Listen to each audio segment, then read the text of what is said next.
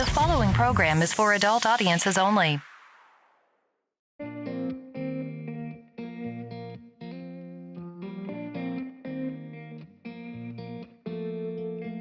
When we were younger, we used to sit on the grass among the flowers. We just let the days pass by.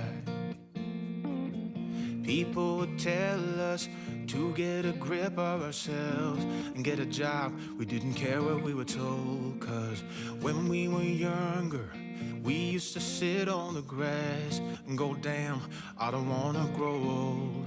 I wish I could turn back time. Stay up all night singing songs on the terrace. We didn't mind sitting out in the cold. It wasn't possible to make us embarrassed. We were free. Do you remember stealing smokes from your parents? Sometimes we got a bit out of control. When they found out we ran from home just to scare them, we were free. When we were 17.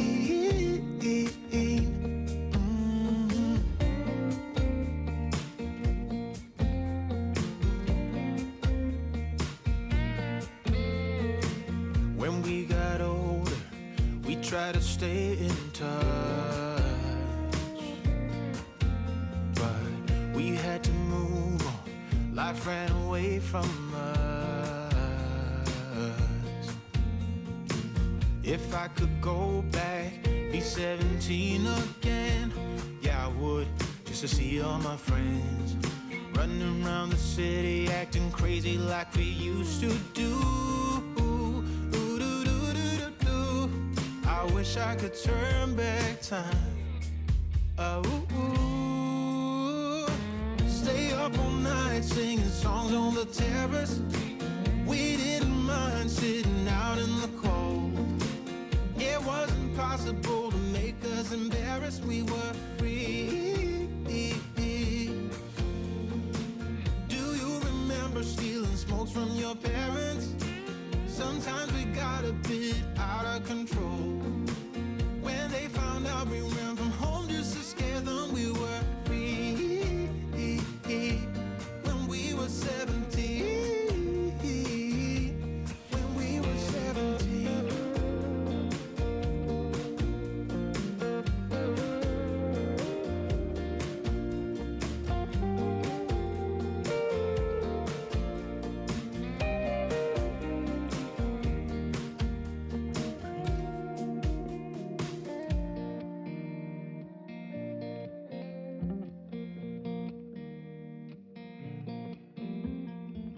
When we were younger, we used to sit on the grass and go, damn, I don't wanna grow old. Stay up all night singing songs on the terrace. We didn't mind sitting out in the cold.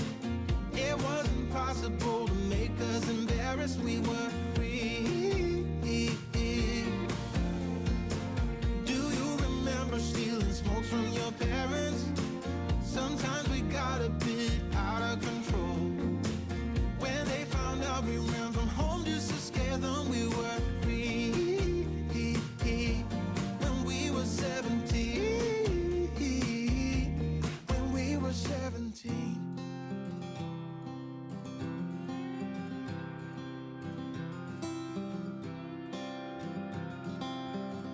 You look up with those angel eyes. I remember what I'm fighting for. Oh, the victory cannot be denied. You're the fire in my bones. Oh, the song upon my soul. And I gotta let the whole world know. Every day when the sun rises, I feel love beating down my door. Every night when the moon is shining, I pray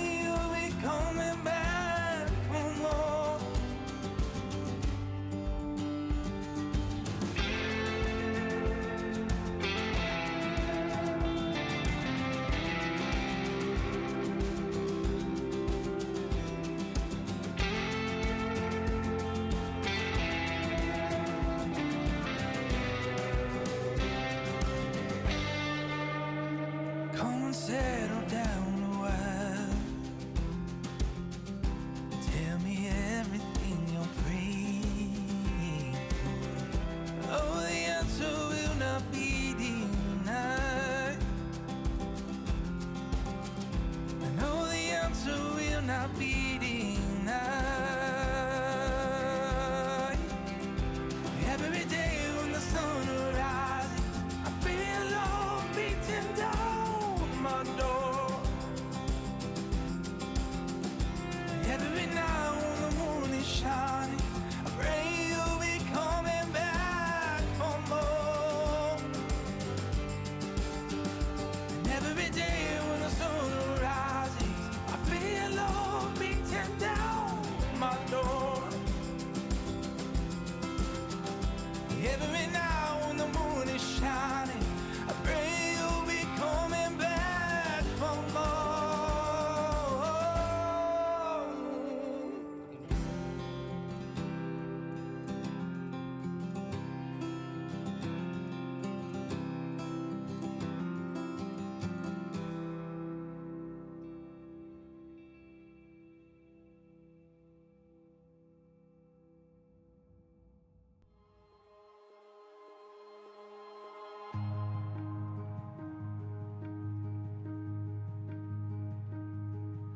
When you're tired and worn, and you feel like you can't go on, I'll be there to put one foot in front of the other.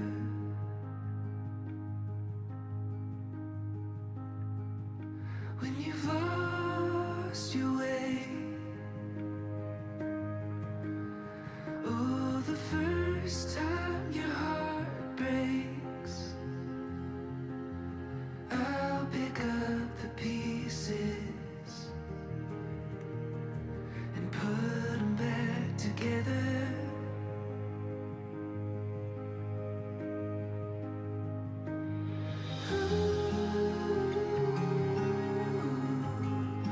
I'll be there for you.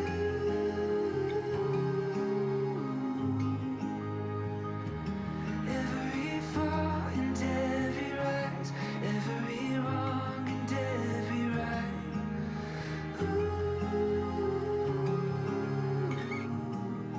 I'll be there for you. It's time for the Mixin and Chillin vlog. Even if they implemented some ridiculous laws, this is something that if somebody truly wants to do this, they can still do it. But it's going to take a lot of effort on the vapors' part to actually learn what it takes to make your own stuff. I wouldn't change anything. I don't know what the heck happened to the last hour of my life, but it certainly wasn't streamed on YouTube like I thought it was. Restrictive policies block progress towards smoke-free world. Many people incorrectly think that very little nicotine content cigarettes are less carcinogenic than current cigarettes. This risk misperception by people who smoke could reduce motivation to quit under a nicotine reduction policy. That's a bit of a problem. Someone who specialises in helping people kick the habit is Dr. Colin Mendelsohn. He joins me now. Look, vaping is a far less harmful alternative to smoking for adult smokers who just can't quit, and that's actually the majority of them. The road to quitting smoking is paved with candy. Double chocolate clear from TFA. Published in the Vaping Post, we have long-term study. Vaping increases odds of quitting heavy smoking. This is Kenny Thompson, the Vaping Heed. He's got a YouTube channel. He's been on here a lot longer than I have. I'm not going to stop until this is legal and available for everyone. You know, I cover things from all around the globe, but that's because science has no boundary. I mean, you know, the FDA and everything would know that vaping is safer than smoking, but they'll have the pressure off the tobacco companies or the states that are in the MSA and all that. It's just a financial thing, and it's, and unfortunately that takes precedence against everything. And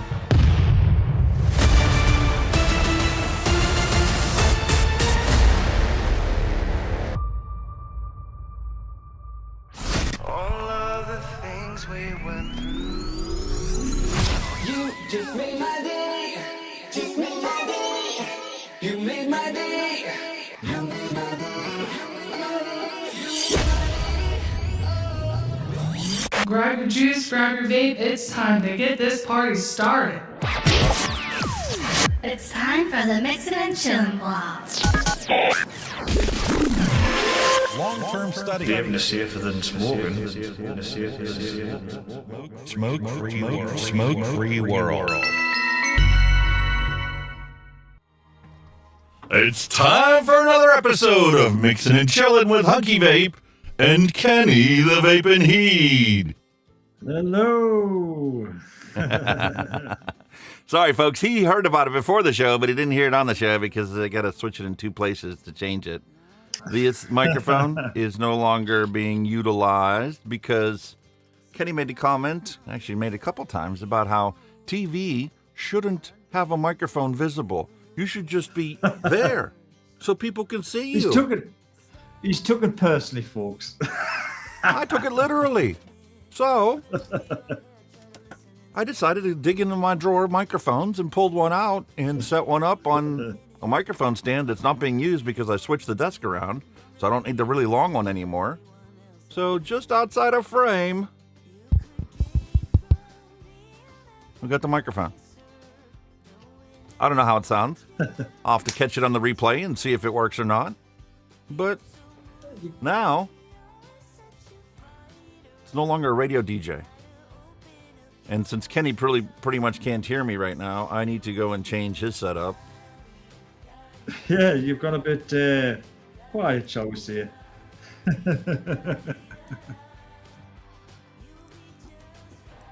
There you go, Kenny. Now you're hearing the same thing that the stream is hearing. There you go. That's it. We're back. See, because this one spun out of place and was picking up Stanton. We were trying to interview Stanton Glantz. Ah, I see. Okay. All right. Well, Kenny's sitting there re-wicking his little dripper he's got set up. Let me tell you about the wonderful show we got planned for you today. We've got some vape news, science, and advocacy because, well, I've been doing the news research in the background as if I was, going to be putting out the news without committing the 3 to 4 days that it takes to actually produce that 1 hour news report. So I've been up on everything that's going on lately around here, and, well, I came across a professor of geriatrics that went on TV, a local TV station, to say all kinds of crap about vaping and how bad it is for you and how you inhale it and how it's better for you than smoking. Wait a minute. That's your reason why it's better? Because you inhale it? Don't you inhale cigarette smoke when you light up a cigarette and you breathe that in? No, shove up my ass. Why not? What? What planet are these people? My brain hurts thinking about the logic this lady used to justify why vaping was worse for you than smoking. Literally. It's like macerated bleeding after listening to her talk. So we're going to pick apart her thing today. I've also got some science for you. Because the curiosity is, everybody's talking about how bad teen vaping is with the epidemic. And despite the fact that the numbers don't show it's an epidemic, it's down, 60% in the last 2-3 years or some stuff like that. So, even if they were using vapes, how long, here's a question for you, Kenny. How long did it take you to get addicted to cigarette smoking? How many cigarettes did you have to smoke before you wanted to do that all day, every day for the rest of your life? One. It was instant. That's the same for me. One. Straight That's away, all it took. like this. One more. Yeah. That's all it took. And I needed it. And for clinicians' purposes as a scientist, I mean, within a week, if I woke up in the middle of the night, I would have to have a cigarette before I went back to sleep. Yep. So how long does it take if somebody experiments with vaping before they have that same type of behavior where it's considered a dependence? Well, we've got science to show that. And you're going to be shocked at the difference. It's like the difference between, how harmful things are. And anyway, I'm also excited because I finally found it, finally opened it up, and finally trying and using a direct-to-lung disposable. Woohoo!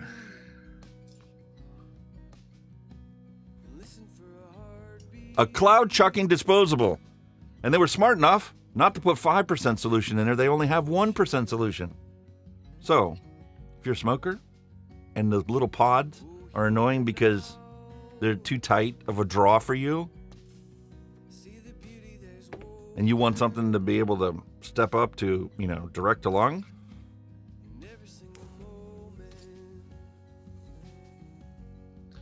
My apologies, folks, if I seem a bit preoccupied. I'm just rebuilding an RDTA. So, that's all right, mate. I'm sitting here chucking clouds with my 10 milligram disposable. It's one of those shared post ones, when you've got to get in with the end of your tweezers. Well, the end of mine are fucked, so I'm having problems getting. It's trying to get in to cut it without cutting the other fucking coil. You know what I mean? I had to reduce you down because the camera is right where you were at. And I'm looking at the camera and I can't see you at all. Ooh. I'm looking forward to the new version of OBS because the new version of OBS is going to let my audio mixer go all the way down the side. Right now, it's only, you've got everything in the top row and a bottom row. And nothing can be full, up and down the sides. And I'm so looking forward to it because the audio mixer is going to go completely down the one side and the combined chat's going to go completely down the other side. Yeah, it's not odd though how they've never really done that in the past. Yeah, so that's going to be freaking awesome. I'm looking forward to that coming out. And like I was telling Kenny beforehand, I've been using Voice Meter Potato for a while, and that is also being developed into a program that I would have loved to have had originally. Voice Meter Potato is great because it's got inbuilt-in compression and it's got sound, effects and noise removal and all this other stuff. But I don't use any of that. I just need a matrix. I just need a switchboard to be able to route this app to this source in OBS and this app to this and this and this and Kenny's thing into here and then to my headphones. So they're coming out with a matrix and they're finally getting ready to do a beta on it. So I'm going to install that and completely reconfigure it, completely reset up OBS so that we can regularly have guests on. Because I really enjoyed it when Paul was here. That was pretty cool. Oh, it was awesome, mate. I'm telling you, it was brilliant. Yeah, and Steve Vape's already volunteered to come on the show. I just need to get a hold of him and set up a time, when he can come and join us. And then we can have three of us. And unfortunately, this particular scene is going to have to go by the wayside if we have three of us on the screen. So we're going to up the ante once again, like I always like to do on this channel. We're going to up the ante and set it up so that you can have, 3 guests or 4 or 5 or 6 or however many. Because another thing that's coming up is my 4-year Vapiversary is coming up here. Whoa. Ooh. Less than 2 weeks. Ooh. I ordered a special shirt just for my Vapiversary. I haven't figured out whether I'm going to do a special live show for it or not, or whether I'm going to do a produced video like I have in the past to talk about, what's it been like 4 years smoke-free.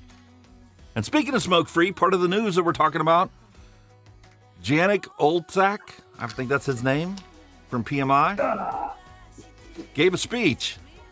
Finally, he got pissed off. They were supposed to go and speak at this World Health Organization conference or some stuff. And they banned him because he's big tobacco personified. Right? So he gave a speech and posted it, finally calling for what we've been saying all along. If you want to unsmoke the world, you have to make the changes because nobody's going to make the changes for you and nobody's going to voluntarily give up all the tobacco taxes they've been collecting off of us for decades upon decades. The government is legitimately dependent upon cigarette smokers to keep tossing them money. They don't care about their health consequences or the cancer. Matter of fact, that's a bonus for them because it makes the politicians look good when the pharmaceutical industry and the healthcare industry are fully employed for all these sick people dying from cigarette smoking.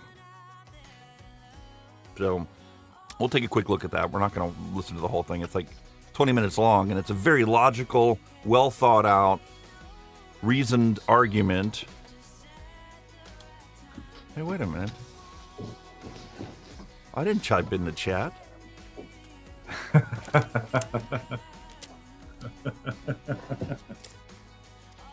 That was you. Nice. I just thought I'd give you a ticket. I've just figured that out. Nice. I like that. And that was on Twitch. Okay. What was it? Awesome. That's fantastic. Stealth mode. I'm on Twitch when I'm not really. So we've got hand checks to go over. Do you want to do that before we jump into the news? Yeah, why not, mate? We'll have a look. All right. Let me get the folder out. We were so into trying to get his audio working before the stream started this week that we didn't actually bother to go and do that. Thank you, Al. 12 years. I'm coming up on 4 years. Wow, Al Ben is 12 years smoke-free. Well done, sir. Kudos to that. you, sir. Well, I'm 78 now, something along them lines. All right, how am I going to do this?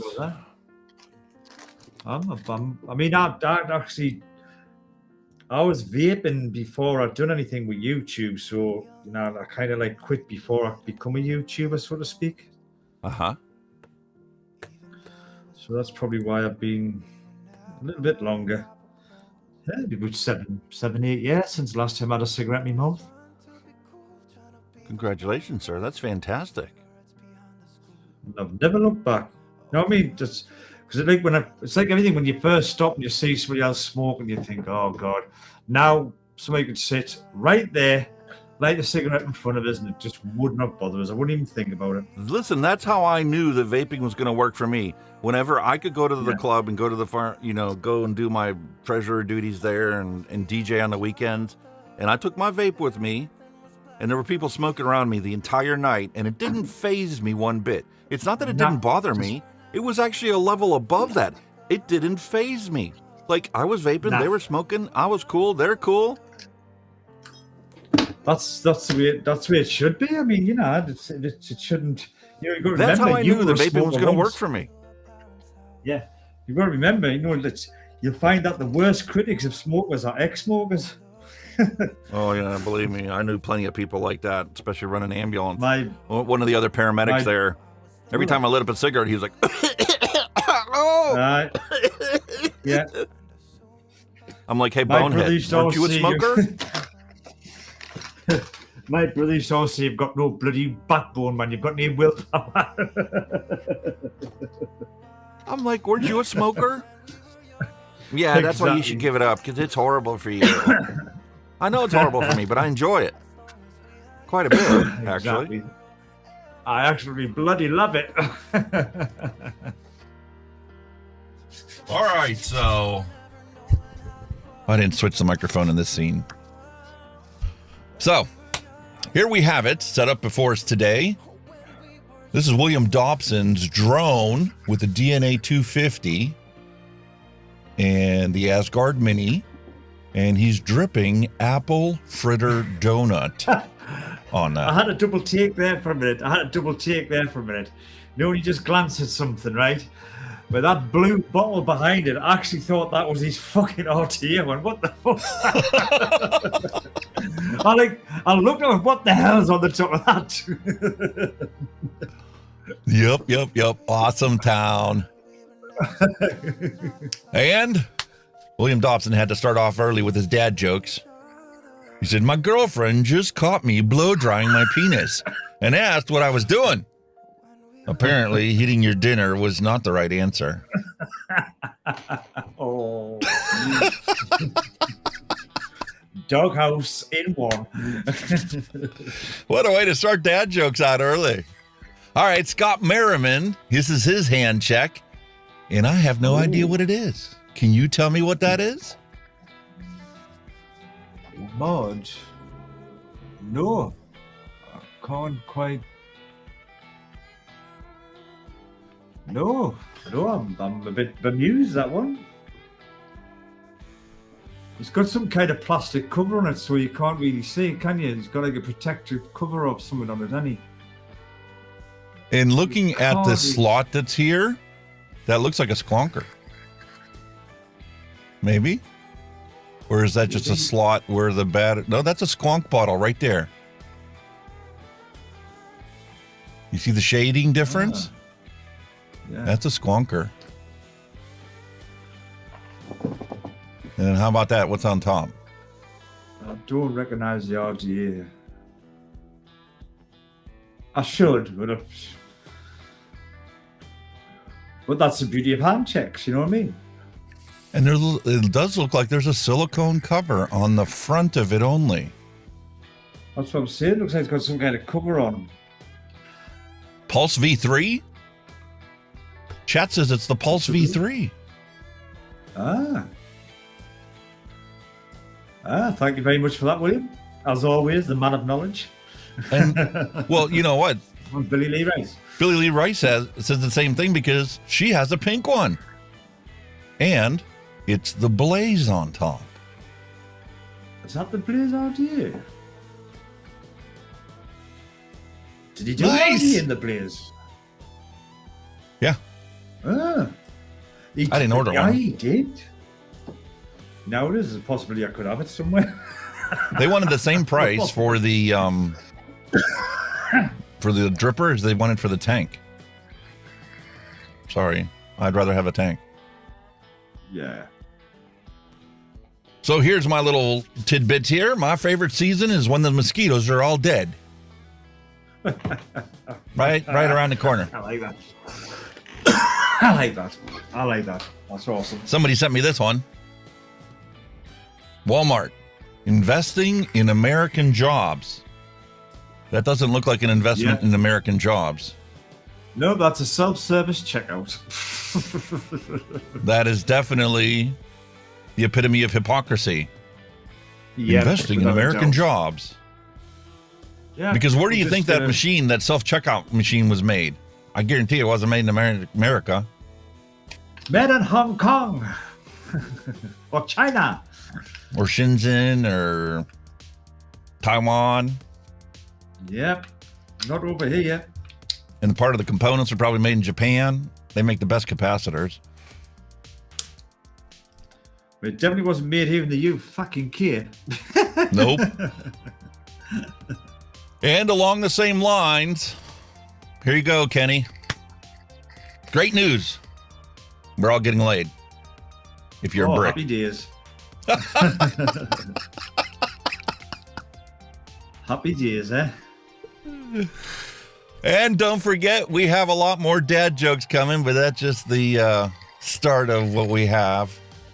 So, I guess it's time for us to jump. Yeah, why? I'm having a bad issue with me, me Wismec Luxotic. Oh, yeah? It's goosed. It's knackered. Uh-oh. It's on constant fire. Watch, right? I'm screwing this RDTA in. Right? I'm not touching nothing, right? I'm touching the bottom. I don't know, fucking light might help a bit. I don't know. Hang on. I don't think it's, you'll probably be able to see it anyway, but watch. I'm screwing it in. You might even hear it. It's fucking fire. Oh, yeah. What the fuck? What's going on? You got with a that? short. You got a short in there, probably on the button. So I'm gonna just that's why I stopped building, because I was building the RDA for this, but I'm just gonna take the batteries out and leave it for now. No worries. That thing fucking, I don't want that auto firing on us. No. A series mod? No. It might need a clean, possibly. Yeah, but VG and PG is non-conductive. I guess if you get enough of anything, it'll be conductive enough on these high amp discharge batteries. there's many a mod died due to VG and PG getting on the board. I've had trusters. The amount of G classes I've lost through that is unbelievable. The G class one was terrible for it. I've had 4 or 5 of them. Same thing every time. The fires, but the board goes. The display just dies with the VG on it. I'm going to have to pull out my meters and actually check and see what the resistance is of VG and PG. Everybody, I've heard both sides of the thing. I've heard people losing boards because it got coated in it. I had my Duffbo Odin when we were camping leak out its entire contents, and the batteries were almost in the thermal runaway. I'm just wondering whether when it dries out and it gets cakey, whether there's some kind of conductivity, because obviously when you get it like that, I don't know. But it's definitely killed a lot of mods. I mean, that I've had, without a doubt. Well, water conducts electricity, and there's a percentage of water inside the VG and PG. It's not 100% pure. Even when you buy, the pharmaceutical grade VG, it's only 99.7%. You still have 0.3% water in it. Yeah, it's a comment. I mean, that's what kind of pushed me towards top airflow mods. Because like you say, yourself, it doesn't matter what bottom airflow mod you leave that standing wherever for so long with juice in, it's gonna come out the bottom. It's gravity. That's the way it works. You know what I mean? Oh yeah. And I've also found a fault on me. I found a fault on the Osiris as well. Yeah. Uh-oh. I've just discovered a bad point on the Osiris. You know how you've got that little latch to take the deck off? And the only thing that's stopping your juice coming is the O-ring. That O-ring perishes bad and it pisses out. Shit. It leaked. I had a leaking issue now with it, right? I mean, when I first got it worked. It's been a couple of weeks, fine. And I cleaned out, I put it away and that, and I got it the other day and I was wicking it every which way I could. At first it was fine and it was just leaking and leaking and leaking. I'm thinking, where's it leaking? And I looked and you could see above where the join is, the deck, you could see it was seeping out of there. It was getting past the O-ring. So I think the O-ring, when you open it up and down, it must just perish. When you open and close it, but where? I'll have to take a closer look at that. Keep an eye on it. There's a possibility you got a bad one. I've seen some of them that have come with, slices in it, or when you assemble and disassemble it, you actually take off chunks of the rubber. There's that as well, yeah. But that's what I've noticed. There's something that O-ring's perishing. So I haven't tried the new one yet because I just went, I lost my loaf and give up with it. See, that's the problem. When you have so many different devices to choose from, it's like, you know what? Well, this buggered. Put it aside. Get another one. Yeah, I'll look at it later. I'll get that one out. Yeah, that's why I'm on this. I haven't played with the Steam Crave in a while, so let's yank that sucker out and throw a set of coils in. That's what I've done. So there you go. And that's why I'm here. And that's what we're going to have to do next week. I'll have to pull out the Steam Crave Vermiser Plus V3 and pull out the V2 and get them all set up, and that'll be our retro vape for next week. Cracking device. Yeah. And for this week's Retro Vape, we're finally going to get to the Hellvape Helheim 530 RDTA. I was just going to say, do you not find there's always that, like with you, it'll be the arbiter, there's always that one, when everything else goes wrong or you're funny and you always go back to that one because you know it's tried and tested and it bloody works.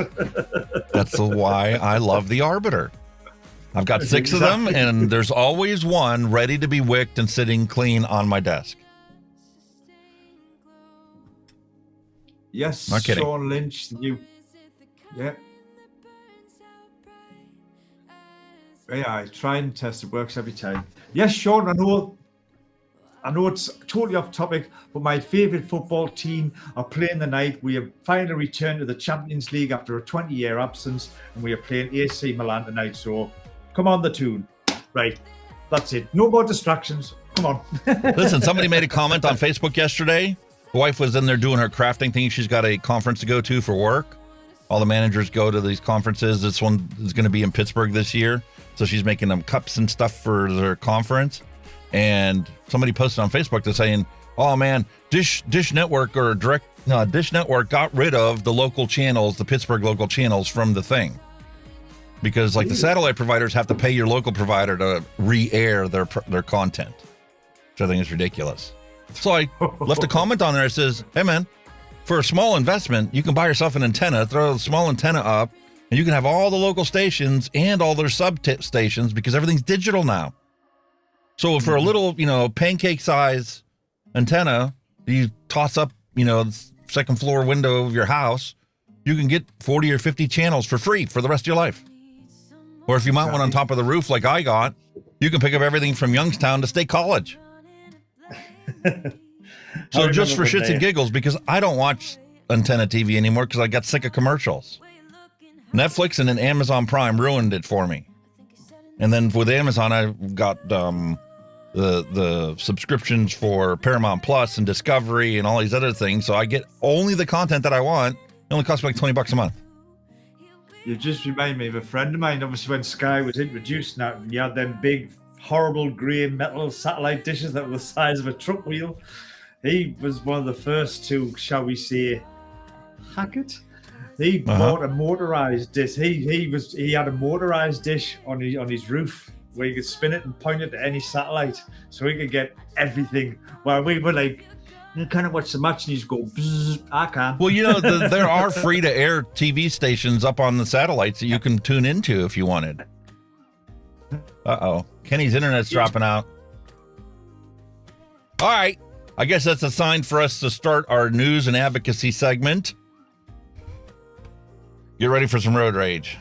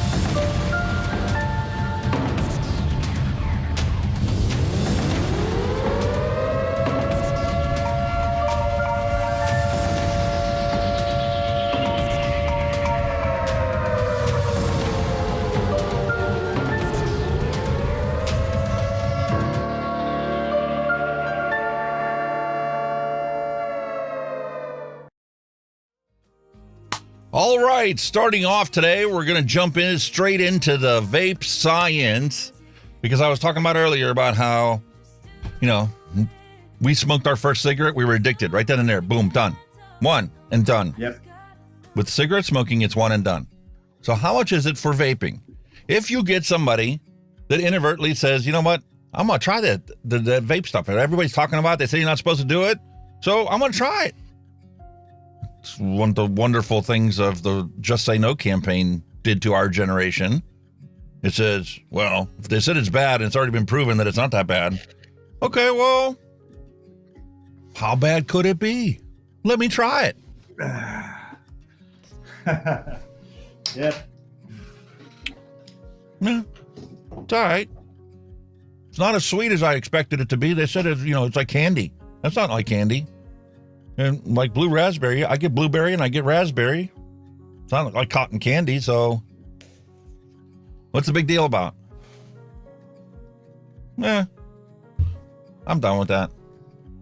It's literally that simple. If somebody tries a vape, they're not going to get addicted to it right away. First off, it takes a lot longer for the nicotine to build up in your bloodstream.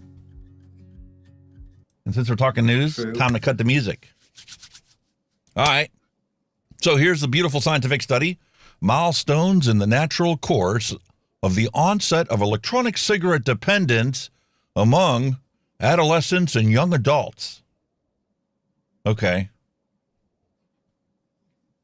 I understand the concern because of the misinformation about teen vaping being so bad, right? So what do these scientists do? Well, they took adolescents and young adults aged 16 to 25 living in Canada and recruited them into an online survey in 2021. And they wanted to assess current and past use of smoking and vaping and dual use and not use and ask them a bunch of behavioral questions that say, we're going to try and find out when these people actually got dependent on the nicotine. All right? Because there's lots of studies out there, and all these studies say one thing, and all these studies say something totally opposite of it. So we need to figure out which one of these studies are saying the truth and which one's got it wrong. And out of the 1,205 participants, they took a look at it, and they found out that it suggests that the development of e-cigarette dependence among young people who use e-cigarettes is common, but is a process that may take considerable time and perhaps longer than the development of cigarette dependence. And if you actually read the whole study, you can see that that discussion is watered down because the actual results said that it can take up to 2 years of vaping before you become dependent on the nicotine. I think, but on the other side, the coin is it not like that kind of like backy buzz hit you get, especially if you vape on a 50 milligram? That's what they're hitting. They're hitting for the buzz, not the addiction. I would have thought, anyway. But it's kind of like they're binge drinking. Just because they go binge drinking on the weekends or when they're at a friend's party doesn't mean they're going to become a daily drinker. Just because you get a buzz once on a 50 milligram Nick doesn't mean you now have to go and buy one every single day and use it before the next day comes. Definitely. So there's some more misinformation dispelled. As per usual. As per usual. So here we have, once again, Professor Peter Hayek from the Clinical Psychology and Director of Health and Lifestyle Research Unit at Queen Mary University of London, publishing some more science for us and publishing it on the UK's website, the government's website. And he says, this is good news, and it puts to rest the often repeated concern that use of electronic cigarettes promotes smoking. We all know it doesn't. Nobody in their right mind is going to pick up a vape and then decide to pick up cigarettes afterwards. And if they did, they wouldn't stick with it because it tastes like shit. Yeah. E-cigarettes are not only helping smokers quit, they are also deflecting potential smokers away from cigarettes. Low-risk nicotine products are the best tool we have ever had for getting finally rid of the smoking-related cancers, heart and lung disease. And that's just a drop in the bucket to all the health problems caused by smoking. You got diabetes, you got circulatory issues, you got all kinds of problems. It's not just cancer, heart and lung disease. No. And for those of you wanting to actually take a look at the actual website, man, hold on. I need to switch us to the other side. Then we'll zoom in and you can take a look at the actual website right on the government website. Adult Smoking Habits in the UK 2022. Took a look at all the data that they have in the UK and determined people who pick up a vape don't go on to smoke cigarettes. That's a bunch of propaganda. It's bullshit. It's crap. Malarkey. And Dr. Charles Gardner posted that, and just coincidentally, the UK adult age group with the steepest rate of smoking decline is young adults. Exactly. So, yeah, there might have been a teen vaping massive surge because of the fad in vaping that occurred a couple years back. And, you know, we had some issues during COVID, but guess what?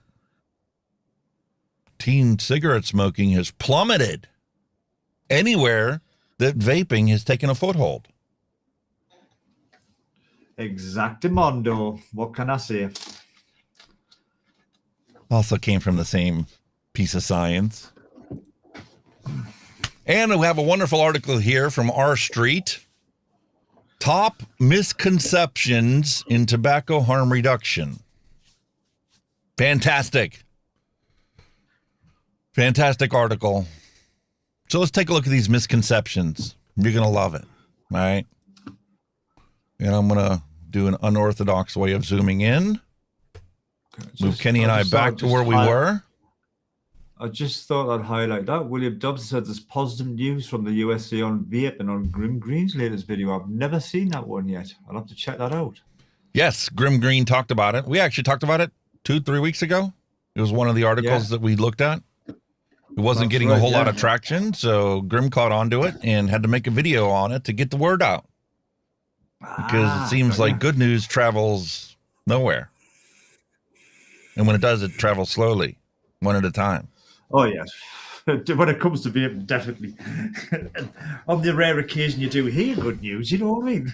But when it comes to the rare incident where you have some schmuck that throws a freaking vape battery into his pocket full of change and his keys, and it happens to blow up because it goes in the thermal runaway, man, every single newspaper wants to jump on board talking about that article. Oh, hell yes. Misconception. Vaping is dangerous. No. Where's the harm? Vaping is a verb. It's not a noun. So vaping can't be harmful unless you're vaping a specific noun, like oil that's contained in cannabis vaping that is made in somebody's garage because they really don't know what the hell they're doing.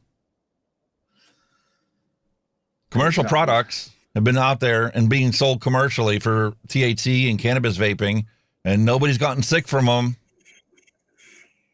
It's only when it's made in somebody's garage when they don't know what the hell they're talking about or doing that it becomes potentially dangerous. It's like, you know, when you have insurance companies and stuff and they try and determine how many cars are going to get, wrecked so we can determine how much to sell insurance for. There has to be 10 or 12 things in a row that are done wrong before something can become dangerous. Yeah. You buy a vape starter kit and you never put batteries in it, it'll never hurt anybody. It can't. You put the wrong batteries in it, and it's not going to work right. And it's probably not going to be dangerous because there's safeguards in the device to prevent it from becoming a problem when you don't do it right. In order for one to actually blow up and do something wrong, you got to do a bunch of stuff wrong before that potentially can become harmful. Oh, hell yeah. Another misconception, ENDS products have just as dangerous chemicals as cigarettes. This is totally untrue. No. Yes, they can have formaldehyde in it, but so does our blood. In a normal course of an unsmoker living their life, you will have formaldehyde in your blood. You have it in your brand new furniture that you bought. It's in your brand new vehicle. You breathe that stuff in. We're not going to talk about that. We're only going to point to vaping and say it's in vaping. The dosage makes a difference. We're not going to get, knee deep in the woods here. Misconception, all tobacco or nicotine containing products are equally bad for you. Bullshit. There's a continuum of risk. Cigarette smoking is the most harmful thing on the planet. And other safer nicotine products are much, much, much, much, much, much less harmful. To the tune of 95% safer. Or more accurately, cannot exceed 5% the harm of smoking. You want to be scientifically, technically correct. Misconception. ENDS products do not help you quit smoking. Hello? I quit smoking because of them. Kenny quit smoking because of them. All of you people quit smoking because of it. Duh. E-cigarette or vaping use, associated lung injury, EVALI outbreak, 2019 to 2020, was due to ENDS products. Bullshit. Nothing to do with nicotine vaping. We already talked about that. Garage lab made black market THC products that contained oil caused EVALI. Vaping Bic, hello and welcome. But is that not the warning signs for all these countries that are going to ban vaping? Black market, done it with cannabis liquids. They're going to do the same with normal e-liquid, and therefore you're not going to know what's going to be in it, and then everybody's going to be falling ill because they're putting shite in it, and then vaping's going to get a bad name again. Okay, well, smell the coffee, people. Yes, there will be people that die from garage lab made stuff because the people in the garage lab don't know what the fuck they're doing, don't know anything about vaping, but they find an easy way to make a quick buck. Exactly. You and I can make e-liquid until we're 100 years old and keep vaping till we're 100 years old because we know what we're doing. All water-soluble ingredients that have been individually tested and generally recognized as safe by the US FDA. But somebody that decides that they're going to whip up some vegetable oil and call it a vape juice and add some, oil-based flavorings from the grocery store and bottle it and sell it, somebody's going to die from that because you should never breathe in vaporized oil. And that's what happens when you open the door of the black market. Yeah, that's exactly what's going to happen when they crack down on shit. And it's going to happen with your disposable vapes too. If UK goes ahead and bans disposable products, the black market is going to be taken over by the criminal organizations that are not going to kill people, but they're going to make a fortune to fund their terrorist campaigns. And the big reason behind that is teen vaping. That's the only reason they're going ahead with this disposable crap, because of teen vaping, because they're not enforcing the laws. So what do? And that's why my position has always been, so what? Who cares? There's a million things they could be doing that was 10 times worse for them or 100 times worse for them than vaping. I'm glad that I see kids vaping because they could be doing something way worse. They could be binge drinking and then go out driving. Exactly. Who are they going to hurt if they vape? Maybe themselves if they overdo it and overdo it. Yeah. That was the thing, because like I say, when I watched that panorama, the teen vaping, there was one person that were going through 3 devices a day, which were 600 puffs. So that's 1,800 puffs they were hitting a day. That's not vaping, that's abuse. That is abuse. That's like the glue sniffers when we were going up. Remember Elmer's glue had to reformulate the glue that we were using in school because there were people that were huffing and puffing it? And so guess what happens? Elmer's reformulated their glue, and these huffers and puffers... My camera is way off. What's going on? I think it was Evo Stick was the glue of the day when the glue sniffers was quite big in the UK. They actually end up locking it behind cabinets. Listen, when I was growing up, I used to love building models. Yeah. Fire trucks and big tractor trailers and boats. I used to love building the old style wooden boats, the big galleys with the big masts on them and creating the sails and the strings.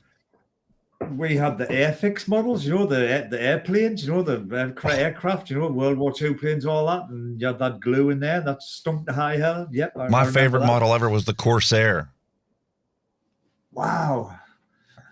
I liked what did I have? I had a Lancaster bomber one. It was a larger scale one. It was fantastic. It was about almost a foot long by the time it was done. Brilliant. The Corsair, that 4U Corsair, and I used to love watching Baba Black Sheep with Robert Conrad. A fantastic show. And then the F4 Phantom, because it was used in Vietnam. It was a jet in Vietnam. The SR-71, because it was supersonic.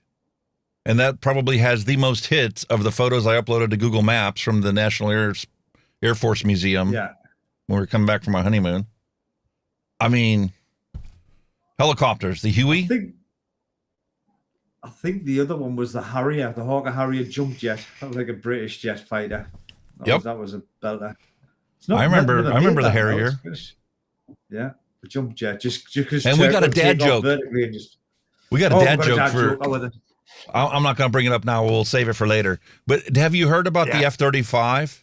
The United States government lost an F-35 in South Carolina. Yes. Yeah. That was class. This is how bad the United States has gotten.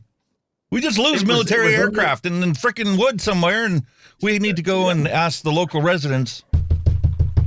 Excuse me, have you seen a Harrier jet or an F-35 or any kind of, weird sighting in the sky?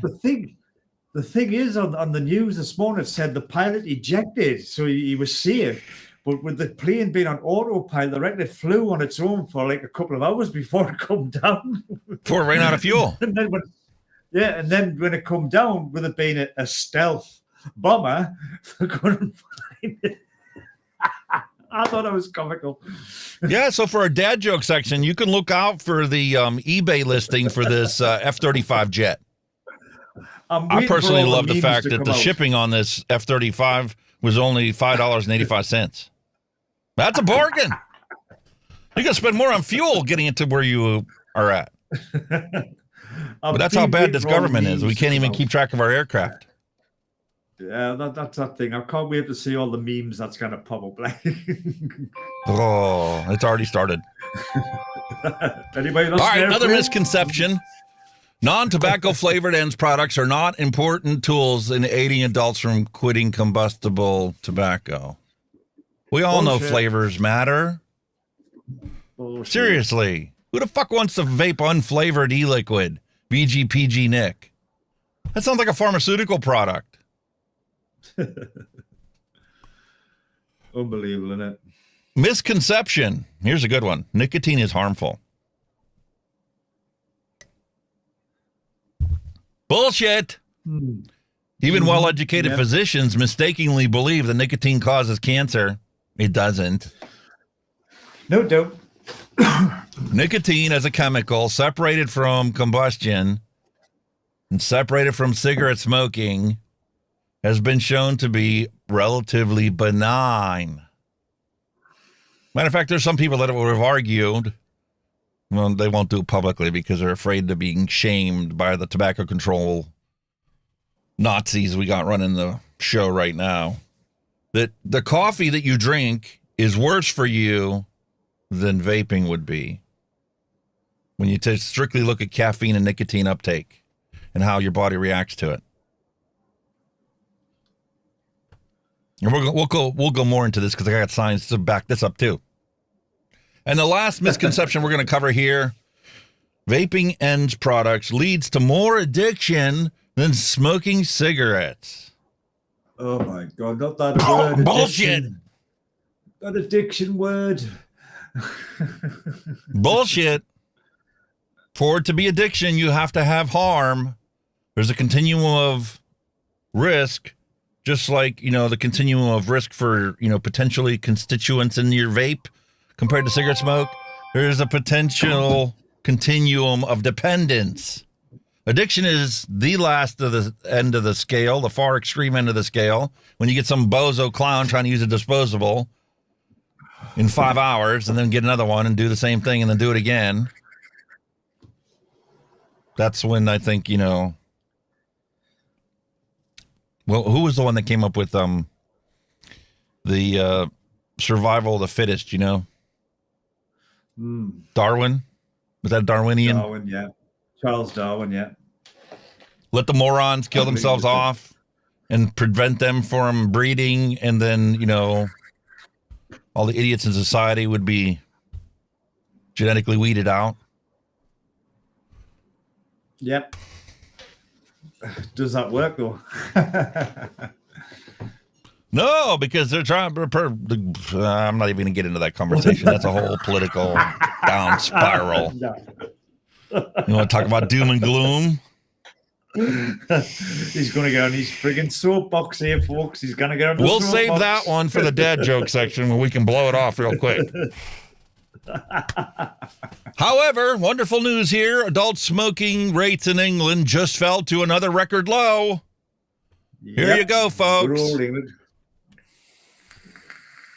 Adult smoking rates in England just fell to a record low from 21% in 2010 to 12.7% now. Almost a 50% reduction. And the sad reality is, we could completely eliminate cigarette combustion in the next decade if people would just get out of the fucking way.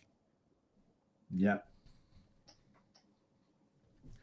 I think they're kind of struggling which thing's going to be the money-making thing, because obviously the tax on tobacco is a big money-making thing for government, so they're thinking, well, what we're going to tax next when all this guns. That's what the problem is.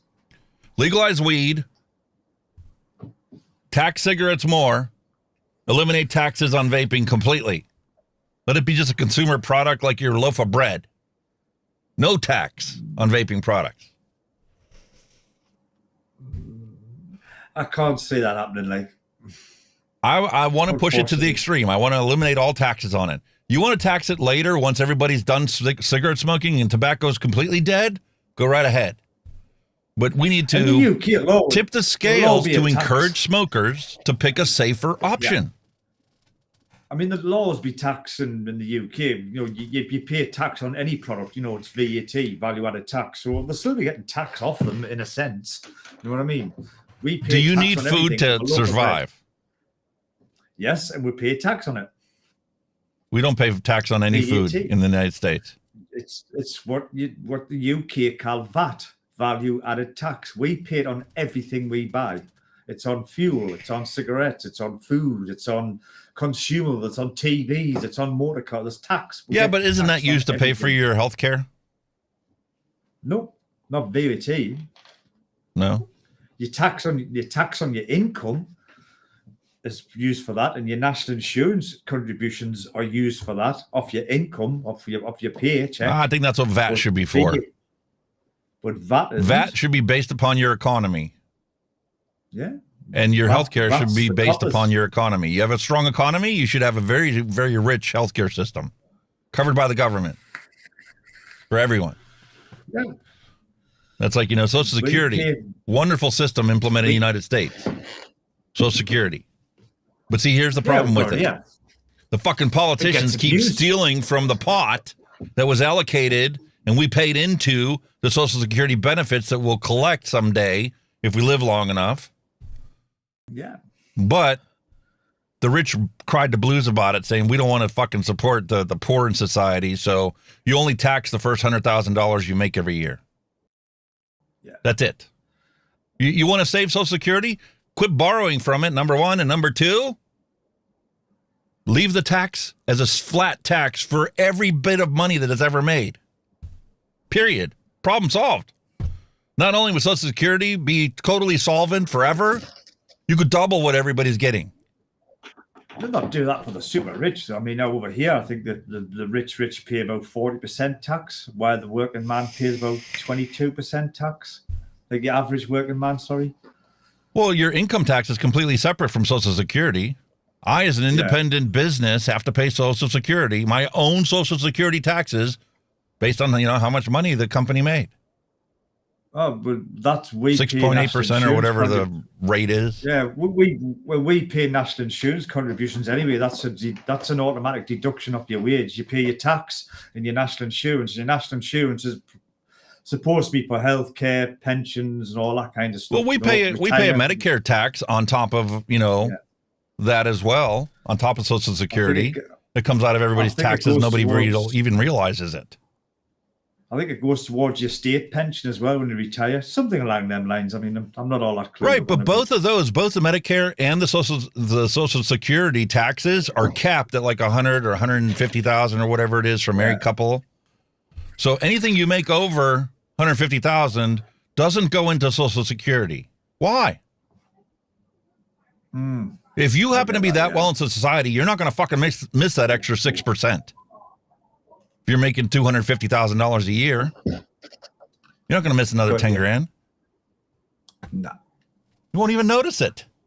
But it completely solves the problem. Once again, simple solutions is all we need. Like recycling for fucking disposable vapes. I think the biggest problem here is social care. That's the big issue here. Like, social care, mental health care, all that. That's why our hospitals are ram jam full. You know, there's no aftercare when the people. Yeah, but they keep trying to cut that too. Yeah, the social, we've got nothing funding, literally very little funding for the likes of that stuff. They keep robbing Peter to pay Paul, and then they cry the blues. You know why our healthcare sucks. Well, if you leave it the fuck alone, it wouldn't suck. There was hell on a few years ago because people who they bought the houses when they were working, and obviously when they retired and obviously they got ill and say they had to go to a nursing home, they actually had to sell the house to pay for the nursing home treatment. You're like, what the hell? You know what I mean? Crazy, man. Yeah, they do the same thing here in the States. Matter of fact, they now have this new thing where if you move into a certain nursing home, you have to sign over all of your assets.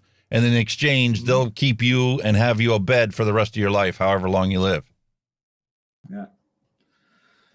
So you've got somebody who formed that original nursing home and built it, who's getting richer than fucking dog piss.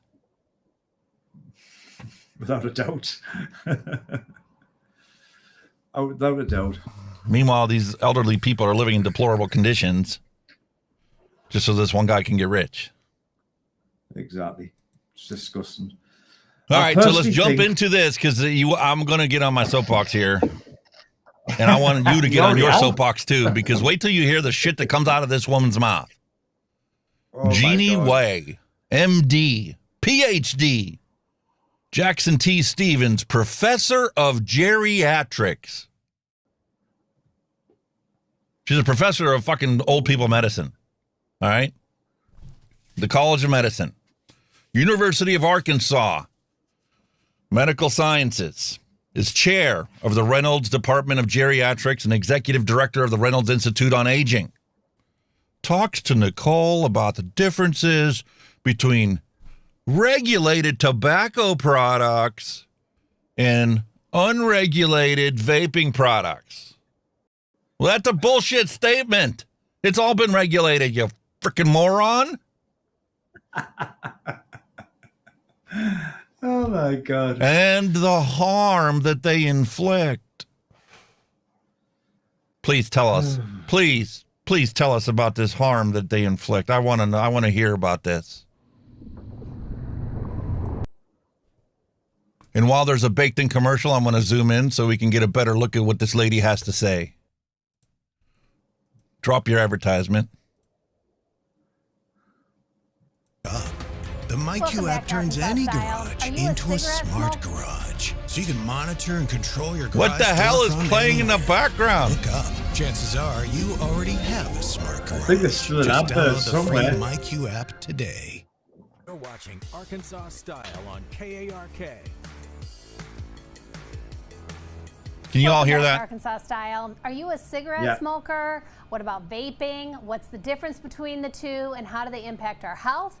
Well, I am happy and relieved to say we have our medical expert, Dr. Jean Way, back to help us understand the physical effects of these two habits. Medical Dr. expert. Okay, admittedly, I do not smoke either one of those. I don't even know the difference between what I'm smoking in a cigarette or a vape. Where do you want to begin? Okay, well, let's talk about it. Smoking is not good for you, but the effect, because it's been so tightly regulated and so well researched and thoroughly documented, usually you know more about the content of the different brands of cigarettes than you would know about. Time out. I can't even let it go any further. I'm sorry. You know about the content of the different brands of cigarettes. I'm sorry, when I went to the fucking grocery store or the gas station to buy my cigarettes, did it have a fucking list of ingredients on the back? Did it list the 700 additives that are sprayed on those tobacco leaves and the tobacco loose leaf contents that fell off the conveyor belts that they swept up and threw back in the fucking bin to make your cigarettes? Were those listed on the ingredients label? Oh, cigarettes don't have an ingredients label on them? Lie number one. Vaping, okay? So that right there is a difference. The other thing. Vaping.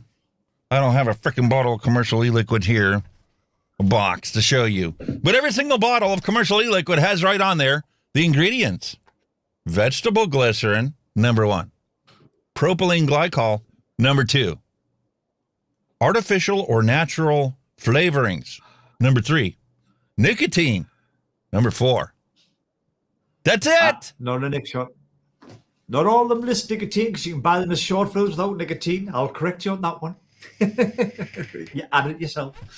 So there are some bottles of commercial e-liquid that only have essentially 3 basic ingredients. But there you go. There's a short fill, and I'll quote: ingredients: vegetable glycerin 80%, propylene glycol 20%, sweetener, natural and artificial food flavorings, and that's it. End of. Show that label off. Let's have a look. See if I can get some zoom action on this, guys. I'll just have a quick zoomy doomy in. I was thinking, just read that there. Yep, I see it. Vegetable glycerin, propylene glycol. There you go. And I do have a bottle here for you that you can take a look at. Get the camera to zoom in. Ingredients: glycerin, propylene glycol, natural and artificial flavors, nicotine. Wow. There you go. That's on an average commercial short fill. There you go. And we're on the opposite side of the planet, and both of our bottles have ingredients on them. Can somebody please go and buy a pack of cigarettes so we can see if they've got a list of ingredients on them? Or are we that confident and know that they don't have any ingredients listed on them? Seriously, folks. What a load of crap. What else does she have to say?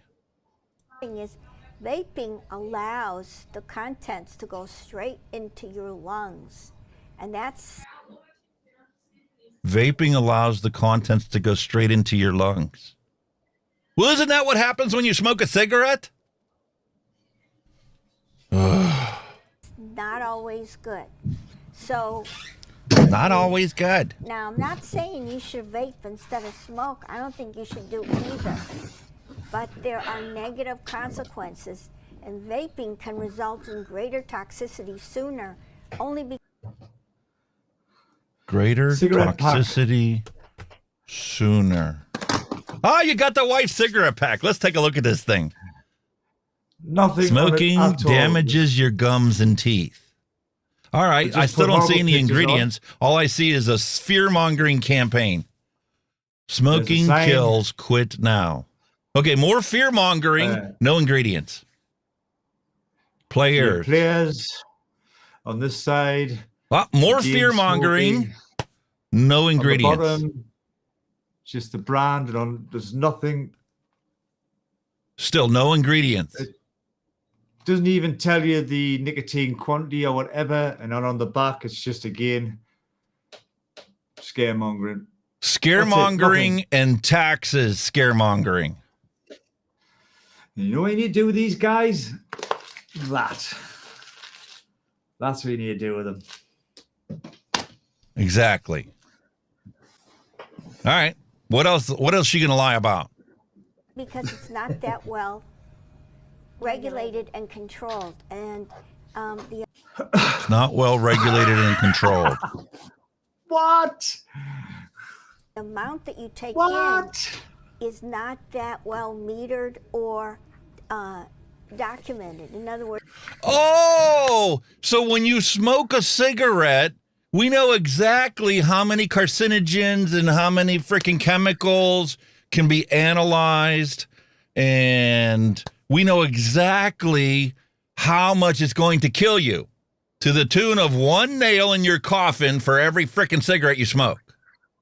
But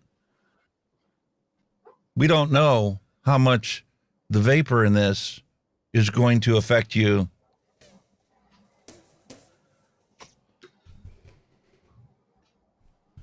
Compared to how much the vapor in this is going to affect you. Well, I don't know. I'm not a scientist or anything, but I think that you can see the plumes in this one. You can't see the plumes in this one. So I'd be willing to bet this one's going to be less harmful for you than this in the long run. What plumes? Holy fuck, man! Where did they find these people? Have they got them Compared to stacked this in one. a storeroom somewhere? Yeah. Fantastic. Delicious. And I'm willing to bet that this one probably has 60% vegetable glycerin. Not harmful. Don't even think about it. Propylene glycol. That's actually beneficial for you to use because it is antimicrobial. So if somebody's got a cold and sneezes, well, if it's a respiratory contagion and you vape, there's a chance that the PG in this might actually kill the freaking contagion.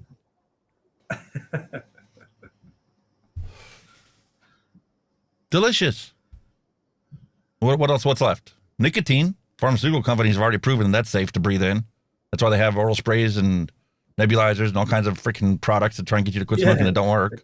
It's in all the Nicorettes and shit and all the inhalers, so hello. So all we have left is the flavorings. And in the UK, that's regulated.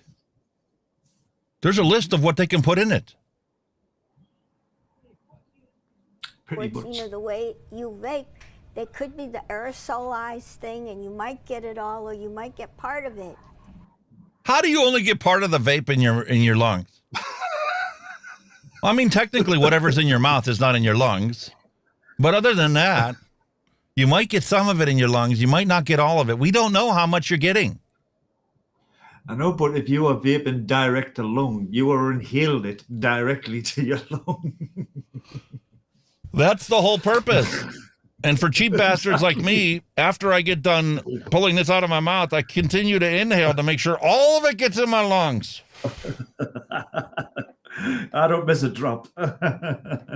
Nope. Holy shit, man. The best thing is don't light the cigarette and smoke it unlighted. That's the best. What? What? What? Don't light the smoke cigarette it and don't unlighted? smoke it Last year for fucking Is she everything. talking about an actual cigarette or an electronic cigarette?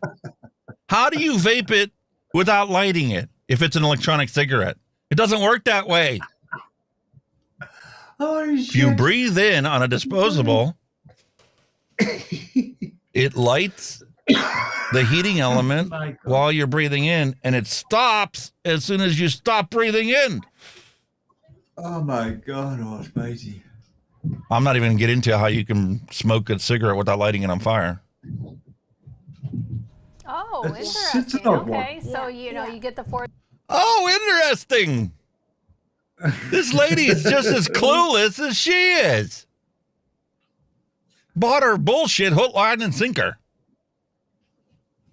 You get the action of it, but you you're get not the inhaling. pleasure, and but you don't get the negative contents. So you said that when you vape, you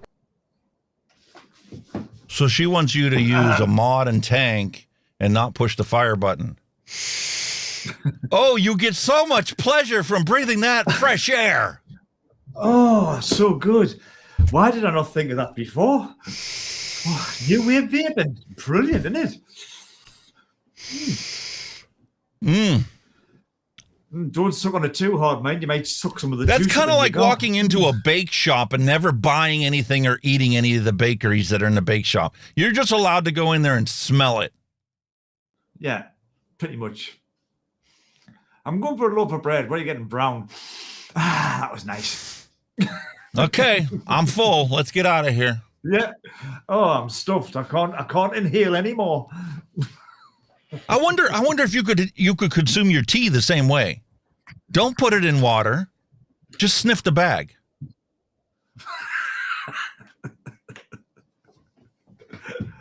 That'd be a new craze. People are snorting tea leaves. Or coffee grounds. I mean, we all love when you get coffee grounds that are freshly roasted, right? Oh, that smell of coffee, but that just wants to make you make a pot of it, right? You don't just stop at sniffing it. Well, sorted here. You snort a line of tea at one nostril, and on the way back, you snort a line of coffee. 2 hits in one go. What more can you ask? Double caffeine intake. Yes. It goes immediately into Right. the lungs. How is that different than a cigarette? Well, you're right, but a cigarette, if it's filtered, right? Oh! A cigarette is filtered. The filter fixes everything. Do the people with COPD believe that bullshit? Did it stop from getting COPD? No. Do the people with lung cancer believe that the filter saved them? No. I'm not even going to go any further. Half the fucking chemicals are in the filter anyway. Comes in is Yeah. The filters are full of shit as well to keep you fucking on. They're the biggest environmental hazard on the planet. it's going to be smaller than what you're going to get vaping. So the other What? is smaller than what you're going to get vaping. So if it's filtered, right, it goes through something, and the particulate matter that comes in is going to be smaller than what you're going to get vaping. So you want to have smaller deposits of tar in your lungs from a cigarette because there's no tar in vaping. So there's no filter on it. There's no filter. There's got to be worse for you. I'm going to put a filter on my vape device. Mine's filtered. I'm safe. Look, there you go. I'm filtered. There you go. There's my filter. There you go. I'm gonna vape through this. There you go. Look, my vape is now as safe as a cigarette. Yeah, it's filtered. Because I'm breathing in the crap from this Muji cotton that's been contaminated with I don't know what sitting on my desk. Oh, hell. the other thing is sometimes the aerosolized content is less well documented as well. Is less well documented as well. Less well documented? What body of data are you looking at to say it's less well documented?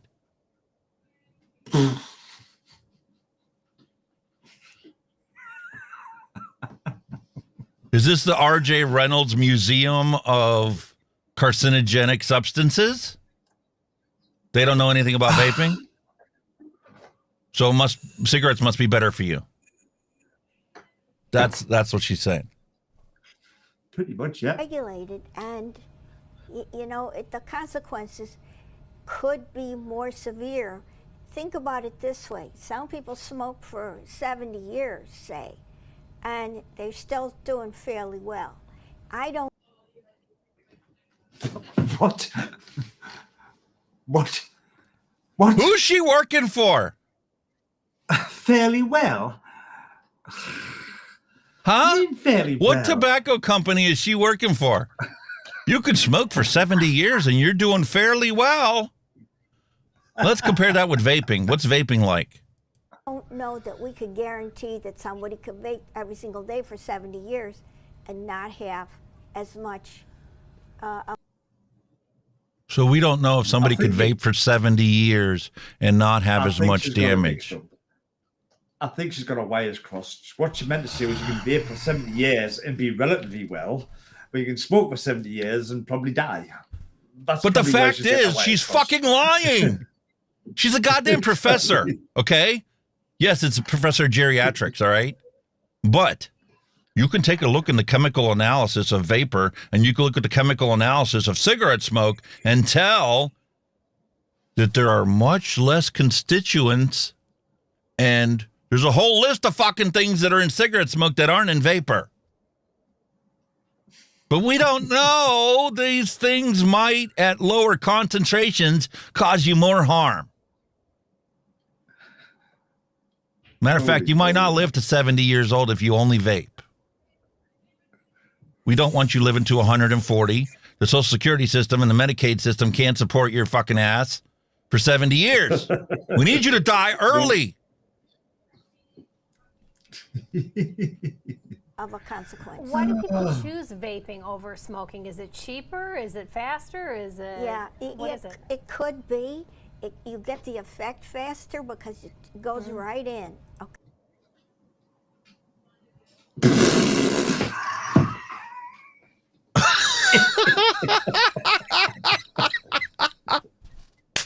You get the effect faster because it goes right in. Oh my God. That went right in my lungs. Holy cow. I wonder what happens if you smoke a cigarette. Does it go right in? Or does it come out your ass? Where did they find these people? I want to find them just for entertainment purposes. Where did they find them? When I need a laugh, I need to find these people when I can deal with a giggle. Really? Holy fucking shit. Okay. Wow. But the Just consequences, wow. as I mentioned, are not that great. I want to also are not that great. Are not that great. Are not that great. Are not that great. Are not that great. Are not that great. I want to also bring up, if I may, the topic of marijuana and about vaping and smoking marijuana. Just divert. Oh, let's deflect into cannabis. Let's see. Let's look at just divert off this one. Yeah. Is she going to say cannabis? Is she going to say cannabis smoking is safer or more harmful for you than cannabis vaping? Or is cannabis vaping the cat's meow that's going to save everybody? No, cannabis vaping, cannabis smoking safer than all two together. That's the way forward. Smoke cannabis. Do it. It's 100% all natural, organic. Baking, for that matter. It turns out that the added consequence of marijuana is that it causes immunosuppression. So I want to bring that up for people.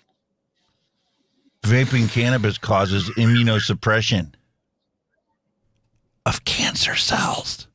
It kills cancer cells. She doesn't want you to know that it kills cancer cells.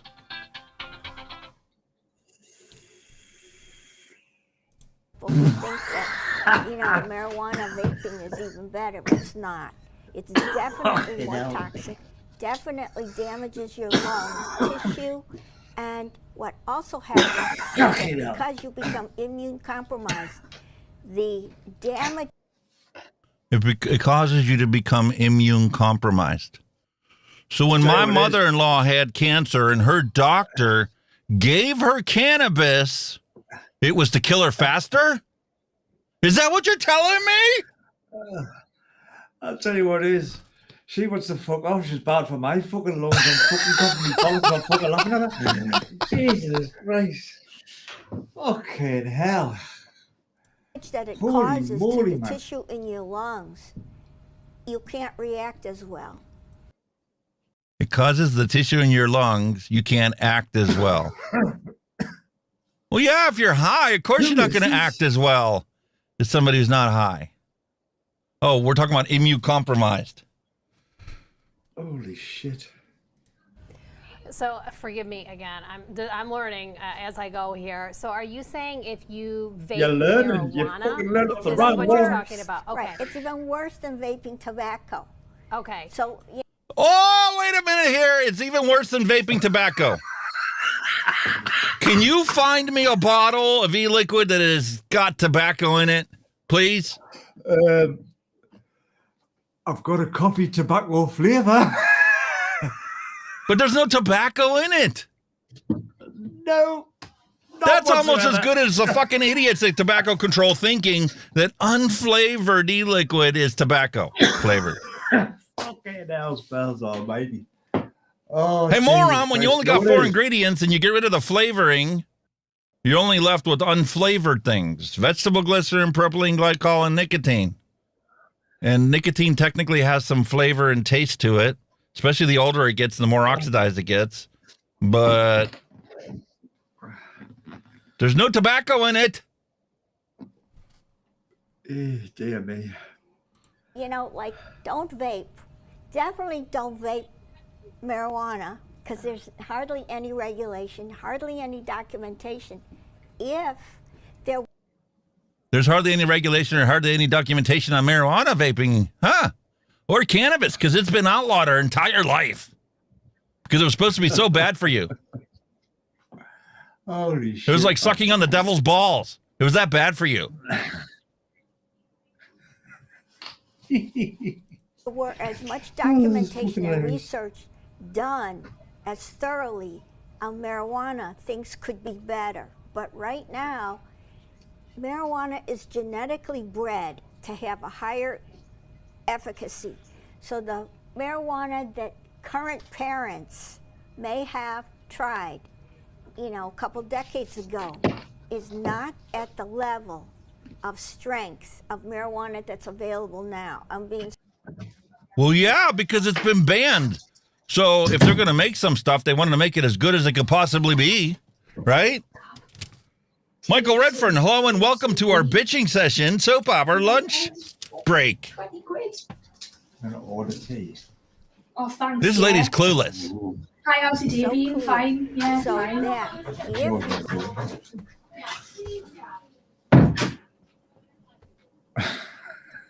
Wait a minute, where'd she go? immunosuppressed don't realize it, that's available now. I'm being so clear. So that if you're going to do that and the parents don't realize. Hold on. She's too quiet. We need to crank this girl up. Because I'm not done having my fun with this psychotic professor of geriatrics. It's entertaining. You've got to give it that. I haven't had such a fucking laugh for a long time, to be honest with you. Realize it. What the kids are exposed to now is much stronger, more toxic, immunosuppressed. Gotta go some more. Looking at the meters, holy cow. I'm surprised these people can still hear us. Let's try it again. Oppressive. You're loud and clear here, eh? Inflammatory. Because you don't want any of those things. But And you're talking about vaping marijuana again, yes, right? Not just vaping nicotine. Or versus smoking marijuana right, or right. smoking nicotine. Right. Okay. Right. And I'm not saying you shouldn't try it, but you should be very careful, very thoughtful. I'm not saying you shouldn't try it. What? If it's supposed to be so bad for you, why would you say, I'm not saying you shouldn't try it? Yeah, in America, we had all this lung disease and lung injuries of people vaping marijuana. Okay. Talk about taking a stand for what you believe in. So in other words, she knows that she's talking out of her ass, but she's still going to go on the show and tell everybody what she thinks. Even if I was still chuffing 60 cigarettes a day, I still wouldn't believe a word that's got over coffee. This might be the first episode where we stop in the middle of the news to have a fucking drink to deal with the crap that we're fucking listening to. Becca Nichols, hello and welcome to the stream. Holy moly. Thoughtful, People because cannot be the taking damage this that you can do takes a long time to recover. Partly because marijuana itself is an immune suppressant, so it doesn't let your body respond as well as to something else. Nicotine doesn't do that. I'm not promoting nicotine by any means. No, we're talking about the differences. Yeah. I hear you totally. Now, vaping comes in different forms, like Yes. cartridges, pre-filled. Does it matter? Aerosol. Well, only because it matters only because of the amount that you could potentially get. Vaping historically started a number of years ago when people had all those hookah pipes. Do you remember that? Yeah, I know what that is. All kinds of stuff. But now they just gone straight to a much larger orifice that just, boom, shoots it into your lungs. So it's not as benign as it used to be on the one hand.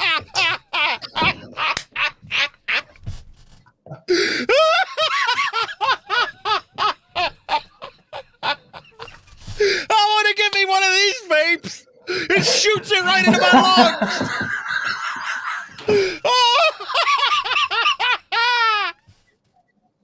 Holy shit! Now I've heard everything. Out of a larger orifice as well, mate.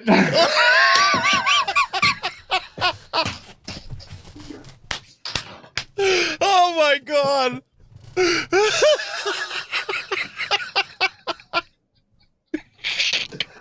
Oh dear me! Oh fucking hell! Oh my god! And on the other hand, you're going to get the effect much sooner. So you might get high sooner, or you get the nicotine effect sooner. But you're going to pay for it. The other thing is, some of the content also has formaldehyde in it. Now, No. That's not how it gets into your vapor, you crazy lady. Formaldehyde is a chemical reaction byproduct when you heat and vaporize the contents of e-liquid. It isn't in the e-liquid inherently. But for those of you that truly want to know the truth, there is formaldehyde in the vapor that we inhale.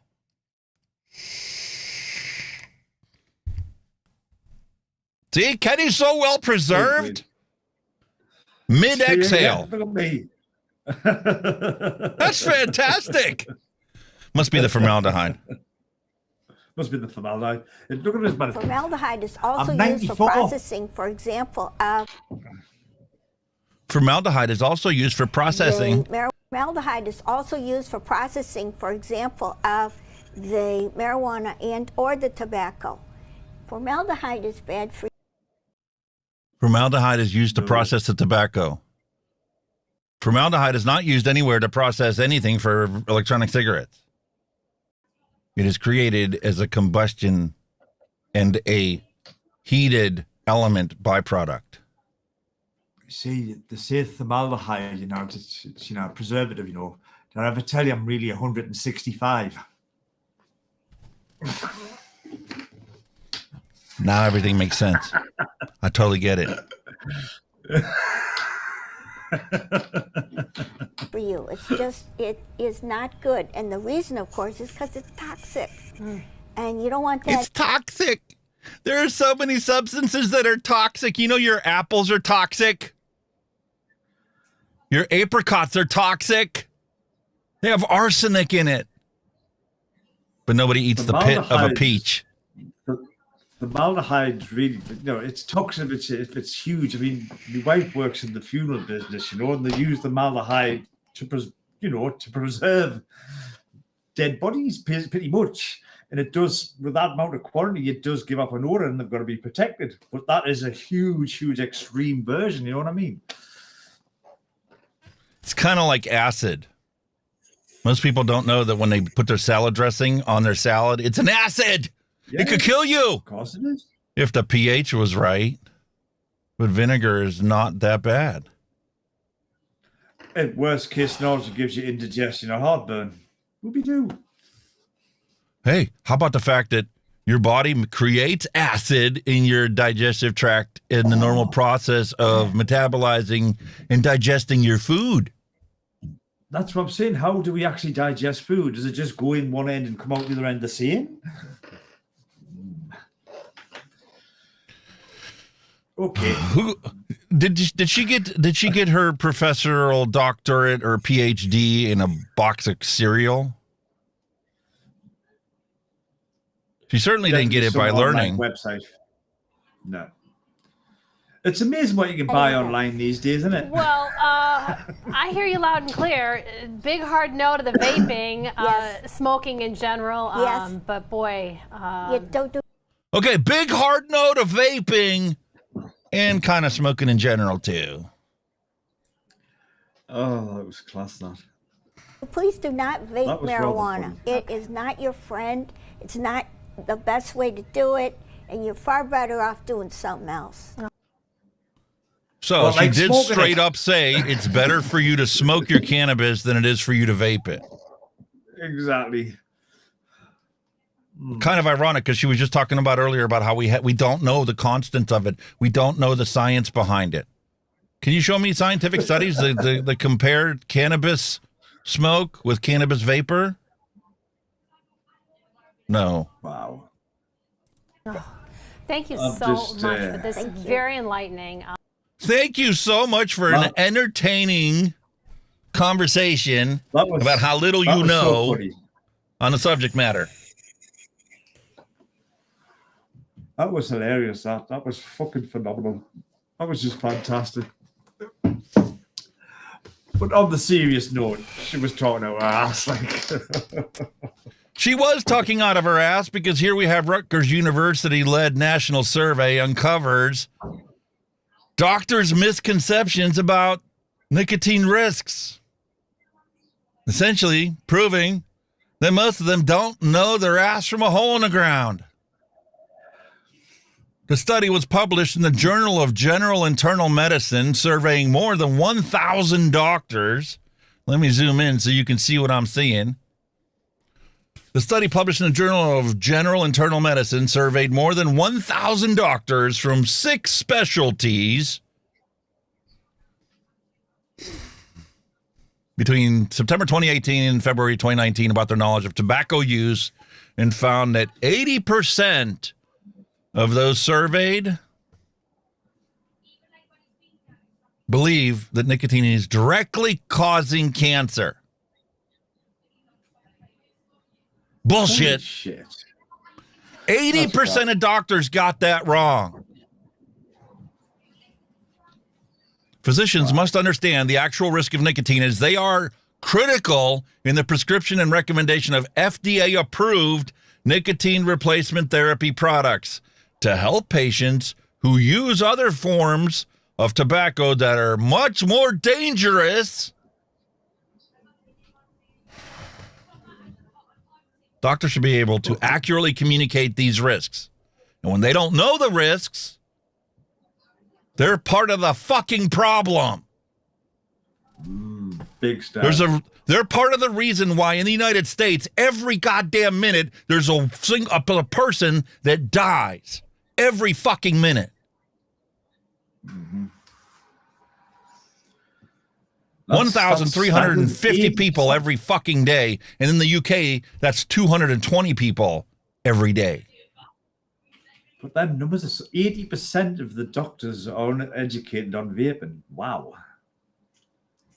The Rutgers-led study asked physicians in specialties ranging from family medicine, internal medicine, obstetrics, gynecology, cardiology, pulmonary, and critical care, and hematology and oncology about their understanding of tobacco treatment practices, harm reduction beliefs, and tobacco and e-cigarette use.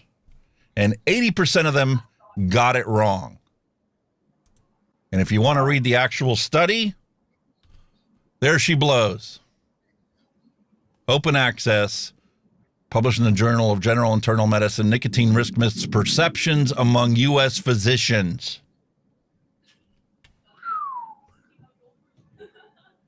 Unreal. Unbelievable. That. 83.2% of them believe that nicotine causes cardiovascular disease. 80.9% of them believe nicotine causes the COPD. 80.5% believes that it causes cancer. And it doesn't. Wow. Holy moly. So,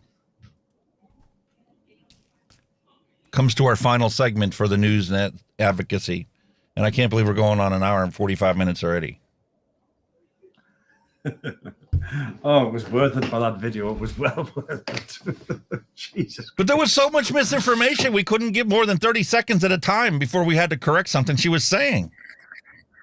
Or just blatantly laugh at how wrong she was. It just shoots it into your lungs, boy. Through a big orifice. Whoa. And the orifices are getting bigger over time. Oh, yes. Anyway, it's about fucking time for this to be broadcast out there to the world to see. Here we have Jacek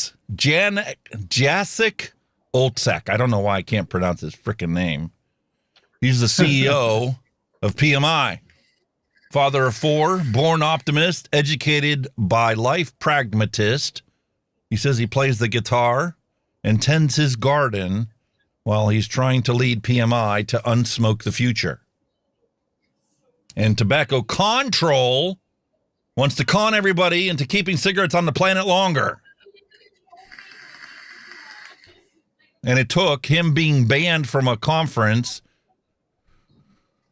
a summit put on by the World Health Organization Foundation, to actually fucking speak up and try and make a difference in the situation.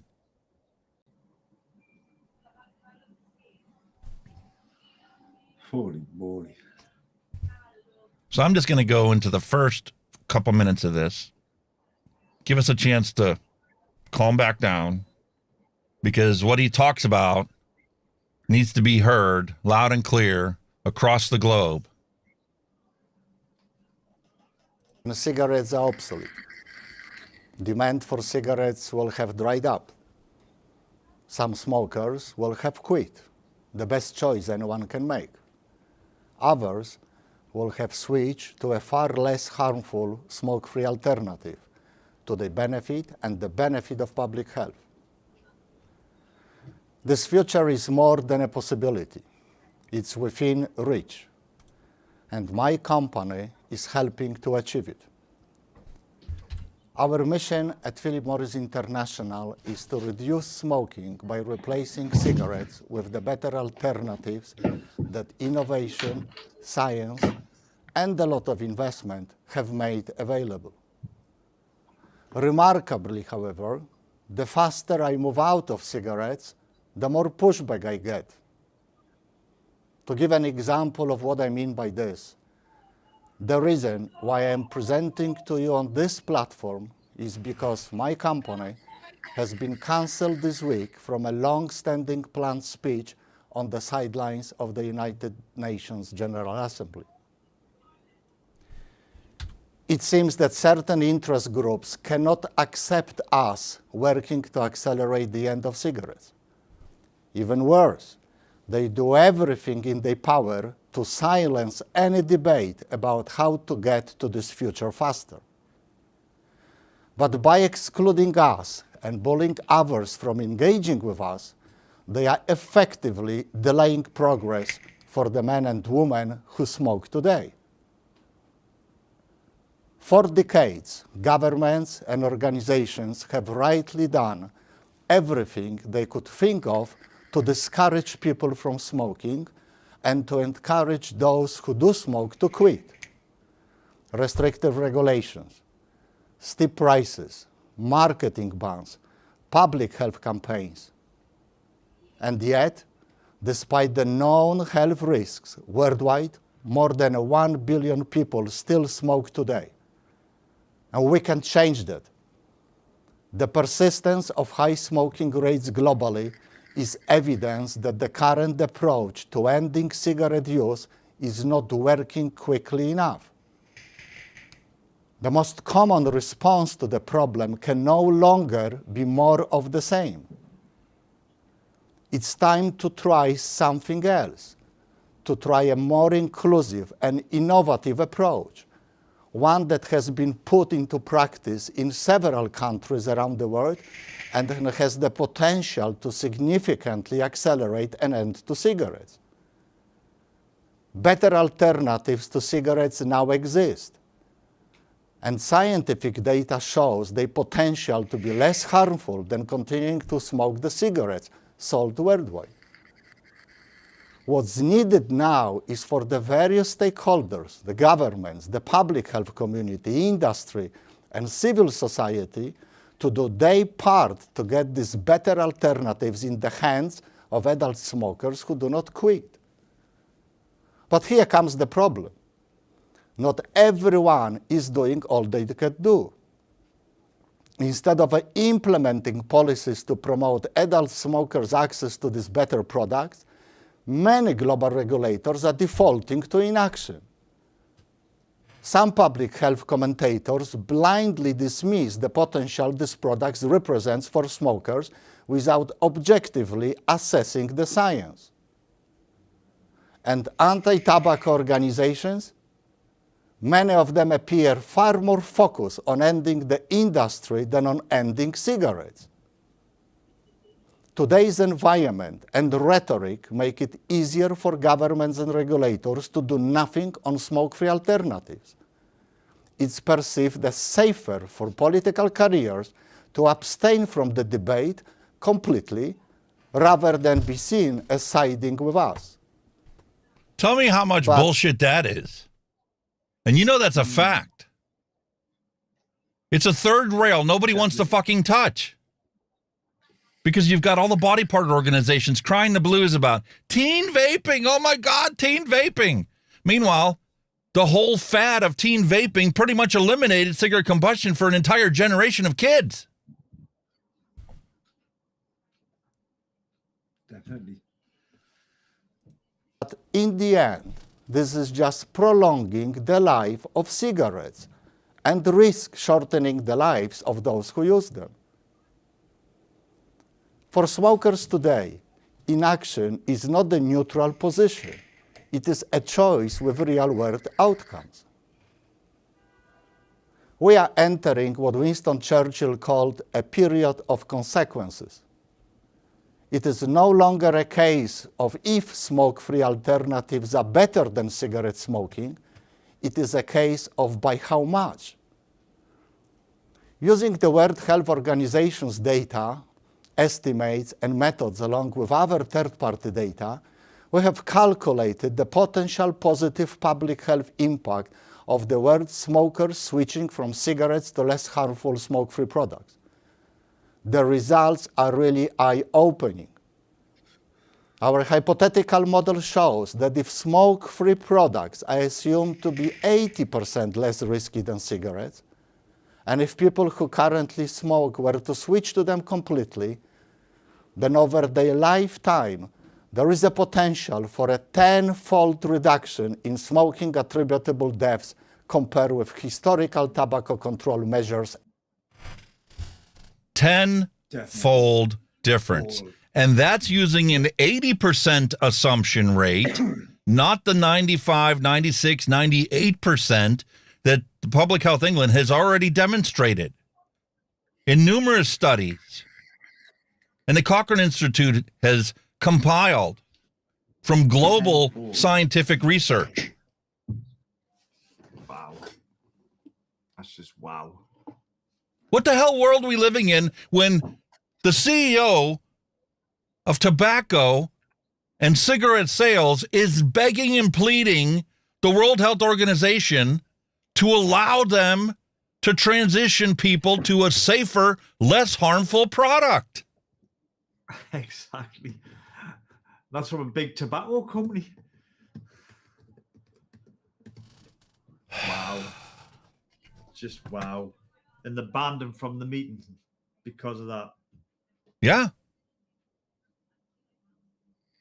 Here's a piece of reality here, okay? We're coming on the 2-hour mark for this stream, for this vlog today. By the time we hit that 2-hour mark, 120 Americans will have died from their cigarette combustion habit. 120 people are going to be dead in the next 5 minutes. Exactly. Scary, isn't it? We could cut that down to 12 if we start adopting tobacco harm reduction universally. If we encourage the use of less harmful products, smokers will switch. And when you have products like this freaking Robo, that's a direct-to-lung device with 1% nicotine solution, and you hand this to a fucking smoker, and they taste what this is like, they will not continue smoking combustible tobacco. Period. Exactly. We've talked about scientific studies about how people that had no intention to quit smoking Some of them wanted to reduce their combustion. Some of them just wanted to try the study, quit twice as much as any combined cessation treatment that is currently being promoted by doctors.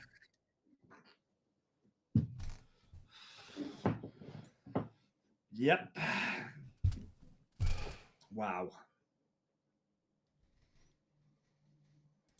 Alone. Well, let me repeat that. Based on the WHO's own data, we see the real potential for a 10-fold reduction in smoking attributable deaths if smokers fully switch to smoke-free products. And this positive impact could be even greater when combined with traditional measures to discourage people from starting smoking and which encourage those who do to quit. While there are limitations to this kind of a hypothetical analysis, this estimate begins to show the real impact of inaction, the human impact. But this is not just the hypothetical situation. Look at the public health data in Sweden, a country that today boasts one of the developed world's lowest smoking rates, at around 5%. There, snus, a non-combustible form of moist tobacco that is placed between the lip and gums, is the most commonly used alternative to cigarettes. According to this data, male mortality rates due to tobacco use in Sweden are much, much lower than the EU countries where snus is banned. The Swedish Snus Commission estimates that more than 350,000 smoking attributable deaths among men could have been avoided each year if the other EU countries had matched Sweden's tobacco-related mortality rate.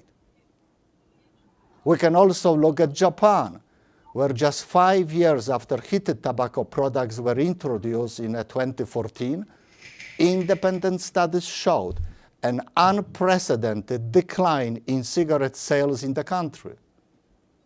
The UK, which has adopted smoke-free products to help adults abandon cigarettes, has also seen smoking rates plunge.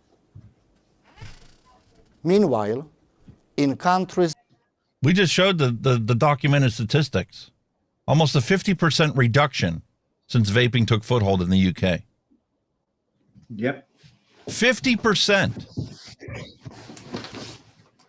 In such a short period of time as well. Severely restrict smoke-free products, such as Australia, Turkey, Singapore, and others, smoking rates have been declining at a much slower pace, and worse, in some cases, have been increasing instead. Despite mounting evidence regarding the potential benefits of alternative products like nicotine pouches, heated tobacco, or vapes, too many governments have adopted the policy of obstruction or inaction. Inexplicably, there are countries where smokers can easily access cigarettes, the most harmful forms of nicotine consumption. What country can you not access cigarettes? That's what I'd like to know. There hasn't been a single country on the entire planet that has completely banned cigarette smoking. No. But there's more than a handful of countries that have banned the safer alternative to smoking. So it's more of the do or die. But not smoke-free alternatives. It's time to get real. In whatever field, innovations become advancements when they address existing issues and offer improvements. Smoke-free products are no different. Decades ago, our industry was challenged to make cigarettes less harmful. We have gone one better, creating science-based alternatives that could eliminate cigarettes completely as they remove from the equation the most harmful aspect of smoking. Listen, motherfuckers taking credit for where credit isn't due. Yeah, maybe their scientists have done the research to verify and document it, and maybe they have put out a couple crappy fucking vaping products from 2015 because of how slow their methodology and development process works. But this is a consumer-driven freaking enterprise. Han Lik invented an electronic cigarette that was crap. China put out the fucking products, and because China is more consumer-focused than they are about, profits or long-term goals for the company, they took YouTube video reviewers' feedback to improve the product for the next cycle of releases. And that process went on for years, almost a decade now. And now the products that we have are so freaking fantastic that any smoker that picks this up can easily quit their cigarette habit without need for any pharmaceutical products, any visit to any doctor or clinician. You stop at a gas station, you buy one of these, you stop at a vape store, you buy yourself a device like this, you open the freaking thing up, you pop the cap, and you use it. And the more you use this, the less you'll smoke, and the better it's going to be for your long-term health outcome. But no, we can't do that. We got to ban it and tax it, make it the same, demonize it, demonetize people that even talk about it. Yeah. Get out of the fucking way and let people stop smoking. Make it a thing for a museum piece, which he gets to later on in his speech. And I'm getting too fired up because I already watched this and I already know exactly what he fucking says. And the best is yet to fucking come. So I think it's time to leave that there. Anybody wants to watch the rest of his speech? It's only 15 minutes long. Watched right before the show started, and man, did that fire me up for today. We can tell. Because it's ultimately about how many lives can we freaking save. There's no question that it's safer. The only question is how much safer. Is it 95? Is it 98%? Motherfucker, if it's 1% safer, it should be fucking universally adopted everywhere. Not Definitely. Restricted and relegated to the fucking dark shadows of fucking internet censorship nowadays. Exactly. Like I say, it's all about these people making as much money as they can out of tobacco. Exactly. Unfortunately. And it's driving us to drink. Anyway.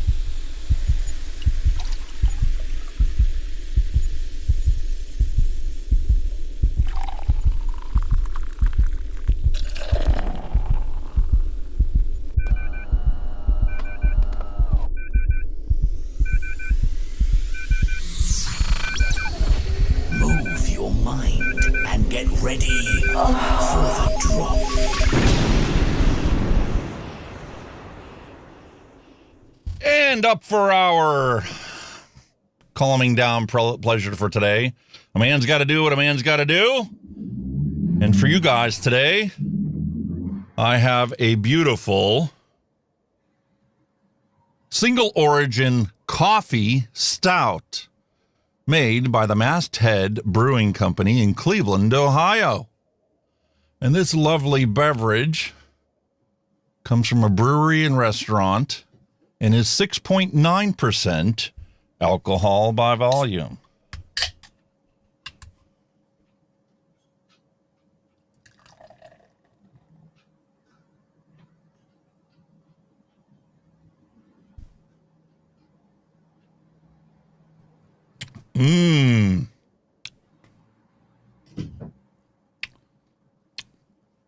What a creamy head on that one.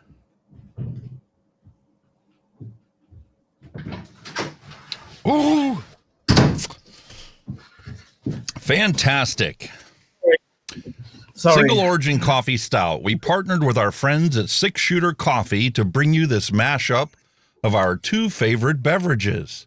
The lightly roasted Ethiopian Guiji coffee beans used in this beer bring flavors and aromas of berry and cocoa that pair perfectly with the roasting notes from the stout. Right from downtown Cleveland, Ohio. And for Kenny's beverage for today. I was just adjusting me picture there. Well, I'm sitting there thinking I'm a bit bloody dark, aren't I? For me, I've gone for Carling Premio Nitro Poured. Nitro Poured? It's a bit like, like the bitter I had last week with a little widget in that gives it a cream flow texture or type of thing. Well, this is the same. It's like a cream flow lager.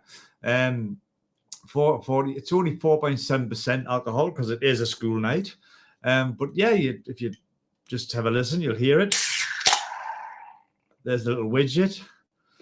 And then, well, as you can see, it pours like a cream flow. It's a very creamy lager, very creamy type lager. Wow. With that lovely little widget in.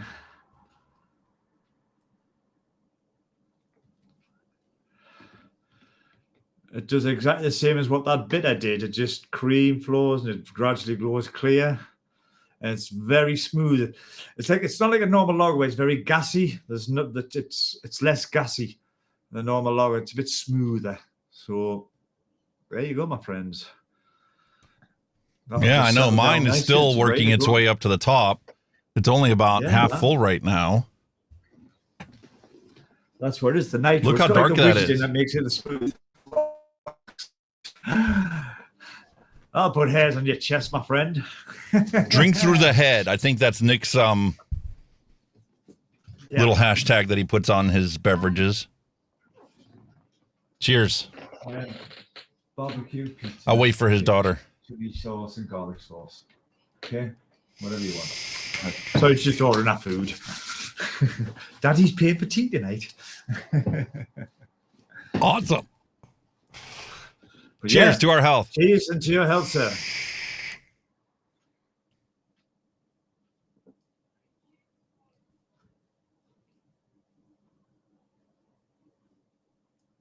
Oh, wow. Oh, what a fantastic combination that is. And the white tash. That is fun. Perfect excuse for a flavor saver today, buddy. Oh, wow. Holy cow. Coffee stout. Such a rich beer. It's quite nice. It's very rich and very nice. Lots of hops flavored to this. And it does have a cocoa finish to it. And that pairs up perfectly with this e-liquid that we made. Golden Oreo cheesecake. We made that with Paul. I loaded that up in here in the Arbiter.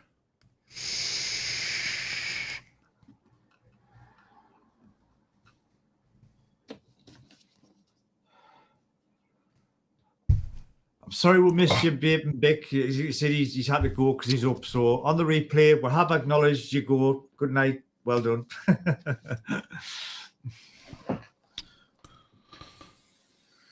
Oh, and Michael Redfern brings out the fact of the matter. You can't fix stupid. You can, but they have to want to learn. Without a doubt. Gotta want to learn. Like again, it's a money racket game. It's all about the money. So while they're making money, they'll just stick their head in the sand and say, up yours.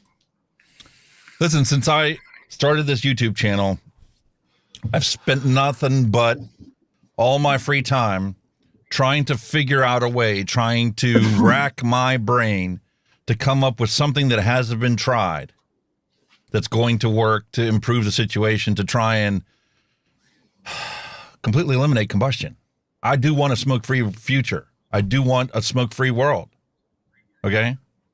And it's obvious you're not going to do it by forcing people.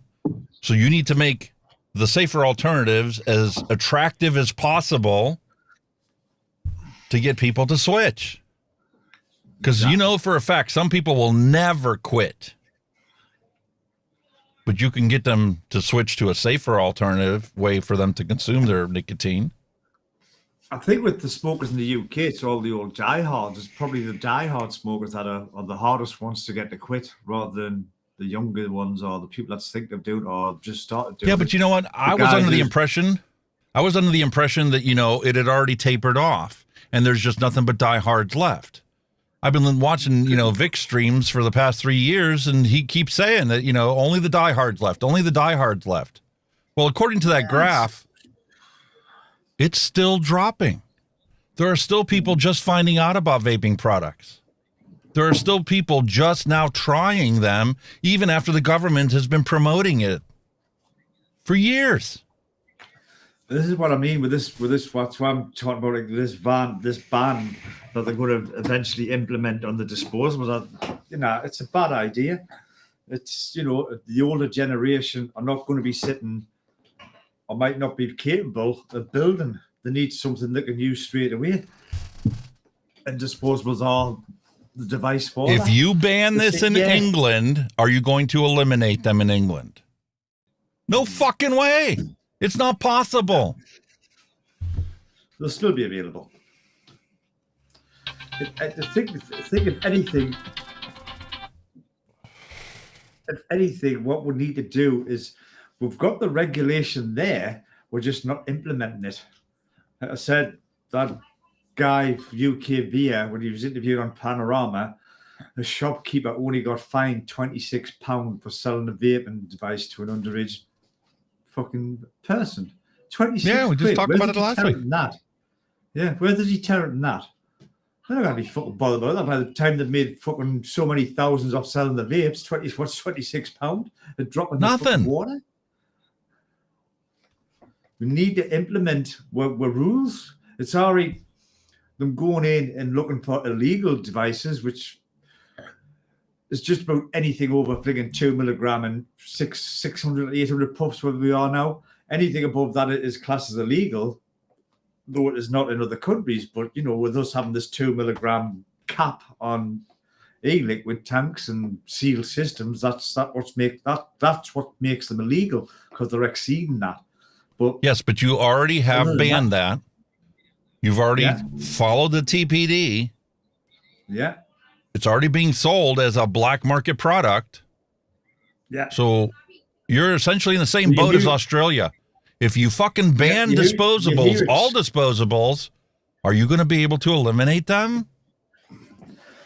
You hear it on the news all the time how customs are seizing illegal vapes, but they're not saying why they're illegal. But then they, like I said, touching back on that Panorama program, they went into customs and excise, and most of the vaping products that were seized by customs exceeded the 600 puff, 2 milligram. They were all just 6,000 puff, 8,000 puff, blah, blah, blah, puff devices. That's all they were. You know what I mean? It was just because they exceeded the limits of this country. Which, listen, I watched Vaping with Vic's What's Up on Sunday, and he talked about the potential ban here in the UK, and I totally understand where he's coming from, but I don't agree with it at all.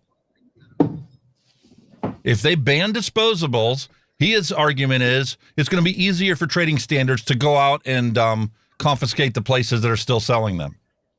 There's no fucking way that trading standards are going to be able to hire enough of an army to go after every single store and every single person that chooses to sell these to the people that want to buy them.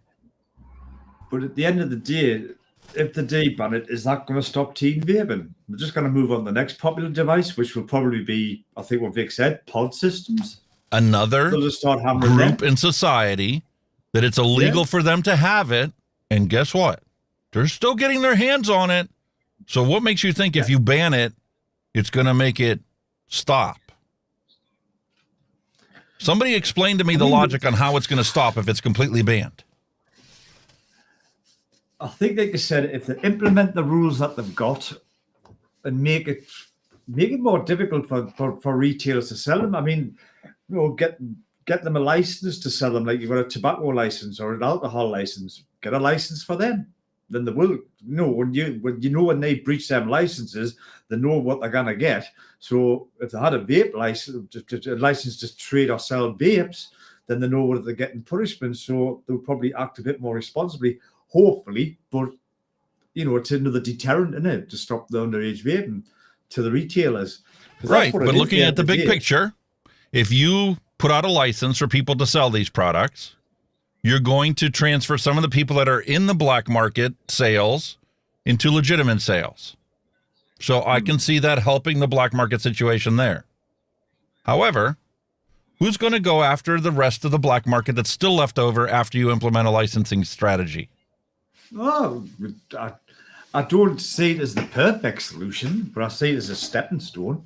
That is a much better solution than banning the products altogether. That's like putting your hands up and saying, okay, you know what? Whatever the black market is, that's what the black market's going to be. And we'll try and get them. Definitely. But if you create a licensing system and you take the proceeds of that licensing scheme and 100% of it allocated to trading standards to enforce the law, then you have a bigger chance of succeeding at diminishing the black market. You'll never completely eliminate it. But if you do that, you'll have a better chance of controlling the situation and making the situation actually get better. Banning it all together didn't work for fucking cocaine. It didn't work for heroin or LSD or any of the other countless things out there that are banned and prohibited, but obviously still being used widely all across the world. Without a doubt. Even being used by some of your government officials, I might add. Not a doubt in my mind, mate. Not a doubt in my mind. I think I mean, if they've done that, it is a stepping stone in the right direction. It's never going to eliminate it, but you see shops, if they get caught selling alcohol to a minor, that's it. Fine, shut down. They're done like that. Nothing. Now, selling a vape to a minor or an underage person, £26 fine. You'll be going, here you are. Yeah, I've got my back pocket. I got to get back to work to sell some more of these to pay for this fine. Yeah. What? Holy shit. You'll never eliminate combustible tobacco by continuing to raise the taxes on it. It's already at the tipping point now here in the UK. How many corner shops are selling illegal tobacco, untaxed tobacco? Yeah, exactly. The black market's going to be there unless you create a much more affordable, much more widely available, legitimate market source for these products. You can't change consumer demand by banning stuff. It doesn't freaking work. Prohibition has never worked. No. But there's a corner shop. He's less than 100 yards from my front door, shut down for selling cheap tobacco. He's shut. They've shut him down. So not only yes, he should be punished, but for me, the average consumer likes to nip over the road for a pint of milk or something. I can't do that now because he's been an arsehole selling dodgy cigarettes. So here's what you do. You know what I mean? The first time that they get busted for selling illicit, untaxed tobacco, don't close them down. Fine them, and every bit of money that they make in the next month goes to trading standards and force them to only sell safer alternatives. Because not only the pressure is now on him, it's on the community that used to go to him to get it, to go, oh, you don't have tobacco anymore? He's like, no, mate, trading standards shut me down. I'm only allowed to sell you this. You can get your nicotine from this. And it's only, half the price of your pack of cigarettes were. So you're buying them for the same cheap price you were buying the untaxed cigarettes. Why don't you try it? He now becomes an advocate for less harmful products. See, that's what I'm saying. There are simple solutions out there. I mean, we are just two nobodies who are coming up with simple solutions just out of common sense. We're not to think and study and plan. We're just thinking common sense and we're rattling them off.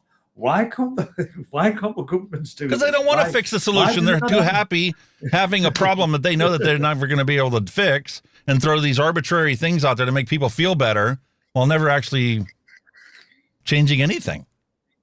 Except making some people's lives more miserable. Yeah, but that, to me, that adding to the problem, not solving the problem by doing that. You know what I mean? Well, that's the same thing about shutting the shop down. Weren't you just telling me last week or the week before how they shut a shop down for selling illegal loose leaf tobacco, untaxed tobacco? And what did they do? Yeah. The shop's closed, but the guy sitting in his car outside still selling the same goddamn thing. Exactly. That's so true. Yeah. That's the actual shop that I'm saying. He's over there. It's shut down, and he's still... So not only is the government losing out on the shop being closed and not, selling and generating tax revenue, but now he's continuing to sell it, and the government's making nothing, but forced to spend money on policing this guy who's still going to keep selling it because the customers still want it. They're still making money at the end of the day. It's crazy, isn't it? It's absolutely crazy. Becca Nichols is all excited. She's like, oh my gosh, I'm so excited. I'm opening my Wotofo profile squonk mod. Ooh. I don't even know where mine is. I did a review on that freaking year and a half ago. Awesome little bit of kit. Yeah, because the advantage with that one is it can be a squonk mod or it can be a dual battery box mod. Yeah. That was a fantastic setup. Great idea. It's the only one I've ever seen that was like that. Gives you the option of being a dual battery box mod or a squonking mod.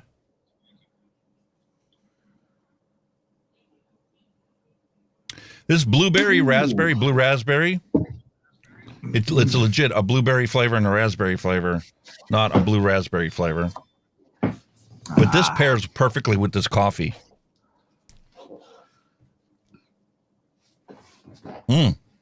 Well, I tell you what I wanted to ask you. My brain has gone total pear-shaped, right? Give us a minute, right? I'm just asking you a question there.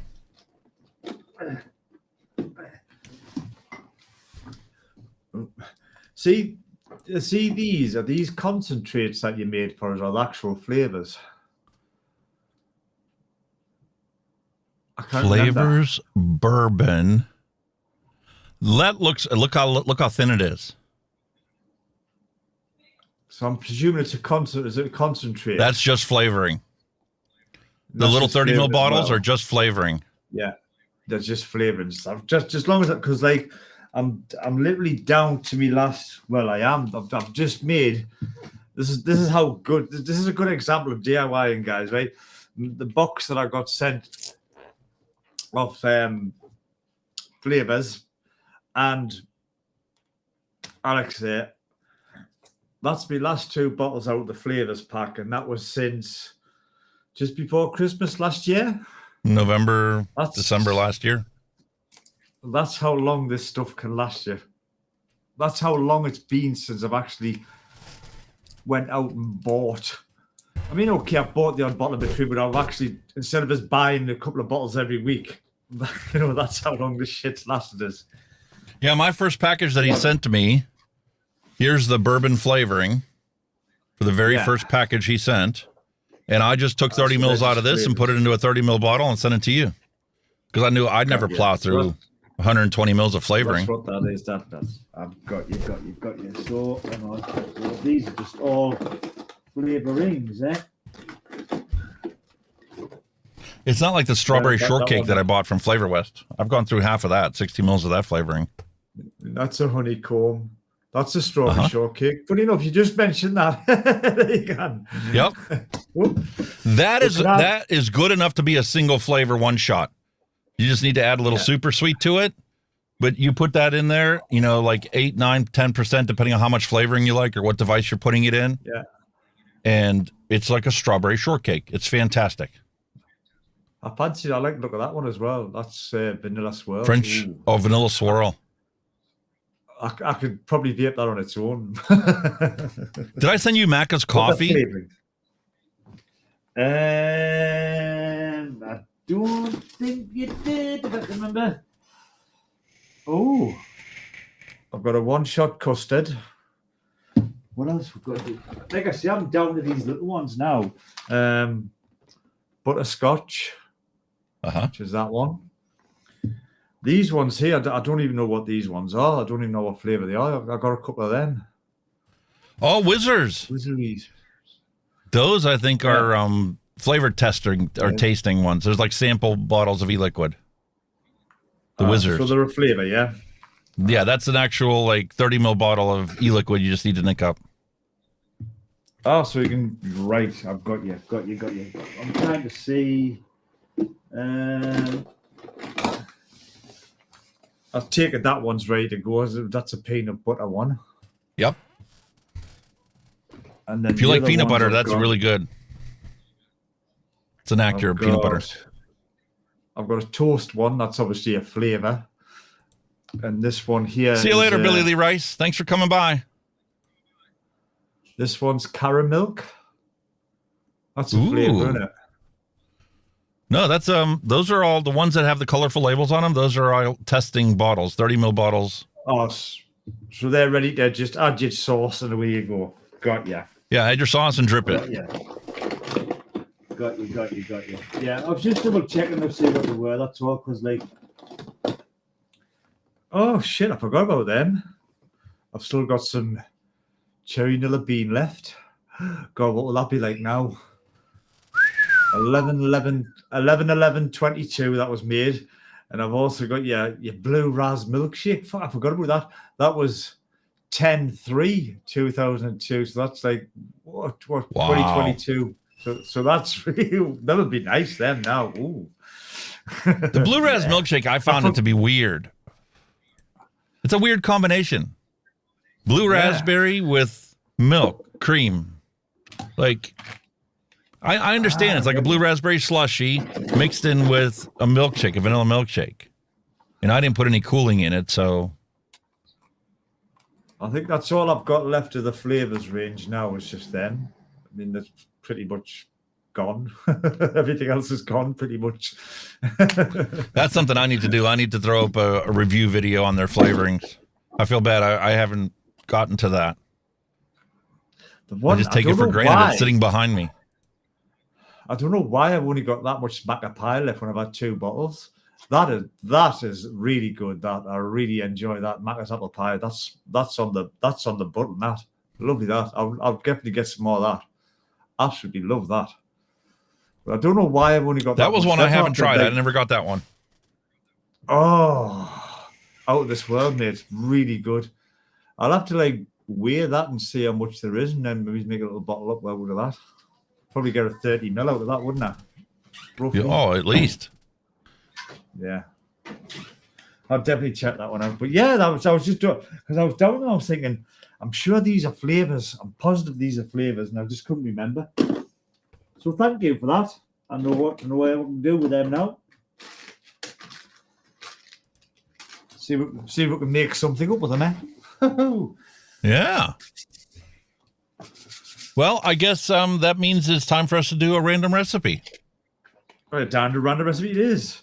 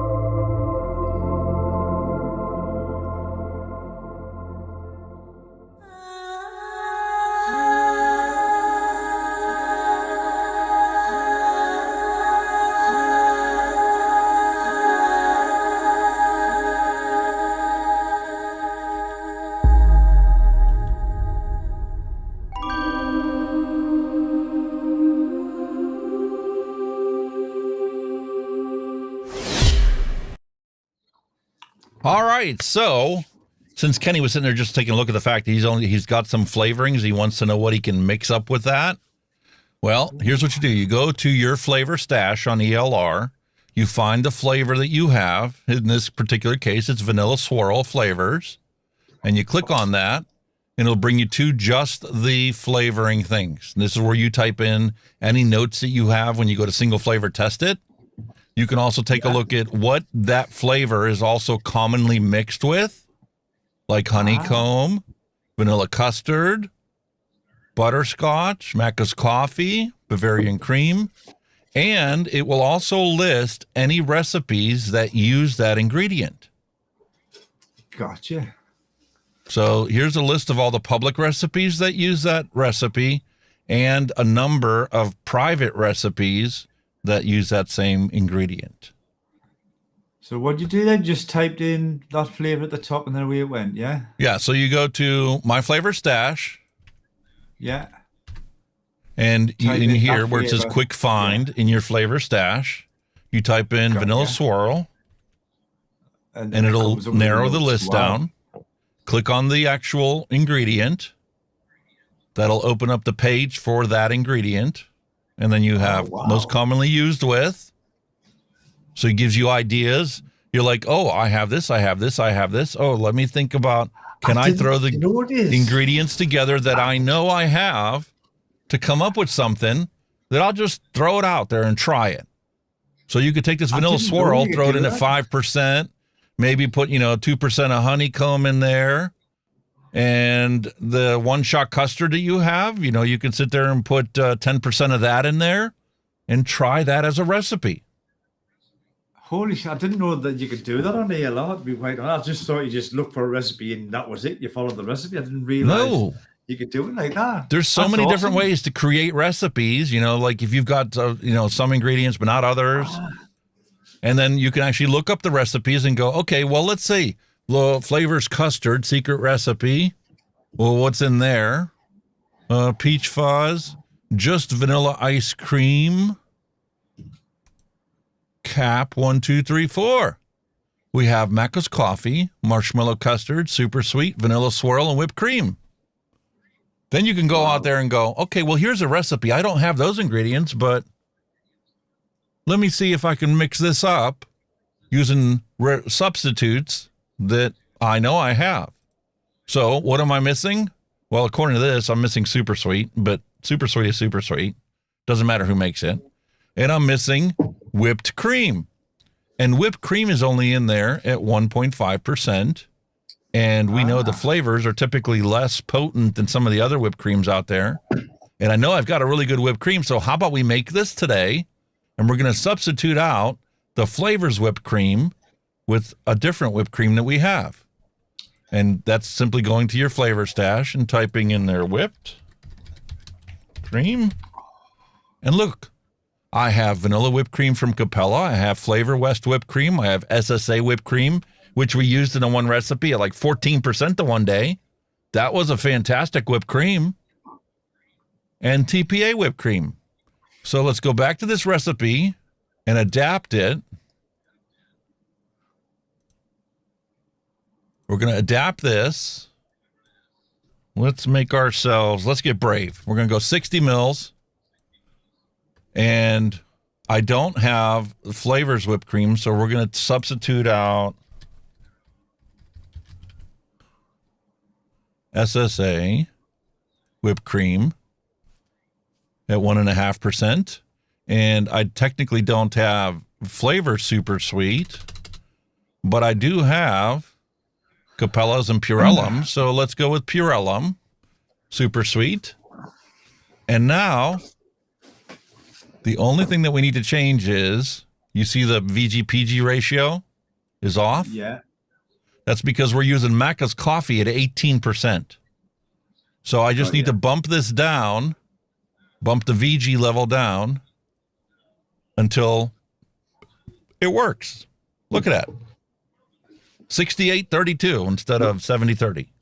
So that VG, could you not just have reduced that by 18 and then it would have worked, or do you just bump it down till it works? Well, the recipe was formulated based on an 18%. So rather than me sticking my guns to a 70-30 mix, I'm going to mix a 68-32 mix. That way these proportions all stay the same. And all I did was put 1 drop of PG less in the bottle. I'll get you. Aye. Because you can't have, that's where my kind of thinking is you've got to mix it at 70-30. Well, technically, you probably don't, do you? As long as it's somewhere near. Right. So here is the recipe that we're going to make today. Holy shit, that's so cool.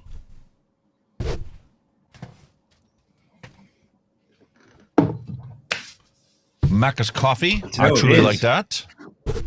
I've just knuckle tested this caramel. My God, it's gorgeous. Where did you get this? Marshmallow custard. Vanilla swirl. That is fantastic, that.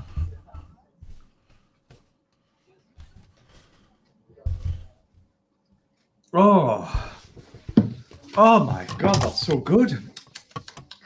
I want to drip it. I want to drip it right now.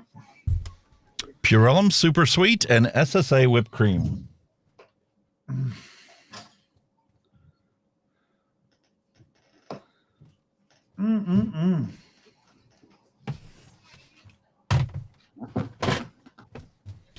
All right, time for some music. Put that back on. Yeah, man. Hang on, I'm just getting my calculator here. I'm just wondering. So if I'm mixing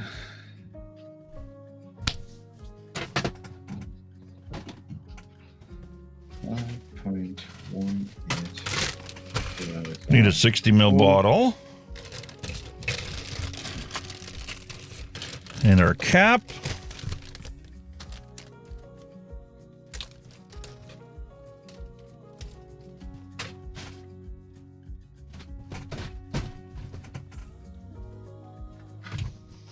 And our scale.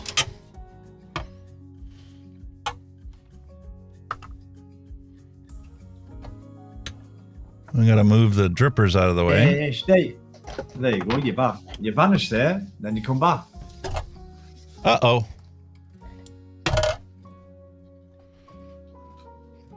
All right. Here's one, right? Just get me head around this, right? So they're 30 ml bottles ready to go, yeah? Yeah. So if I put the 72% nicotine in that, it'll be about 1.2% for 30 ml. Would I be right? There we go. That? Here's what we'll do. We'll go here. So we'll create a recipe. I'll do 5. You got a 30 ml bottle. 120. Yeah. And your strength is 72. Yeah. Right? And I want 3 ml. And you want 3 ml. I'm aiming for 3. Yeah. Look, all we did was change what size bottle it is, how many milligrams you want it to be, and what the nic strength is. Yeah. And now here's your answer on how much of that you got to put in there. Right there. I said did about 1.2, didn't I? Oh, yeah, I wasn't far away. I wasn't far away.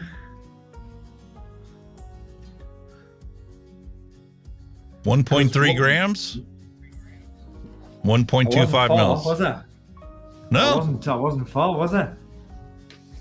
Basically, I've just done simple maths because I know the recipe you gave us last time. When I do my 120 bottles, I put 5.18 grams in. So I just divided it by 4, and that's kind of where exactly. I went. It's just that simple.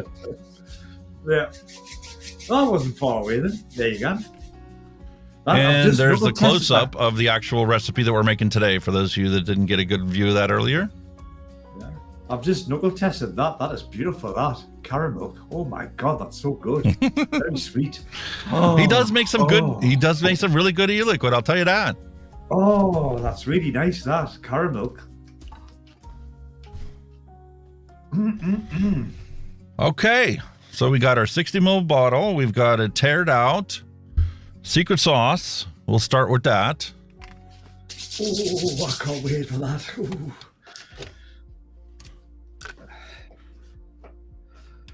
3.73. I'll use this term loosely. Even so-called experienced vapors can learn something new every day. Oh, hell yeah. You never get done learning. I've built so many different RDAs and whatnot, but I still find new tricks and tips that make my building better all the time. Well, yeah, the classic example there was the round wire, wasn't it, last week? Yeah. You didn't believe how good that could be.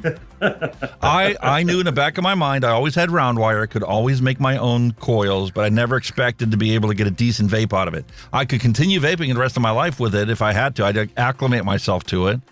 I never thought I could get a quality, flavorful vaping experience out of round wire compared to the freaking fuse Clapton and the aliens that we use nowadays. Yeah, it's phenomenal. Okay, Macca's coffee. Good old McDonald's coffee. 10.8 grams. This is the only coffee in my repertoire of coffee flavors that you can pour the freaking coffee flavoring into your e-liquid and not worry about it overloading the recipe. I'm just looking down the chat there when William Dobson, I mean, he's kind of got like one comment and 3 comments. So, rather than put it out, it's probably easy to read. Hang on, I'll just see if I can pull it up. And that's his first one. Our elections are coming soon, and apparently Labour are not really a bigger fan of vaping as the Tories. They're like the Democrats here in the States. Yeah, so he's kind of said, remember, Labour will get in the next election, so he's pretty convinced they'll get in, because I think we're all a bit fed up with the Tories. And he says, at least if they're banned, the industry will support it. And then he goes on to the next one.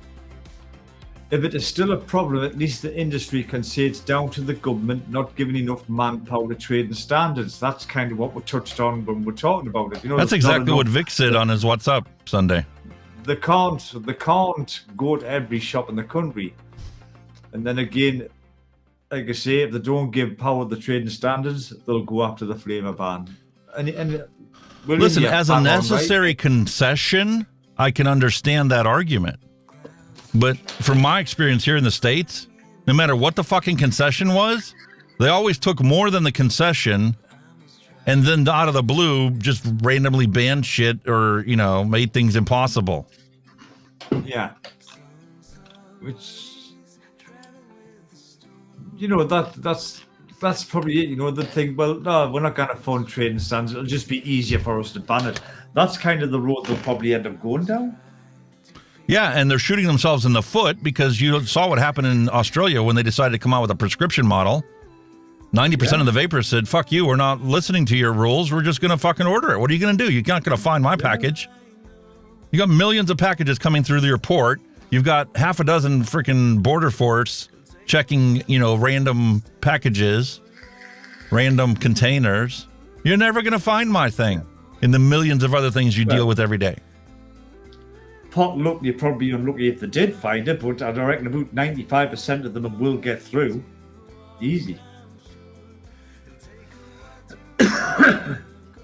Oh, there's Paul in chat now. Labworks. How you, Paul?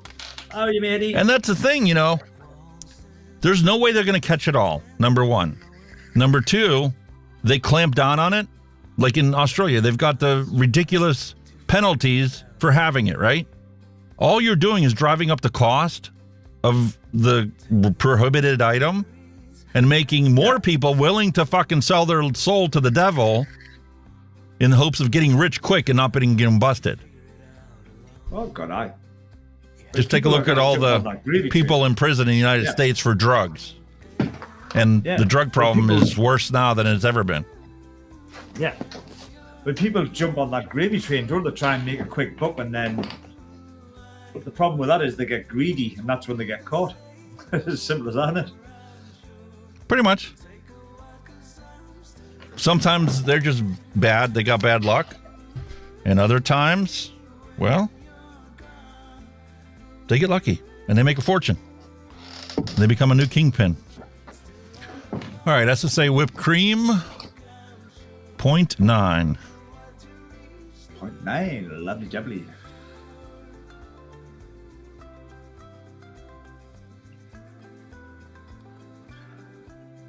I should just Now go it nuts is. with this whipped cream. It's fantastic flavor. I missed the boat, you know, on a thing. I was watching I can fucking smell it from here, just opening the lid. I was watching Sorry. Benny Vape's, you know, I was watching Benny Vape's show, the Mixin show he does, and they come up with a website where they had a sale on, and they were doing bottles of 10 ml flavors for £1 each. And I went, oh shit, and I forgot all about it. £1 for a bottle of flavoring. Oh, what a numpty. It's not that much more expensive here. Well, they're only like the little 10 milli bottles, like, but I mean, you know, there was a guy, come on, I've just spent 50 quid. To get 50 flavors, that's fantastic. And then you go ahead and you mix yourself up a little 10 ml bottle of e-liquid to try it.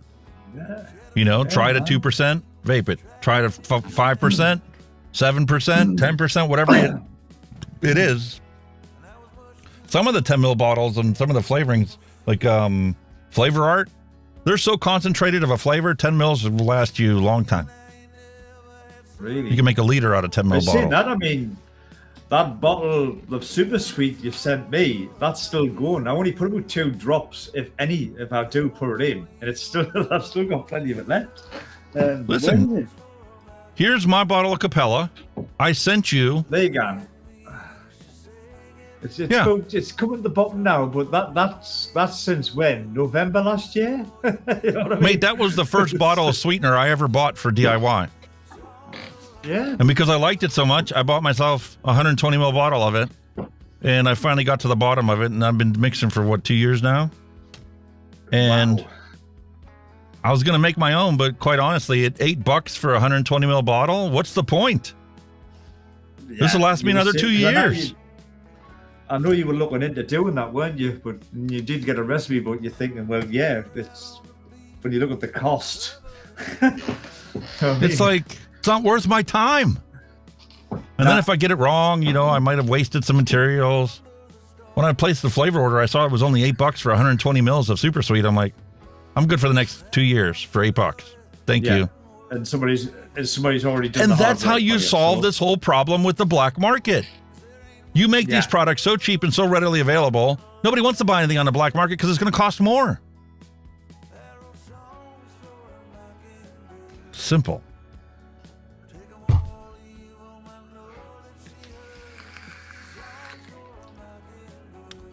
Yeah, sure, nice one. I've just seen that result. My team drew 0-0 tonight in the Champions League with AC Milan, so that's a good result for us. I'm happy with that. But moving on. Can't believe how sweet vegetable glycerin is by itself. Do you ever taste it? Just plain Never. VG? Well, next time you go mix up a bottle, you know, put a little drop on your finger and taste it. Really? You're breathing it into your lungs. Why wouldn't you taste it? Well, hang on. Well, I've got it here, actually. Was it VG? There you go. Oh, by the way, I need to get some more. It's gone. You're right what you see. Look, I mean, look at that, right? I bought a bottle of VG and a bottle of PG exactly the same time, and look at the difference on the usage. The PG, there's loads left. The VG, so you're right. You know, PG lasts forever, doesn't it? Yeah, because your flavorings are PG. Everything's PG except for the PG itself. I'm gonna finger test this. I'm gonna do an actual finger dippy. There you go. And look, I want to stick my finger in the bottle.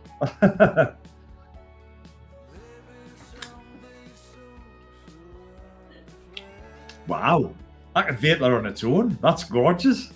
It doesn't vape as good as it tastes.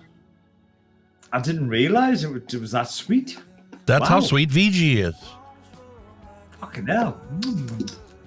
And you can see why the put it in foods is flavouring, because it adds sweetness, doesn't it? And viscosity. Yep.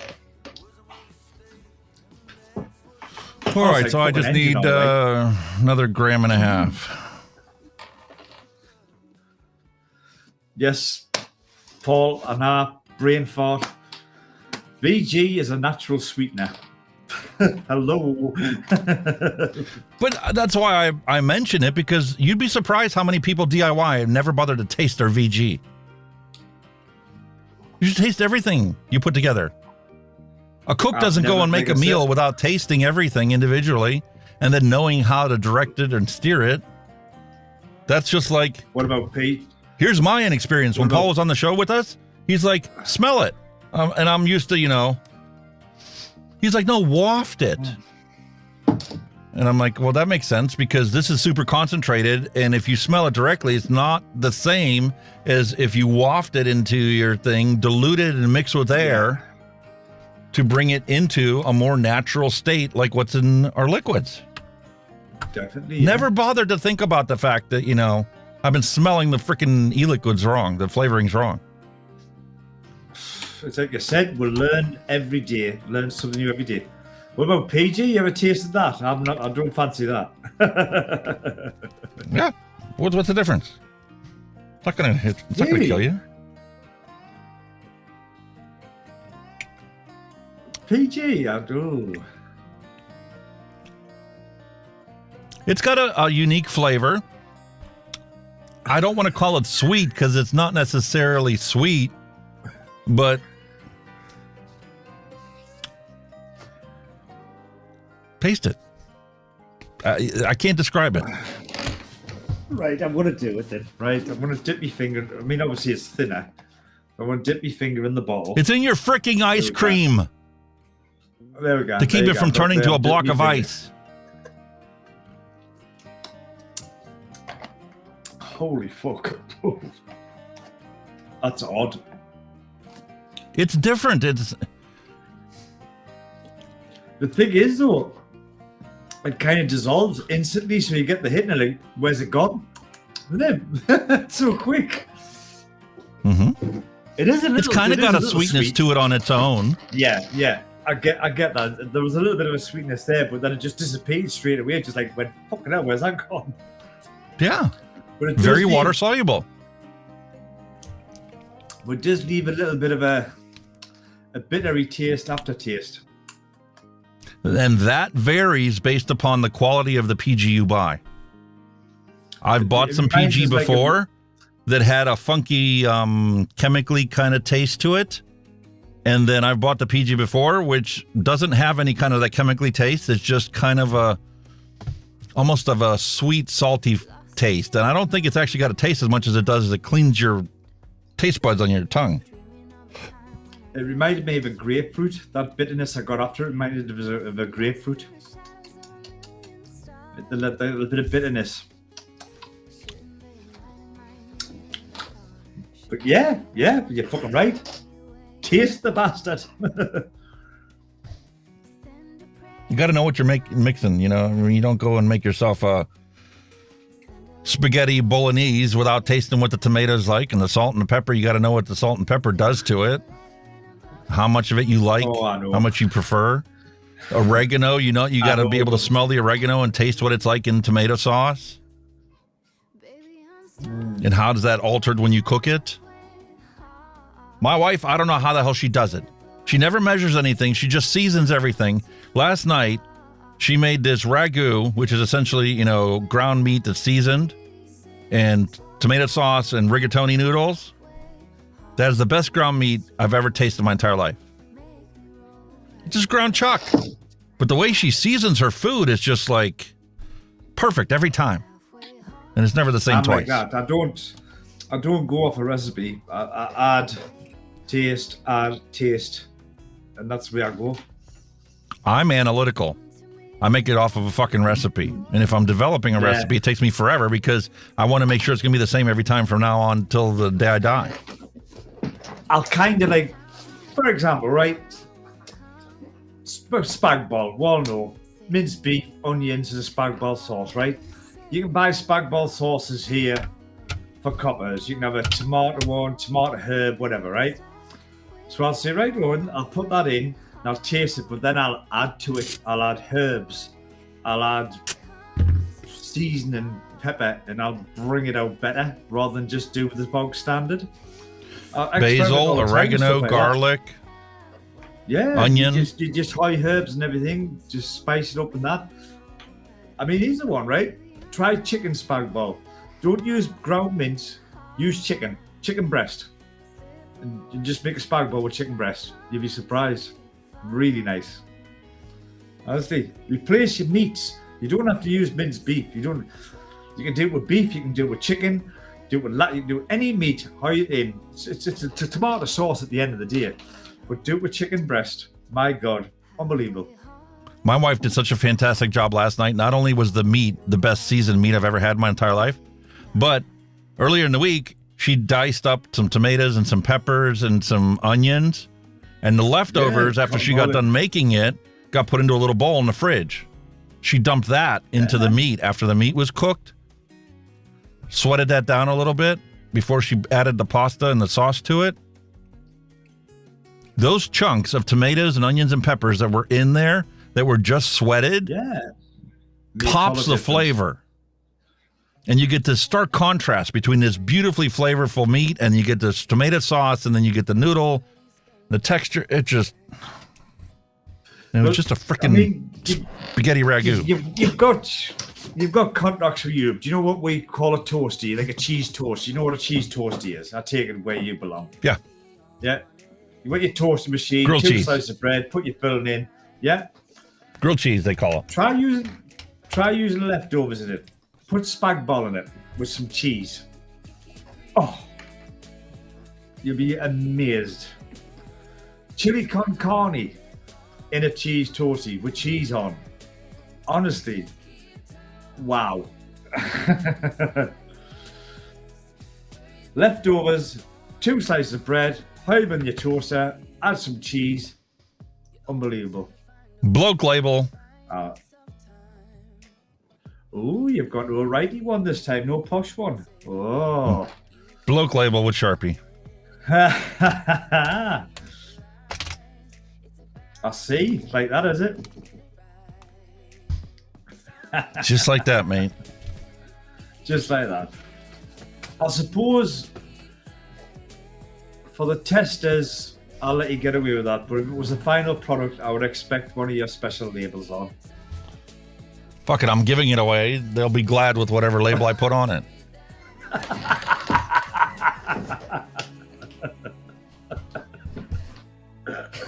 Fuck it.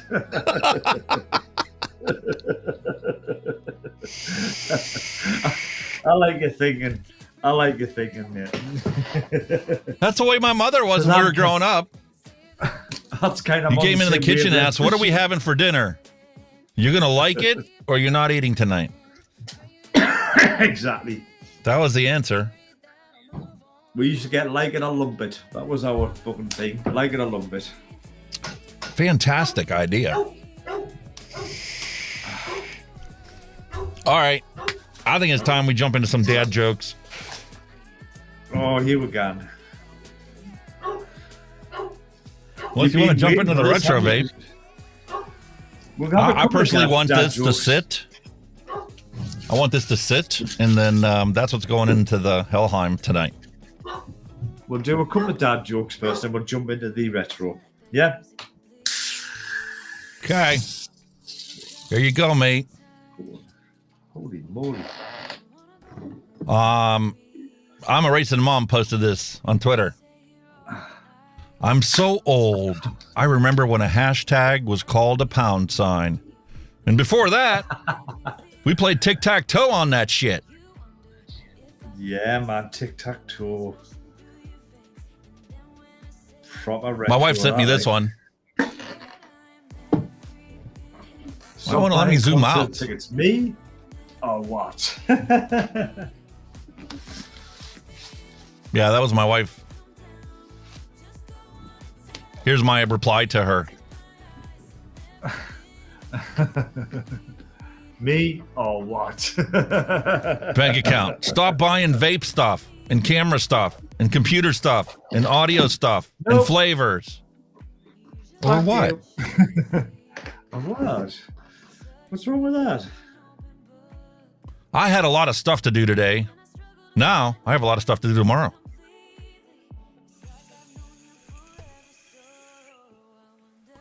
The more I learn about people, the more I like my dog. Mark Twain. Yep, I see where that was coming from. Since I painted my car, all the pedestrians move out of my way. That's really weird. I wonder why. That's what the cars look like when I'm driving in GTA. Oh, yes. Old Southern proverb. The ones doing the accusing are usually the ones doing the doing. Well, this is the thing. I mean, that's touching on, if you beg me pardon for jumping the subject a bit, that was touching on what we were talking about with that Russell Brand thing. How accusations bring people down rather than facts. And that's the way it's when you, and the classic example in America is Trump. Accusations, and look what it's done, the damage it's done to him. The accusations to famous people, look what the damage it's done to him. Look at that actor, what they call him? He was over in the UK in court, man. It's Spencer something? Oh, I don't know. Oh, I can't remember his name, but he was accused of something and it brung him down. He's never worked for like 2 years. Oh, God, he's a famous actor. He's been on all sorts. Can't believe he's never talked. But he's never worked for 2 years because of an accusation, which finally, you know, he was proved his innocence in the court. But it's just amazing how these big organizations throw an accusation that can bring a person down without fact or proof or anything. You know, it's just so weird. That's how they operate to shut you down. Exactly. But here's some reality for you. I can guarantee you that's what our Fanta looks like here in the United States. It's nothing but colored sugar water. That's what the Fanta looks like in the UK? Yep. Orange in the UK. It's nothing like the left. It's orange juice. Pretty much. That's what Fanta looks like in the US, like that horrible color. Yeah. It's totally fucking different. Wow. It's just an orange soda. Different. And soda in the United States is nothing more than 5 fructose corn syrup, carbonated water, and some flavoring. And some preservatives. I mean, the UK Fanta is still fizzy. It's still like a soda, but it's not that color. It's orange. Well, yeah, you can carbonate any beverage. Excuse me. Yeah. All it is carbon dioxide compressed into the bottle, into the fluid. Wow. What a difference. Oh, what's this? In my defense, I was left unattended. Love it.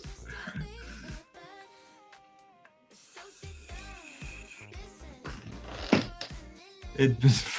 Oh, fuck off.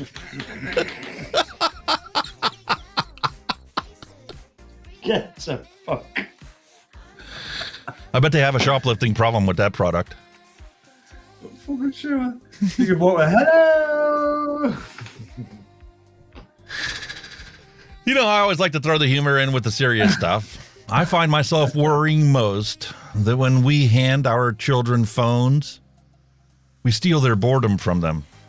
As a result, we're raising a generation of writers who will never start writing. Artists who will never start doodling. Chefs who will never start making a mess of the kitchen. Athletes who will never kick a ball against the wall. Musicians who will never pick up their aunt's guitar and start strumming. How fucking true, man. When I was a kid growing up, I was bored. You know what my mom said? Go outside and play with a stick. Yeah. Back to the humor? I can't believe I'm pregnant again. Must be something in the air. Yeah, your legs. I love that meme. I love them memes. They're brilliant. Here's the world-famous starship captain pushing his vessel and crew to the limits of the final frontier. How much Charlie Brown did you watch as a kid growing up? Oh, love Charlie Brown, man. Fantastic. Every holiday, they always had a special on. Here's some modern humor for you. Ancestry.com mixed with Star Wars. Ancestry.com. R2D2 is 23% toaster, 18% camcorder, 26% trash can, 4% hubcap, 3% laser pointer, and 12% Duracell batteries. That's scary, isn't it? My wife believes that she is a better driver, so I let our dog decide. Fucking terrified.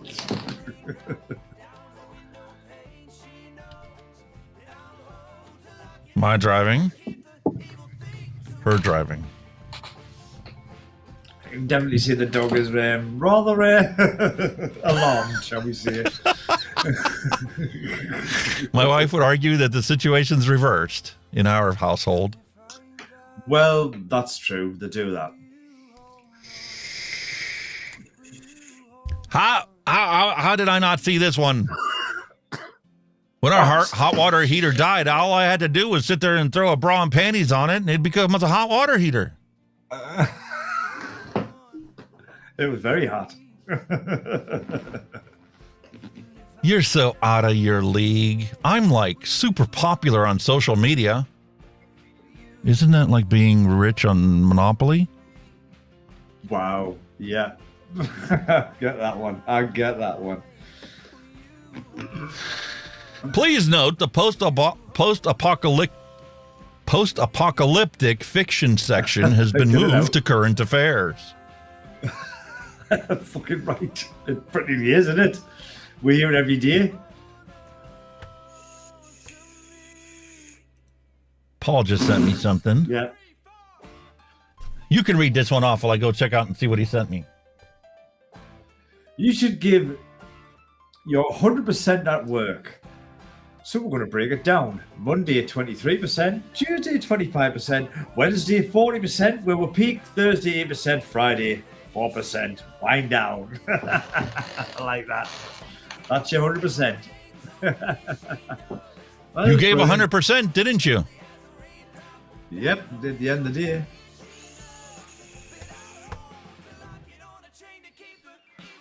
We're not from the left, we're not from the right. We're from the bottom and what? I can't see the bottom of it. We're from the bottom and we're coming for those on the top.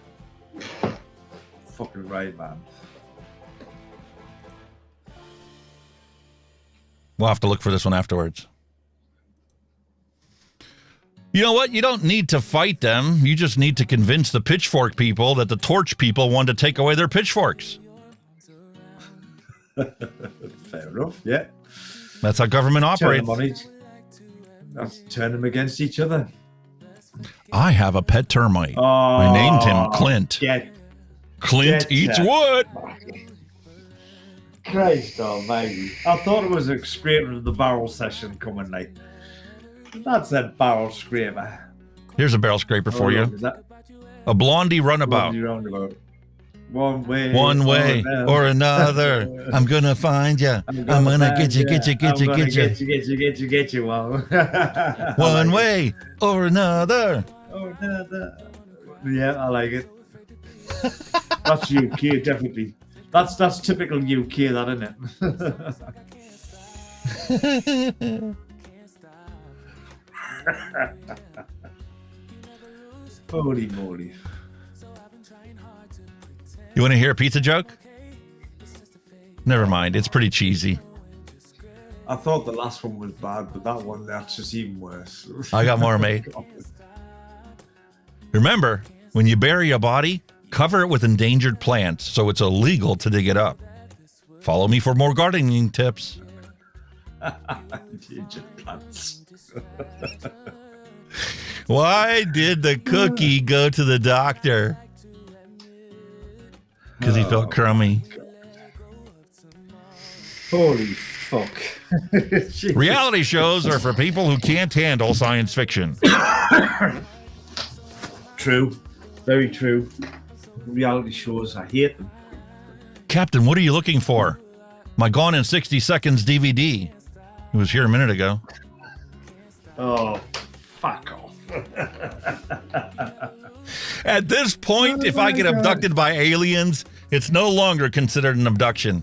It's a fucking rescue mission. Fucking right, man. Too right.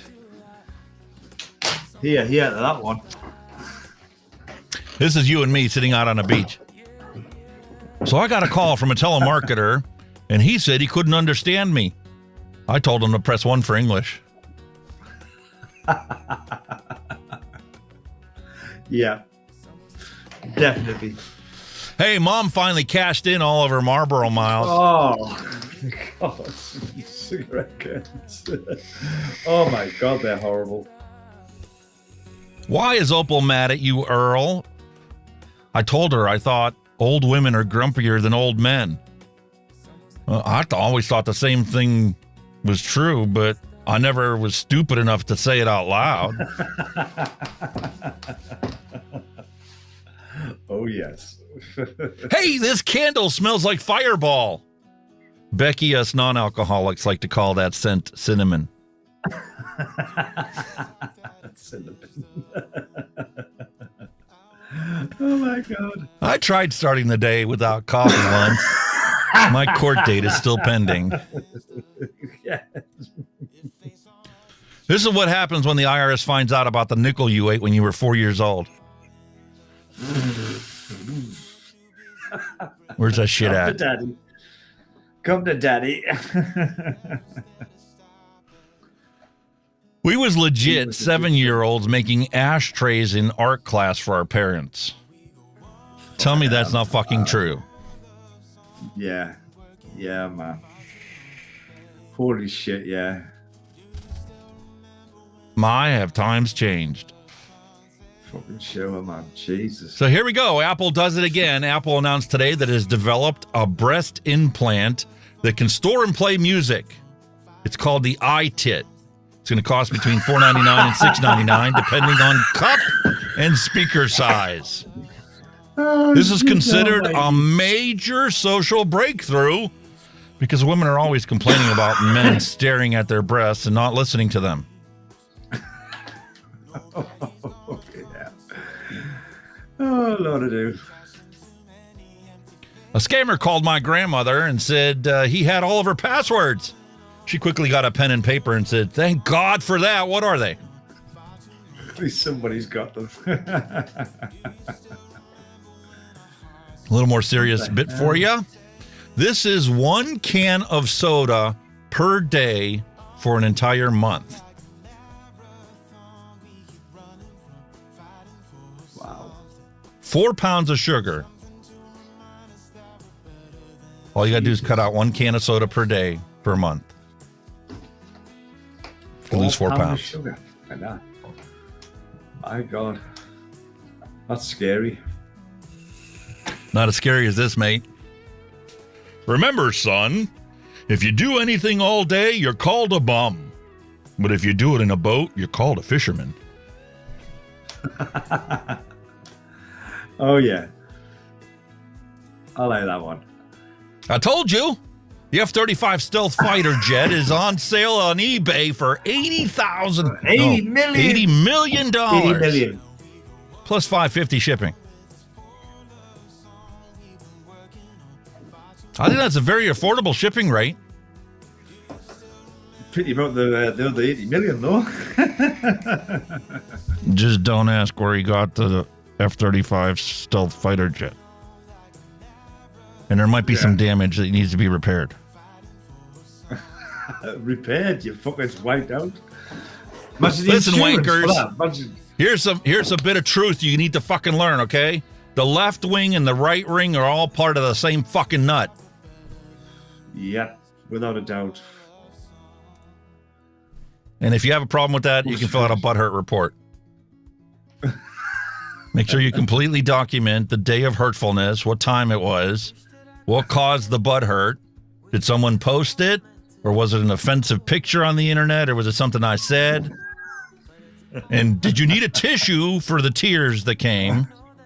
And will you be able to move past it? And then this is the most important part. Yeah. Please give me a reason for filing the report. Are you an idiot, a crybaby, a thin-skinned person, a little bitch?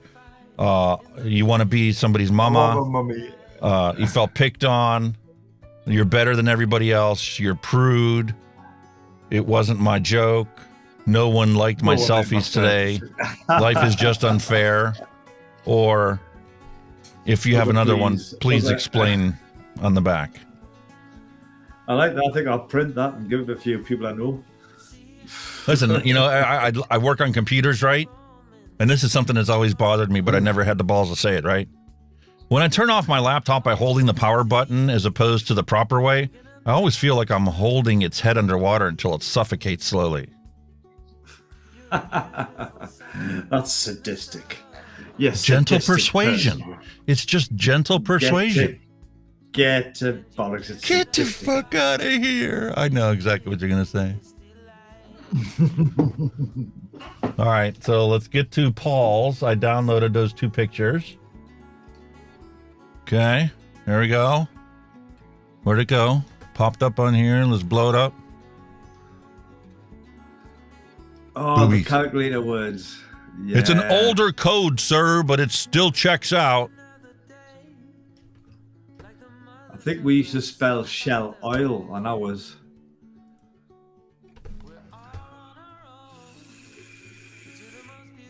Go home, R2D2. You're drunk.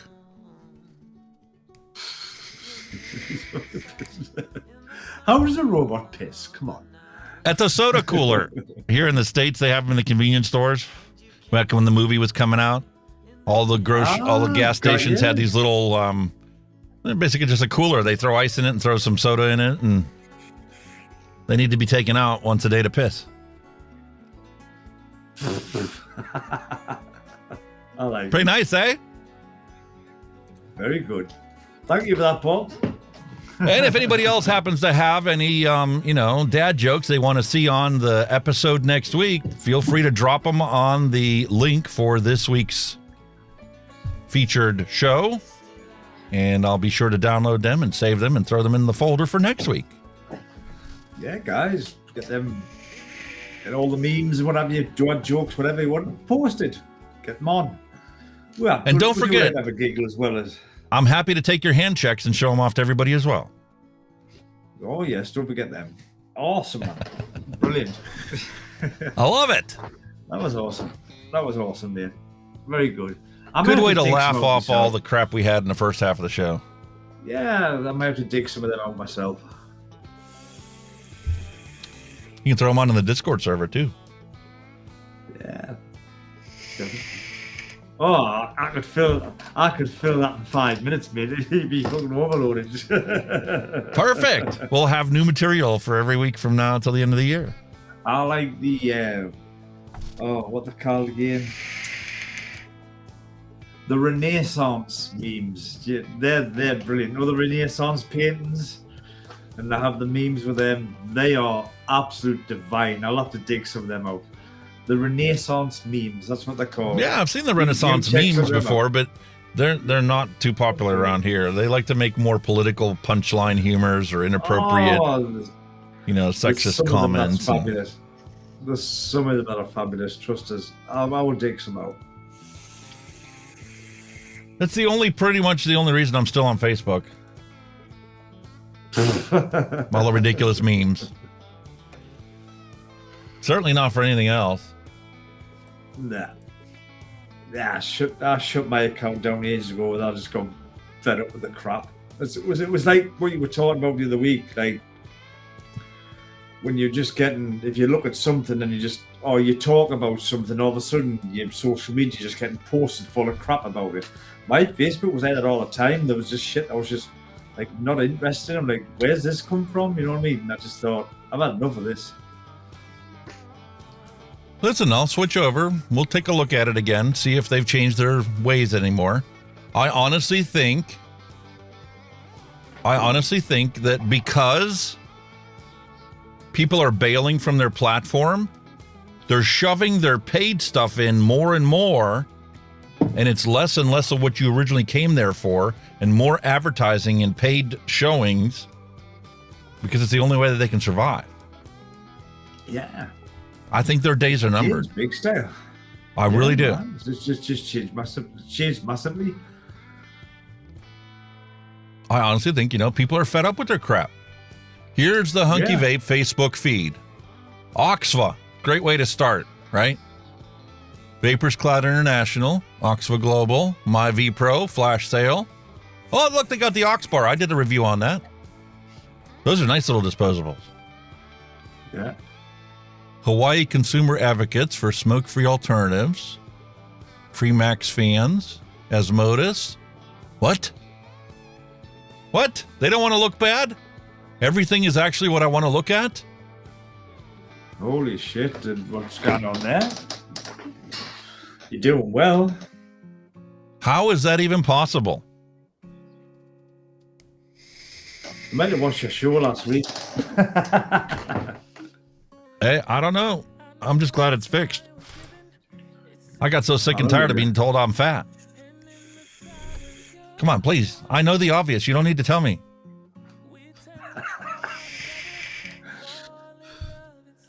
Oh, it is like a shit, like bullshit. I think he gets some ads. They're not even judged on the interest. They're judged on your age and where you are. Like, well, yeah, but that's fuck off. I'm still not interested. You know what I mean? See, they should have an accurate enough data set right now to not base it on where I am, but where I'd like to be. Okay? Because we all know my stance on the United States. I served in the military.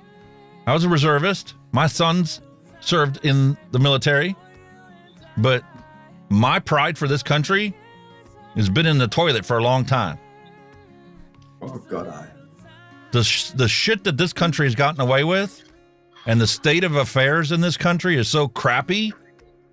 I mean, that's the reason why that song took off. And this isn't the only country in the world that's like that.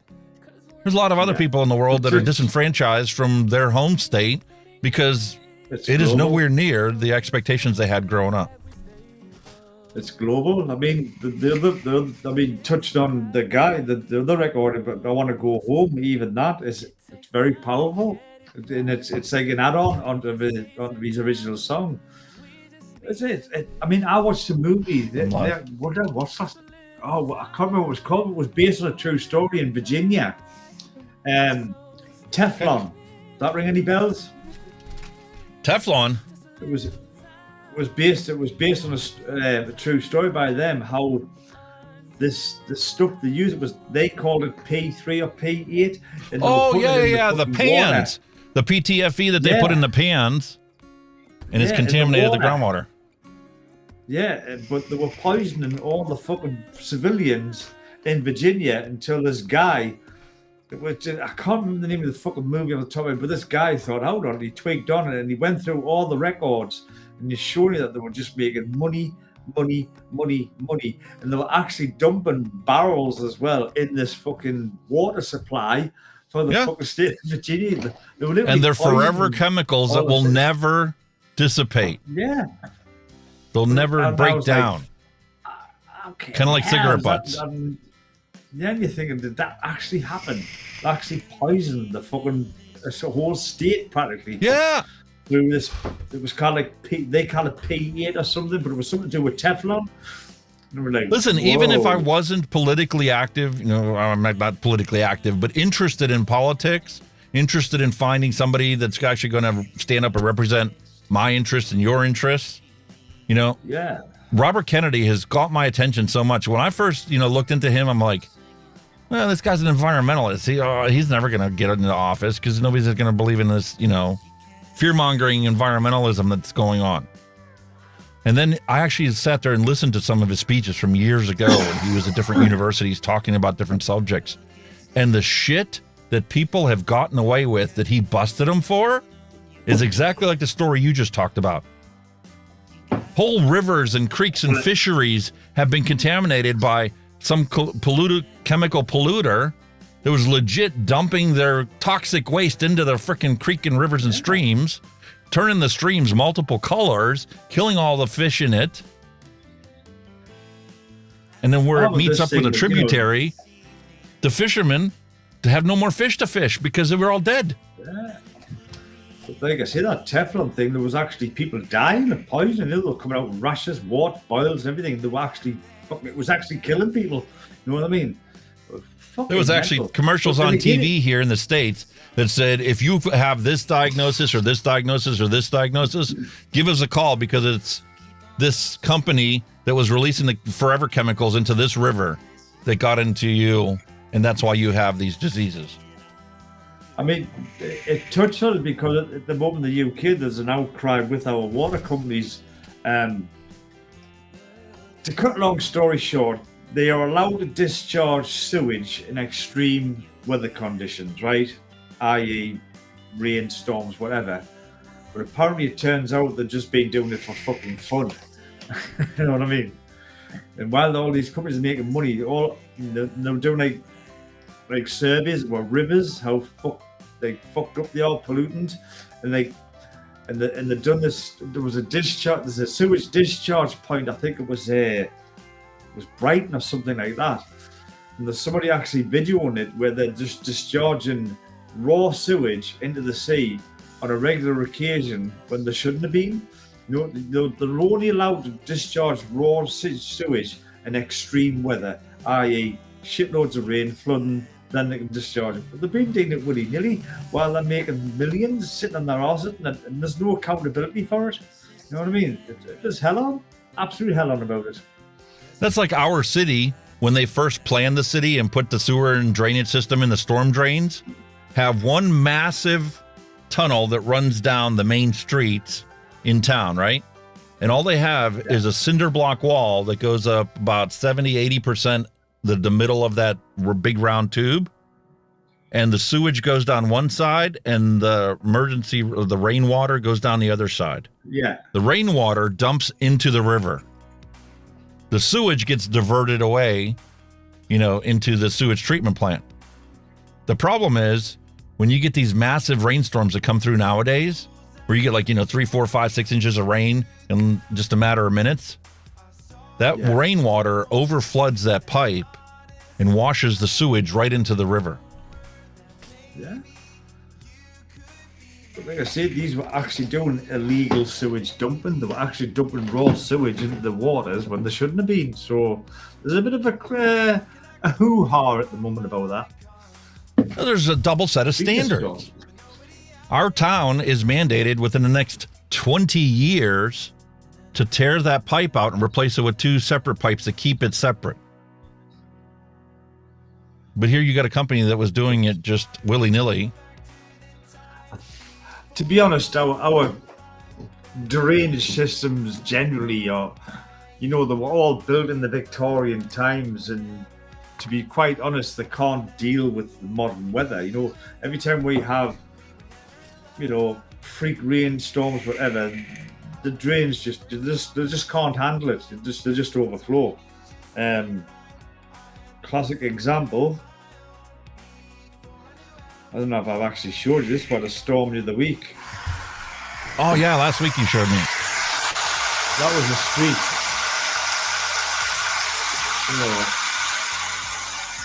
And that flooded all the houses down below because there are drains on the way down, but the drains couldn't deal with it. It was that fast. Our sewage systems our drainage systems are out of the Victorian times. They've never been modernised. So that was another scrutiny on these water companies saying, why aren't you investing, in your business, making drainage better, sewage better, whatever. They're just making money, and all the shareholders are making a fortune out of it. That's what it was all about. Just hell on about it.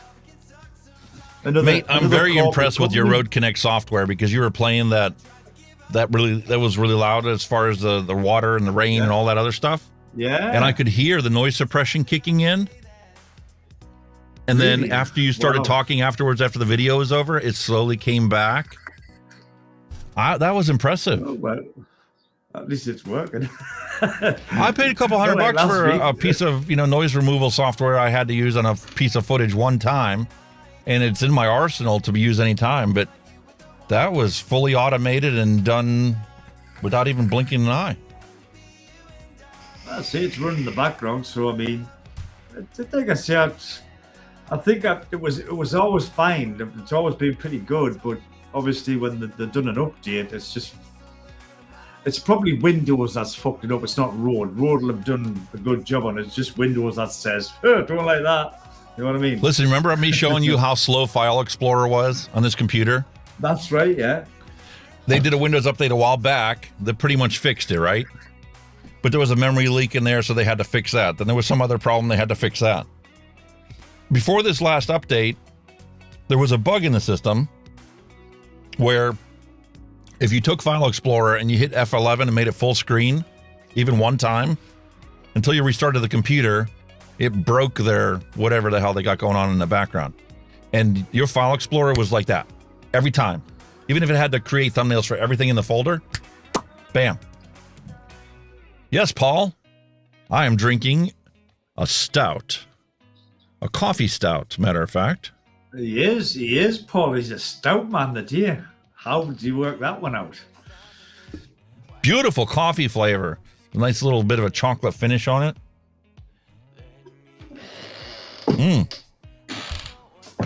Fantastic. I think coffee and chocolate do go well with stout. I've had a couple of stouts like that, and they're just oh.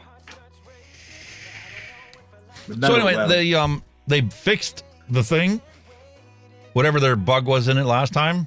And now my computer was slow again. I was pissed off because I just put this new processor in there. Like, why is it so slow?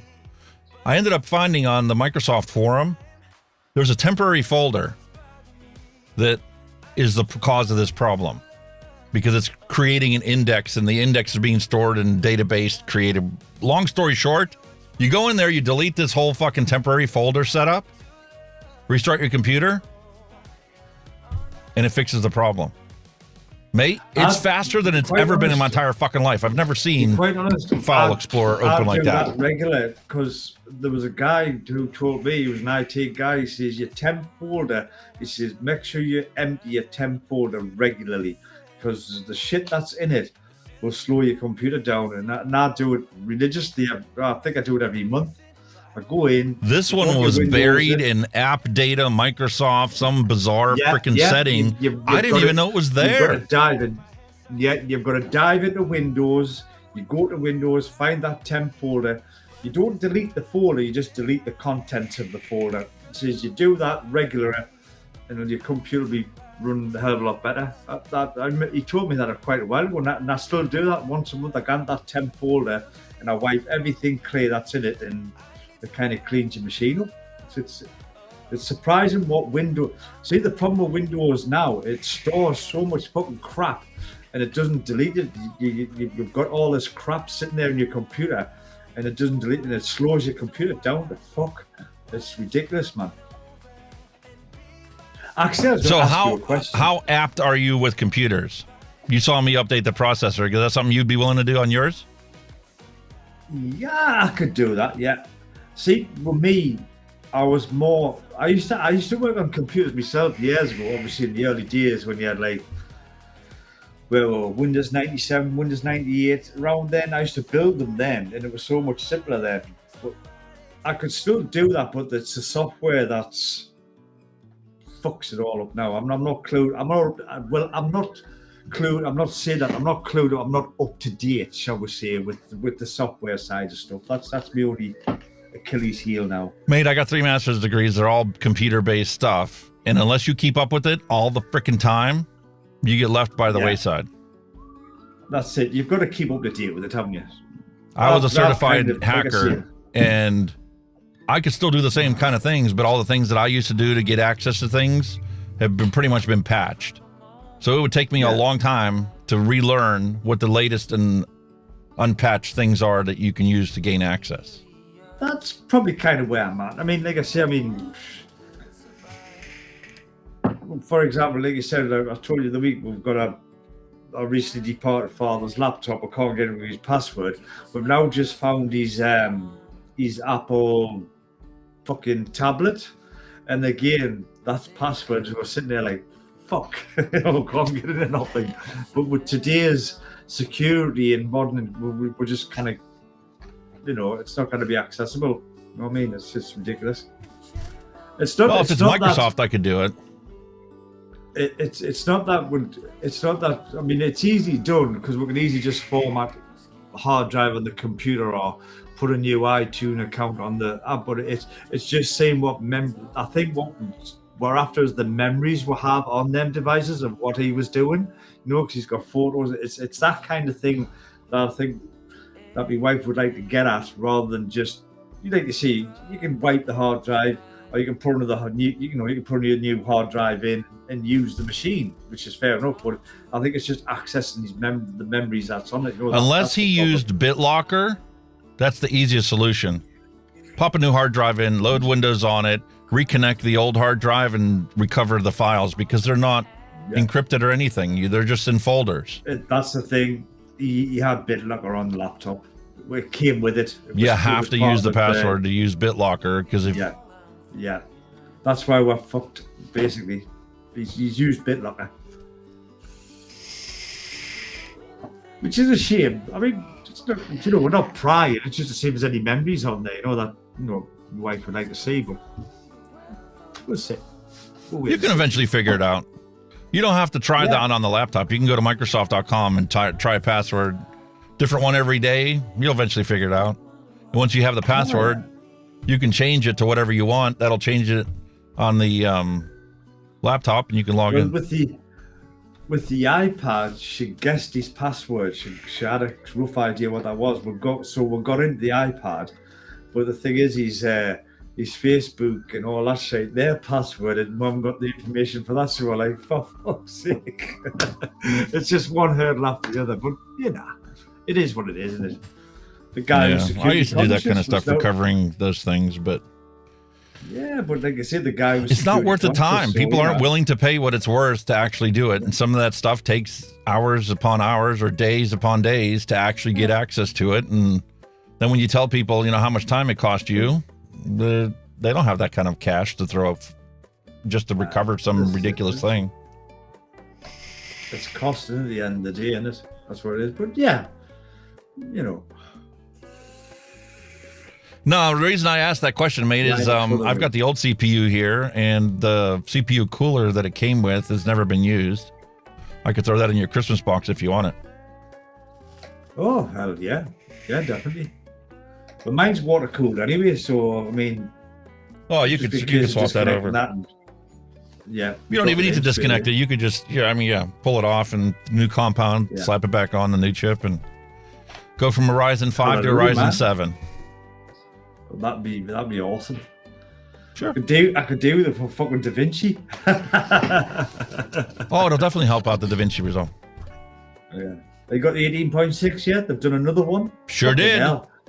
Sure did, and it updated 61 AI components of Da Vinci. Yeah, man, fucking hell. It's fantastic. I can't understand why people are still using Adobe products when you've got something like that.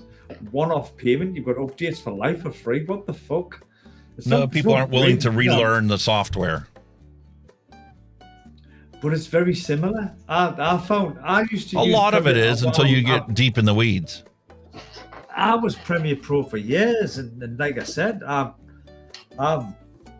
went with like a duck to water. Honestly, I have. I mean, the editing's pretty simple. It's pretty the same. Editing's, if you've got any kind of editing experience, it's a piece of piss, the editing. I think probably the only stumbling block is Fusion and Fairlight. I mean, you do need to do your homework on them. Like if you're coming from After Effects to that, but I get it. Fusion probably isn't as good as After Effects yet. Bullshit. It's getting there. You know what I mean? Bullshit is better than Fusion. It's just a different way of thinking. It's like speaking different languages. Yeah. If you're multilingual, you'll know exactly what I mean when it's like speaking a different language, because the process and the end results can be identical. Matter of fact, Da Vinci could be better than the Adobe stuff, but you need to change the way you think about things. Kind of like that Russian movie we were talking about where Clint Eastwood was that pilot for that new Russian aircraft. You have to think in Russian to fly that airplane. Well, you have to think in Da Vinci to use Fusion. You can't think in Adobe and try and use Fusion. You'll get the basic concepts, but if you want to do anything advanced, you need to think in Adobe. Yeah. And lose your Adobe thinking and think in DaVinci. Yeah. I know bits and bobs and fuse. I'm no fucking expert, but you know, I can kind of do simple stuff. But as you look, it's getting more advanced. There's lots of like guys out there doing more and more advanced stuff. You know what I mean? That being that Patrick Sterling, the stuff he's come up with. The user manual for DaVinci Resolve is 1,800 pages. Yeah, have you seen that? Have you? Casey Ferris is now composing cartoon characters in Fusion. You don't need Blender. Yeah, seen that. He actually made a cartoon, didn't he? It was a few seconds show, but he actually made a cartoon. But yeah, you know, that Fusion, the handbook for like DaVinci, I went, I may print this. And I looked and I went, no, I'm not going to fucking print it. Like fucking me. As I began to about 20,000 ink cartridges. Fuck knows how many reams of paper. 1,800 pages long. Patrick Sterling did a video about that. He's like, here's the Bible, here's this book, here's this book, here's this book, here's this book.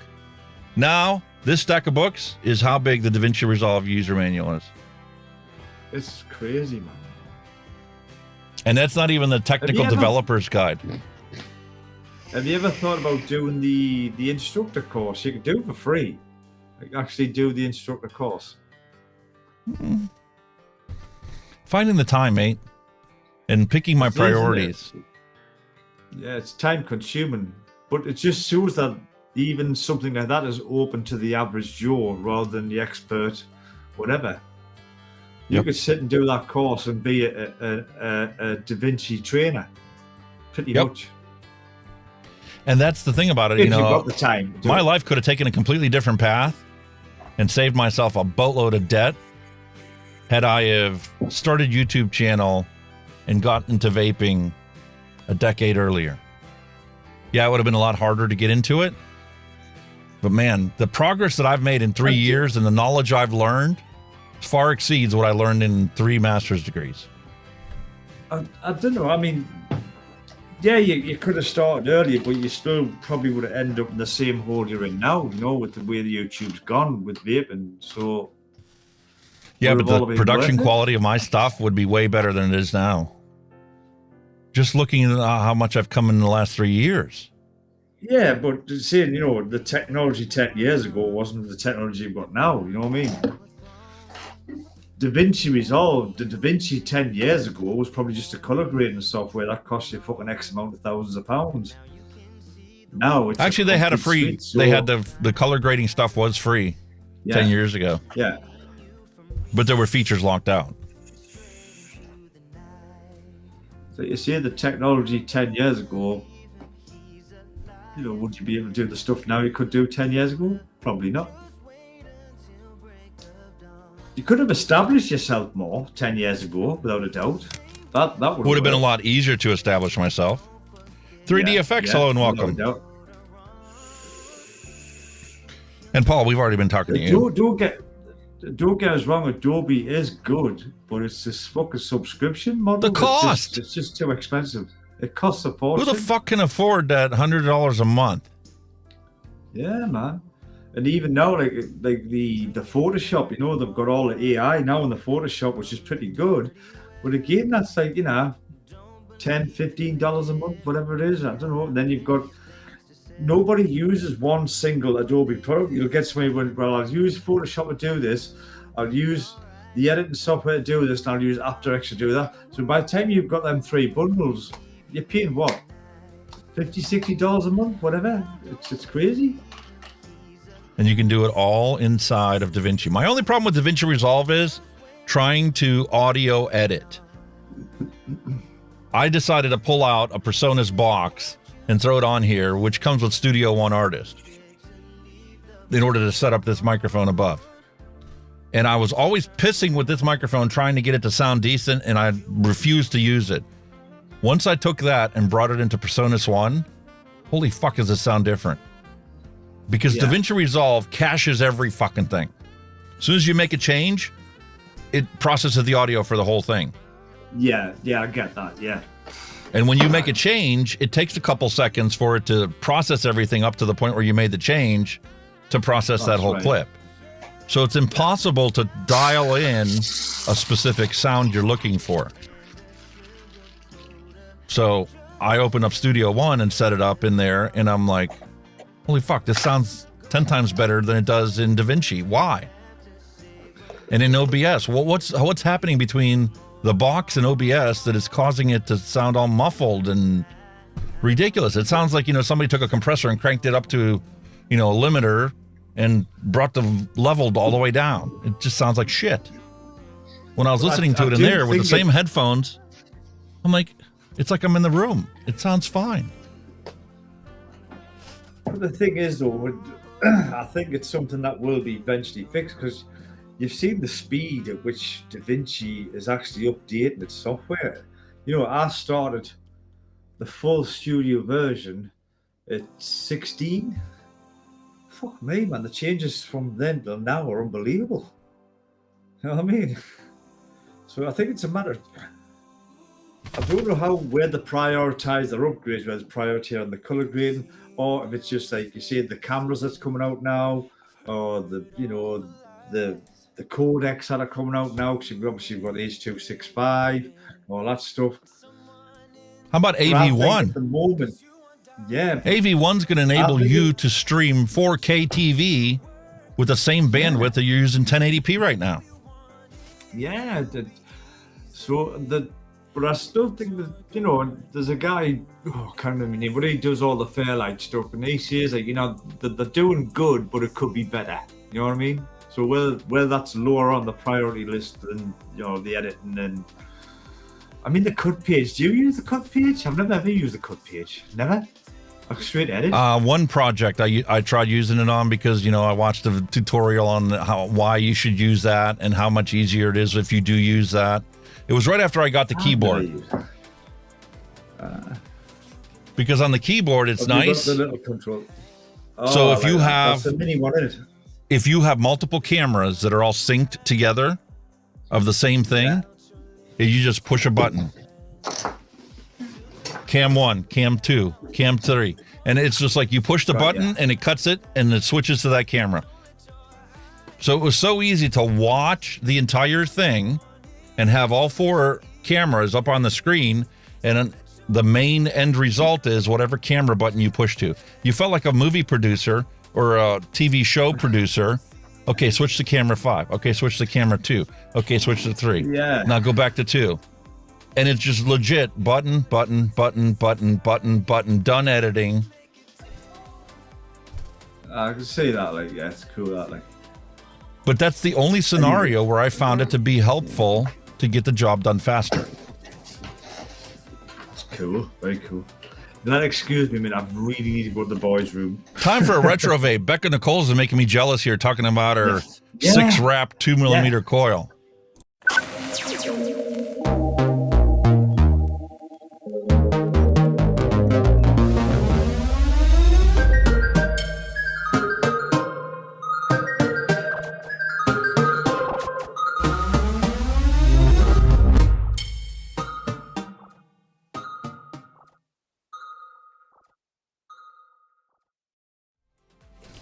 A long time ago in a galaxy not so far away, Hellvape, and amongst their quest to become like Smoke, releasing new products every single week, released the Helheim 530 RDTA.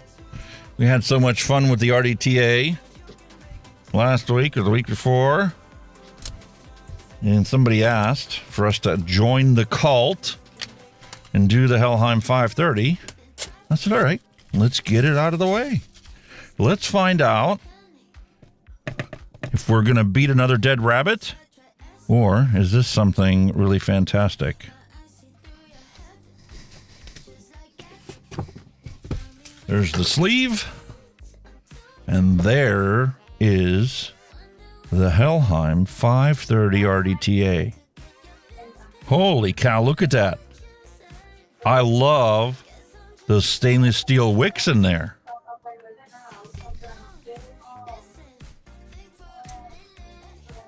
Quarter turn top. All right.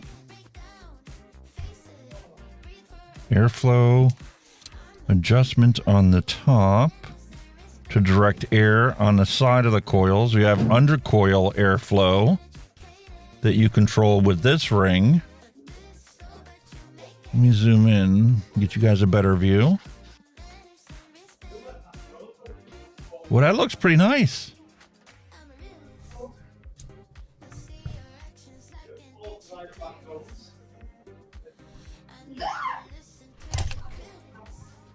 Pulls off like a dripper. And then you've got these bungs to hold those stainless steel wicks in place.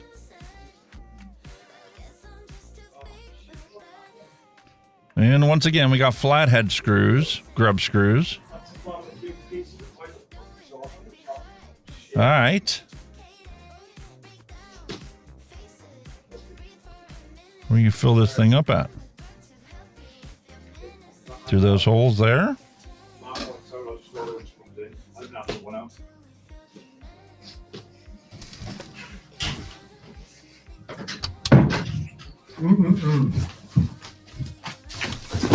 Oh, I've just grabbed a slice of pizza on the way past the kitchen. Yum, yum, yum, yum. Nice. Hey, look at this. Stainless steel wicks again. Oh, I really need to try one of them, you know.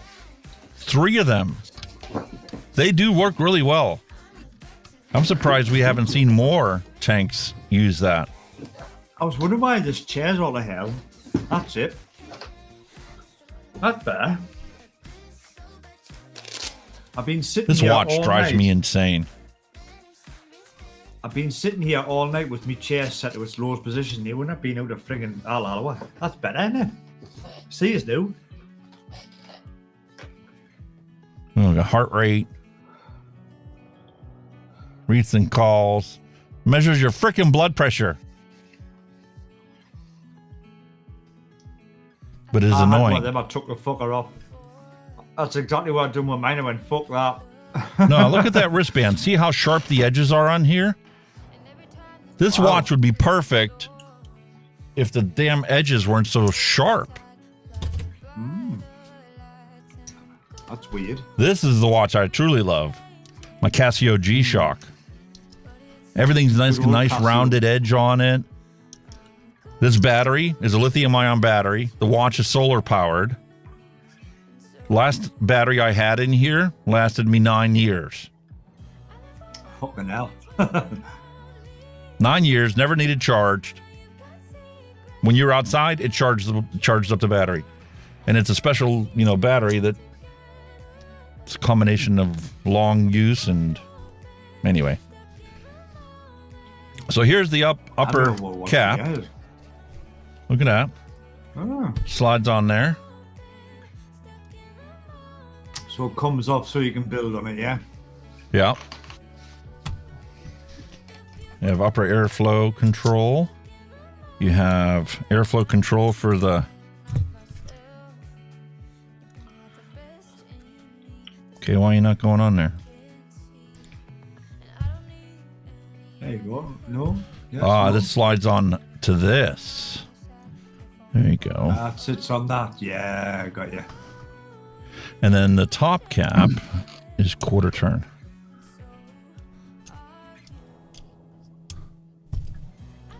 Do you not think some devices are just too over-engineered? There's too much funny on. Yep, sure are. I mean, don't get us wrong, it looks impressive, it looks fantastic, but sometimes you just think you could have done that different to make it a bit easier, user-friendly.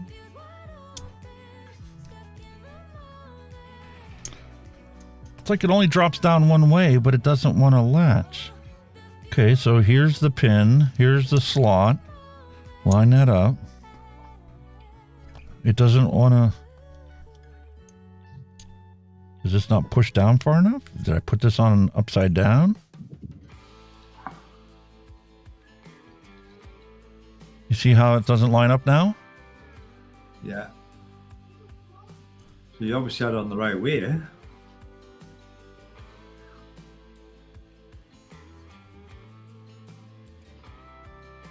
So there's the mark to line up with that slot. And if you look on here, there's the slot. And there's a slot.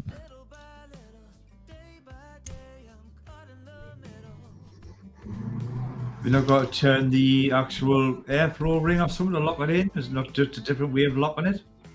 No, it's just that tight, mate. You can't hold it and do it. It needs to be on the device. And once it's on the device, it's buttery smooth. They just put that much tension on it. I got you. But that will probably loosen off with use anyway, won't it? Yep. All right, let's see what they get included. See if they gave us a nice set of coils to throw in there.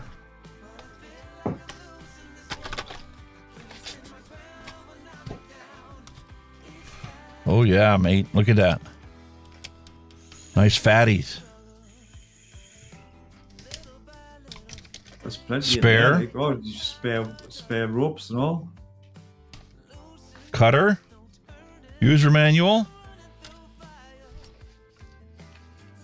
And it's marked 5 millimeters. 5 ml. Ah. I like them kind of tools because they're curved, so your coil just sits in nicely. That you get a better representation instead of sitting on a flat surface. Yes.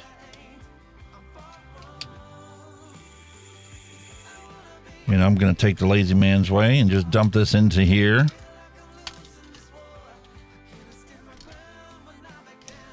So you got spare O-rings. Look at these honking coils.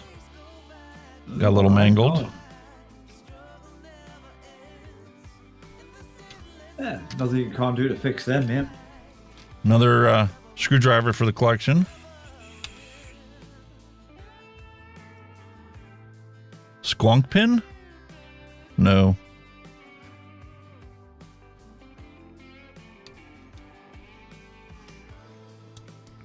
Holy O-rings. Could be a spare. Look at that.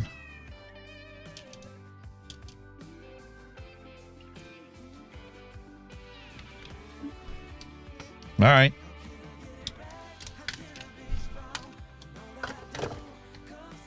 Let's clean up these coils.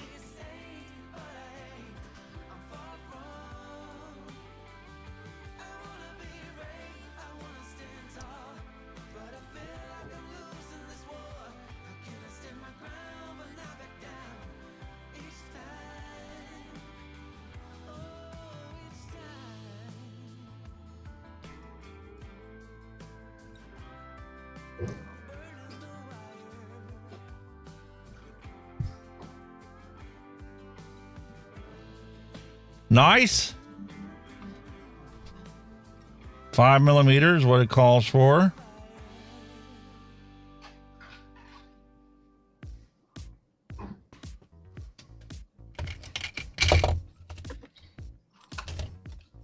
Where's my snips?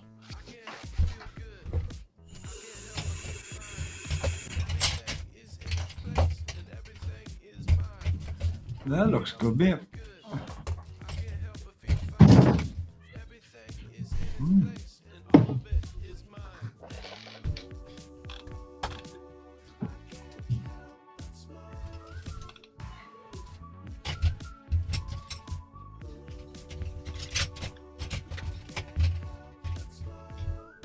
Just checking through chat there, the 3D effects. He said the stream looks great. Thank you very much for that, sir. You can put a stinger transition with each button. Yep. Awesome, my friend. Thank you very much.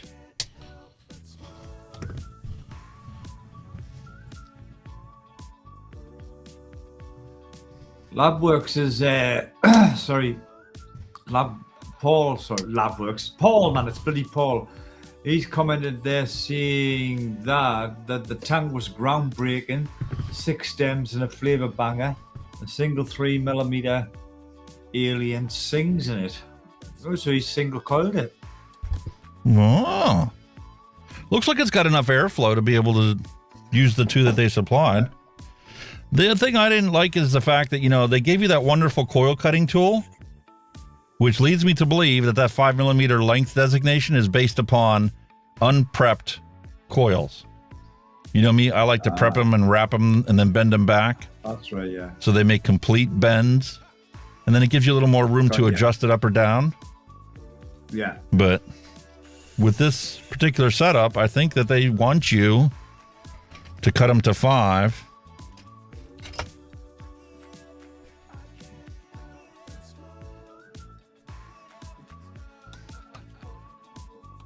And just like you've told me before. Flathead screws, are they? I'm not a fan of them, like. Yeah, ever since I got these tools, I much prefer the Hexo over flat and Phillips. Yeah. Because you can really crank down on them and they will be fantastic. All right. It's a Posters deck, so it should be pretty simple to build on. Drop it in, tighten them up.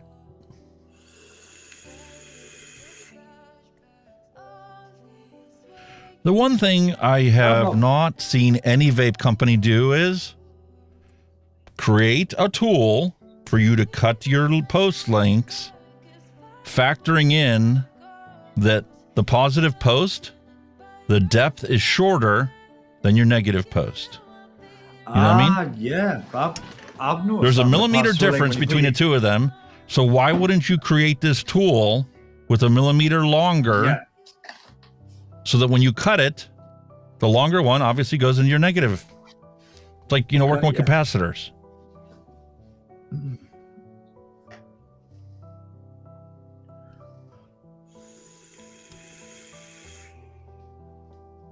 Now you mentioned, I have noticed that in the past. You cut the legs to the same length and you drop the coil and you think, why is it sitting fucking lopsided? You know what I mean? That's why. Because your 510 pin is always going to be shorter. The positive end of your coil is going to be shorter than the negative end. So why wouldn't your tools reflect that? Well, they may just think, it's only a millimeter. Well, you know, a millimeter's a millimeter, isn't it? Millimeter makes a hell of a difference. How many coils have we found, or how many tanks we found, where if you were a millimeter off, you got shit flavor and it was a crap tank. And then there was other ones where, you know, that millimeter didn't really matter. Hey, buddy, I'm an engineer by trade. 2 microns can be a big difference. Same with a millimeter. 0.2 ohms. Is that what stated on the package? What they were? 0.2s? Nah, there was no measurement for the coils, what they should ohm out as. My ohm meter's not fucking happy though.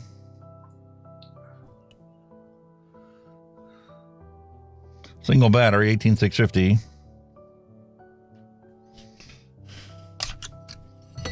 Can't be too low, is it? It also doesn't help that my ohm meter has the oldest batteries in my arsenal.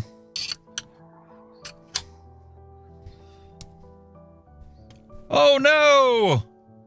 I knew something felt. I heard it. Felt it hit my leg. When I tipped it over. The rope fell out.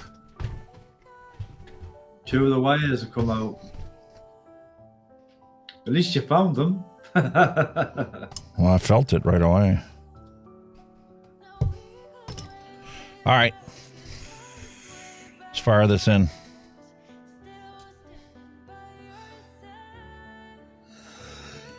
I mean, when I first seen these kind of tanks, I was very skeptical. I'm thinking, does that actually work? You know what I mean? With the gun pulling up like a wire rope, I'm thinking, how does that work? What's the science behind it? You know what I mean?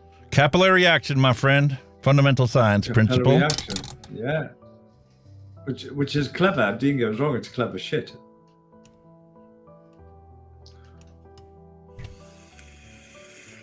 That's like magnetism changes the electrical properties of the wire.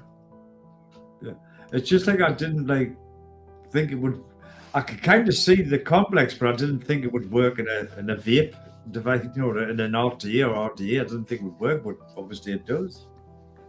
So like you saw when I burned this one in, I strummed the first one because there was a short across the Clapton. Yeah. And then once I had done that, this one was already burning in faster. So by inserting the rod into it, I know they say, oh, don't fire it with the rod in there, you dumb bastard. Well, I do it on purpose because I'm changing the magnetic flux of that wire. Ah, right. I suppose as long as you're just touching the wire, you'll be fine. If you hit the wire and you touch the base, then you're gonna fucking short it, aren't you? Yeah, you don't want to create a short. You like to put it in the middle, and that's the advantage of these screwdrivers. They have a smaller diameter on the one side than the other side. Yeah. But I can change. You just touch the coil. Now watch when I light it. I've dulled this one out and delayed it by having this in there and changing the inductance. It's like, magnetism. Just fire it for a second. Magnetic field. And now that one's firing faster. No strumming involved. Just a little electromagnetism changing the inductance of the coil. Wow. That's how you balance them. If there's no shorts in it, one's firing faster than the other one. When you change the temperature of the coil and one fires faster than the other, you're changing the resistance. It's how temperature control works. Yeah, it's clever stuff. Yeah, I see where you're coming from. Yeah. Wow. There you see, learned something else today. God, I'm full of learning today, aren't I? I've seen people sit there and strum for half an hour trying to get their coils. Oh, no, this one's hotter. Oh, no, this one's hotter. Well, yeah, because when you're strumming it, you're literally manipulating the coil. You can create shorts. You can break the circuit of the Clapton on the one thing. There's a bunch of different things you could do. But you don't need to do that if you know the science.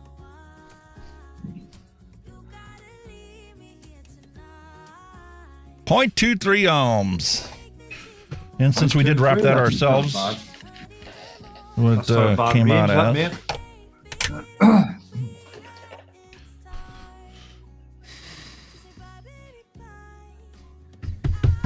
That's going to take a while. You have a drink, sir. Drink and a vape.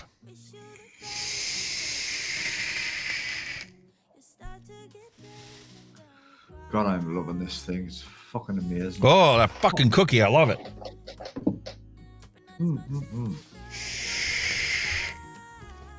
Yeah, I'm gonna nick these bad boys up and give them a bash. I think I've knuckle tested most of them. They seem okay on the knuckle test, so we'll give it a bash. Golden Oreo cheesecake. Oh.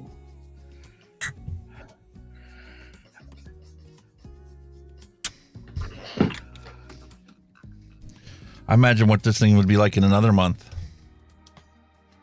Oh, what?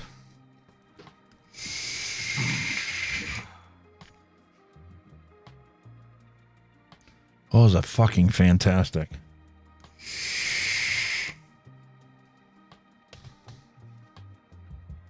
Mmm.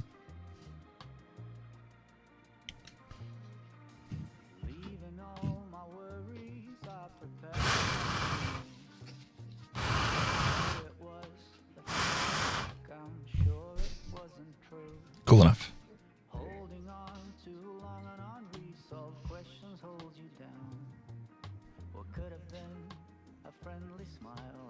Beautiful.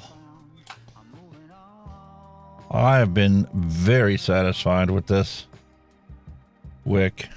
There's people out there shitting about it. Like, oh, it's a horrible wick. Why would you buy it on Amazon? Blah, blah, blah. Advocacy didn't know what the fuck they were doing. That's just crap wicking. You know what? Everyone to their own, mate. Everyone their own. If it works for you, it works for you. Works, cheap, readily accessible. Listen, there's nothing wrong with Muji. But this is fucking 2023, not fucking 1823. Absolutely. Or more like 2013 for vaping terminology. I'm a big fan of Muji, I'll be honest. All right, let's check this length out. Why is that still fucking auto firing?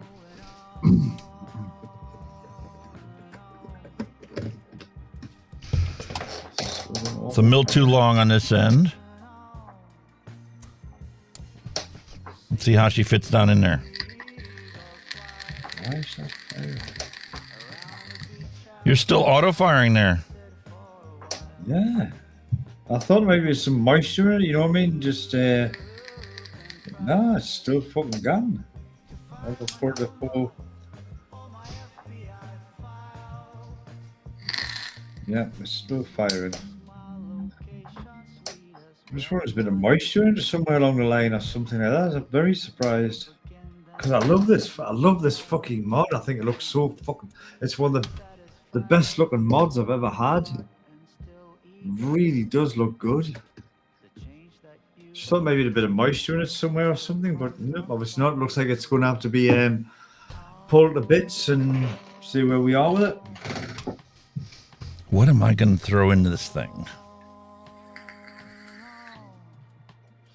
The juice that you know well, my friend.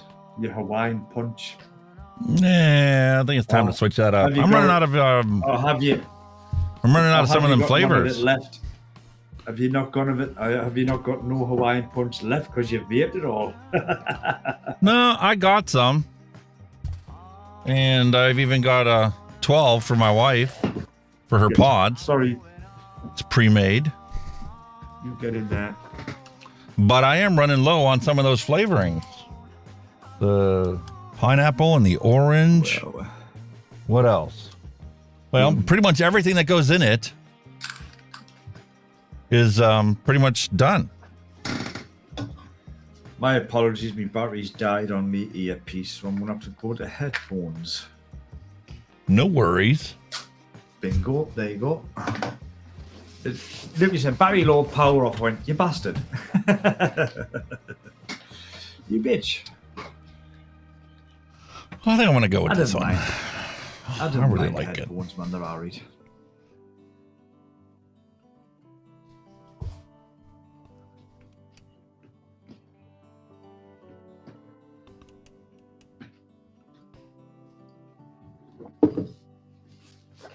My psycho dog is in here licking herself. Not to clean herself, to pleasure herself. Oh, fucking hell. That sounds so wrong. Well, it would make it more wrong would be for me to show you it. Oh, God, no. She's been at it for 20 minutes. Drive me nuts.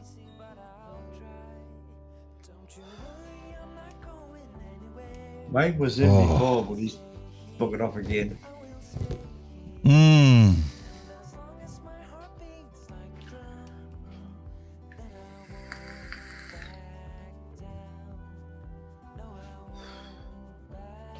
As is typical with these German designs on these tanks. I'm gonna empty half this bottle into there. Well, you know the Germans like the big tanks, matey. I wish we would have made a 120 ml bottle of this. Yeah, they said FU kit of the old 2 ml TPD rule. I'm telling you, after the show's over, I'm going to make myself 120 mils of this because this is that good. You know what? I'm going to make you 120 mils of it too and send in your package. Oh, really good. Yeah, I like that one. Golden Oreo cheesecake. Oh, it sounds gorgeous.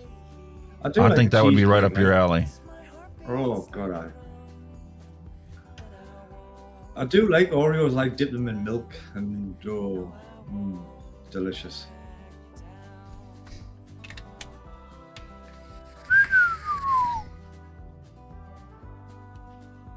looks really good, mate. It looks fantastic. Way out of that. Spit like a dragon. 50 watts is not going to be enough power for this sucker. I don't think it will be. Well, yeah, 0.23 ohms, weren't you? Yeah. I think you need a bit more than 50 watts for that, mate.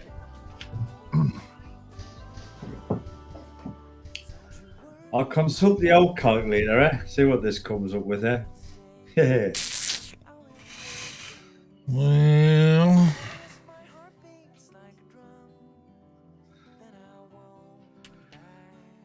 my calculator says 56.3 watts for a cool vape, 66.5 for an optimum vape, and 76.7 for a warm vape.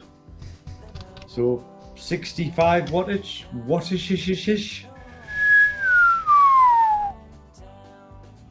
mate, I'm telling you.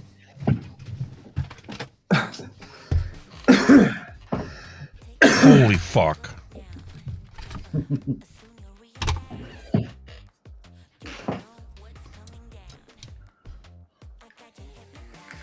How big do you think this is? What mod you got on? Arc Fox. 28. 30? 30 mil. Wow. I know, because the Arbiter's a 28. I see you, crafty bugger, you knew.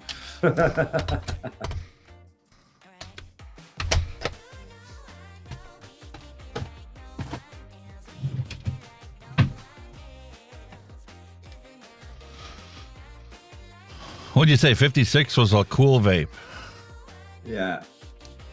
New coils. 65 was about optimum-ish.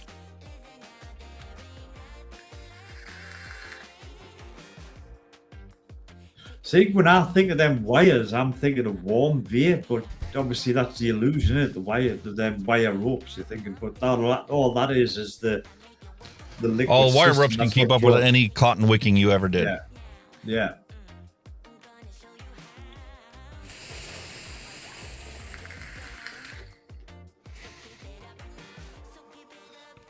Definitely a cool vape. It'd help if I push the top all the way down.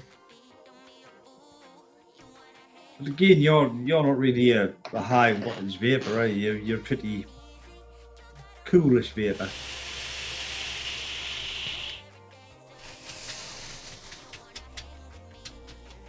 Go up to 65 because it's got no warmth. And I already turned the upper airway down halfway. Bottom's wide open. Excuse me. Woo! Is that still cool or 66. 70 watts.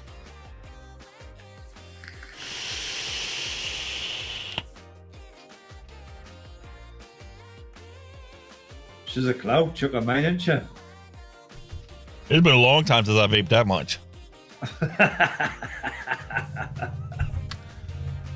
Woo!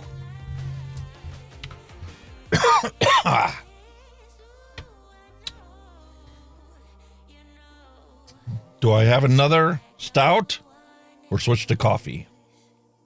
But seeing that, I've got a 0.19 build in here, and I'm sitting vaping at 85 watts.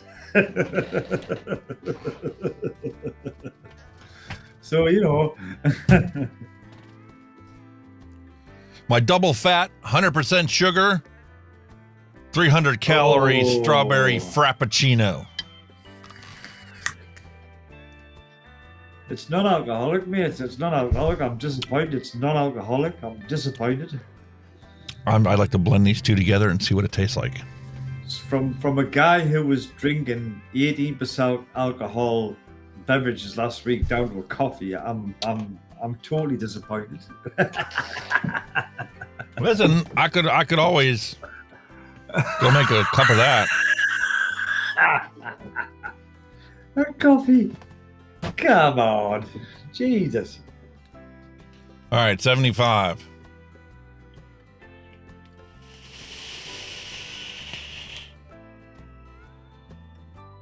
Wow. 80. It's still cool. Holy fuck, does that cinnamon coming out now? Yeah.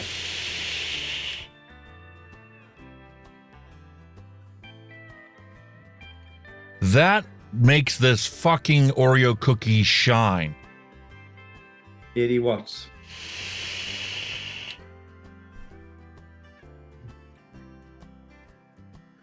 See, like, there's a bit of a thing, right? You know, you kind of like, you get a coil, it's so many ohms, it'll say like, vape at X amount of watts for whatever, optimum taste, whatever. But you've also got to consider as what is your juice actually vapes at as well. And how much airflow it has. The amount of airflow directly impacts how much cooling is on that coil. And how much power you can shove into that coil. If you drag hard and fast, I could crank this up to 150 and vape it. Yeah, easy. No problem. Because that's what I found when I first started vaping custards. You know, I was like sitting there, 70 watts, 80 watts, and I'm thinking it's not quite there, but apparently custards like high wattage. And then I hit it up and bumped it up to about 90 watts, and by with the difference was unbelievable. You know what I mean? It's a case of playing that you find that sweet spot, isn't it? Is the Wicking really good on them? Is it as good as what you reckon?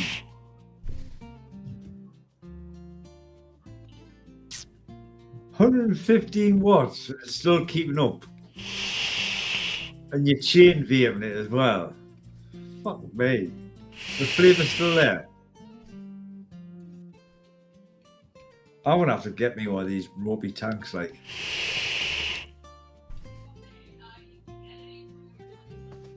$120, it's getting pretty warm.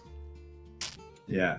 Not the actual vapor, but like any of the potential yeah, crackles.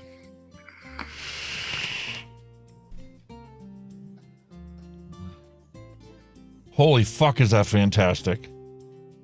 And that's the was it Kremhild, yeah?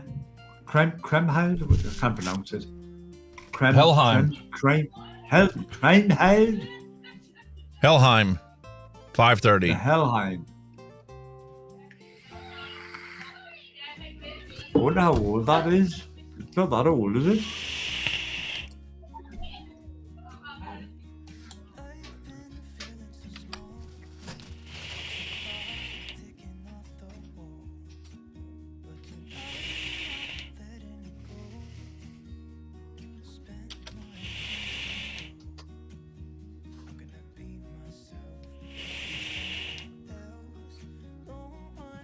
Holy shit.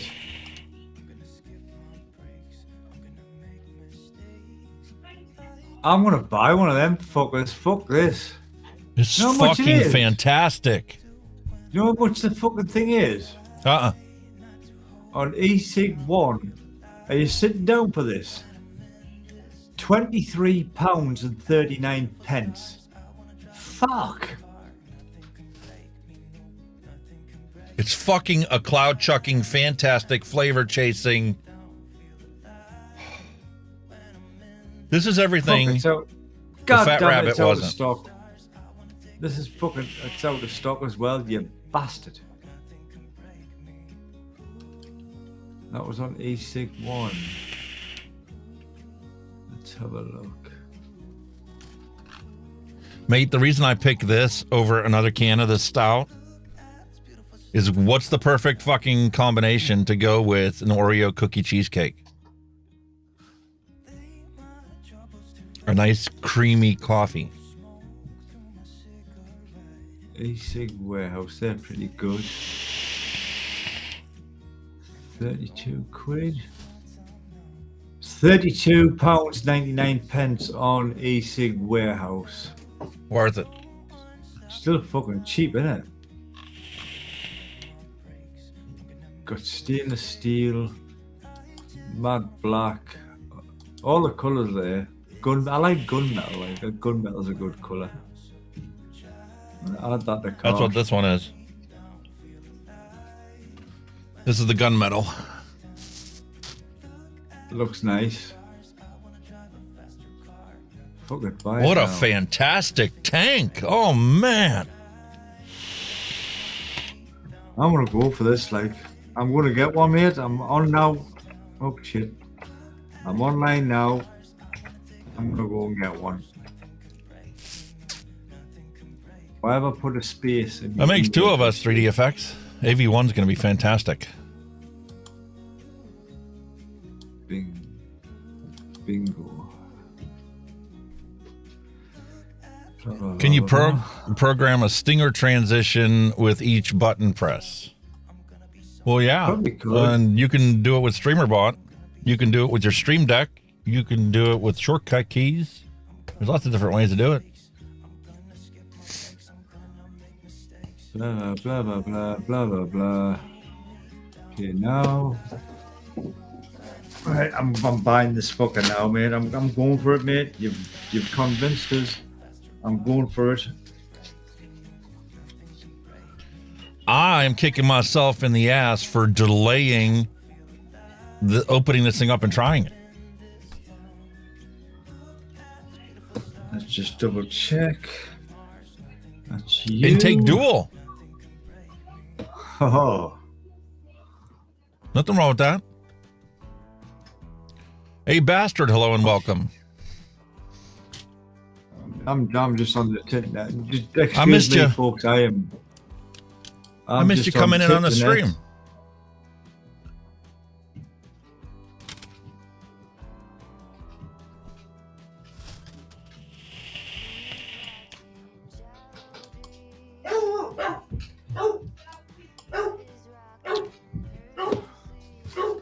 That is a lot of airflow.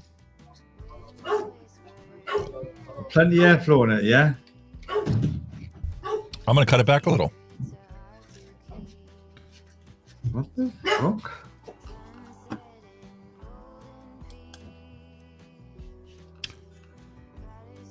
Obviously, with the cutting the airflow back, you have to cut the power down.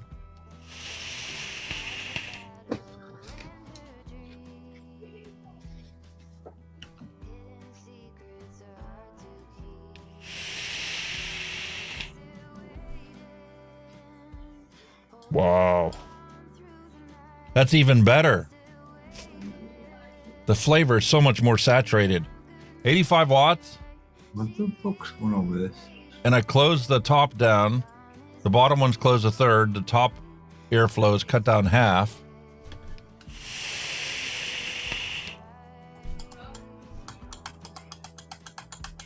Just a hint of restriction.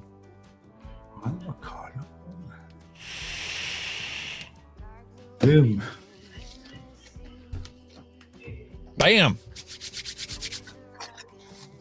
Man, and week after week, we keep finding these fantastic retro devices.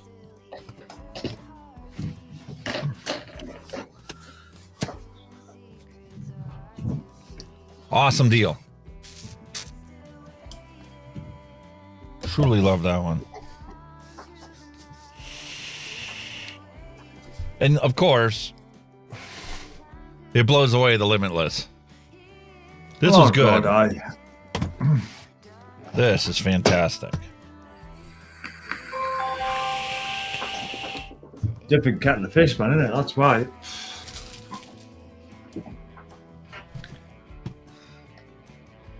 I need to switch to another device, man. I'm going to plow through this entire bottle. The 60 ml bottle. I could easily plow through that an entire day with this tank. I'm curious to see what my wife thinks of it. Would she vape that? Oh, hell yeah. She'll try it. Well, the whole setup is too big, too clunky for her, but she'll definitely try it.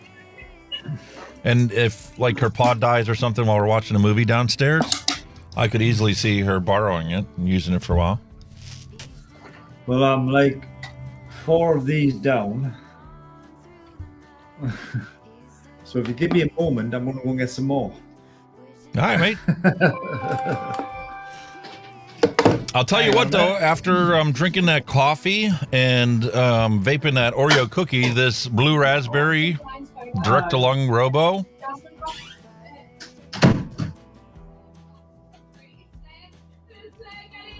nah, bad flavor combination. Matter of fact, the combination of the sweetness from this and the creamy aspects from this with that blueberry and raspberry flavoring in there, it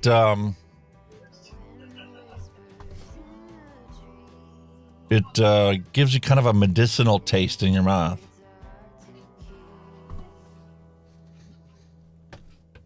So, any questions? Drop them in chat.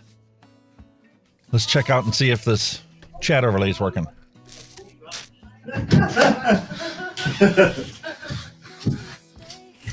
What's that? Jesus, good on you.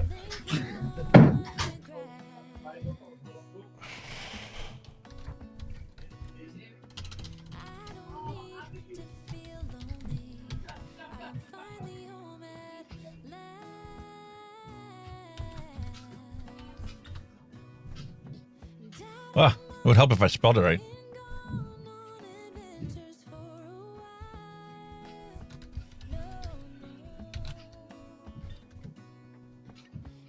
Oh, I have cap lock on? Not even paying attention?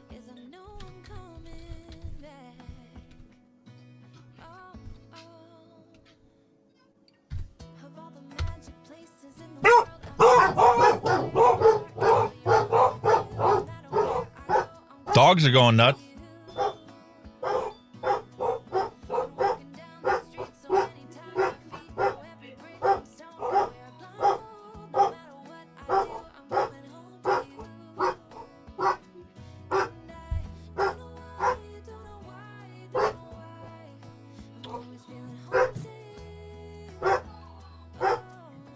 I don't know what happened to it. I can get lazy and push the button.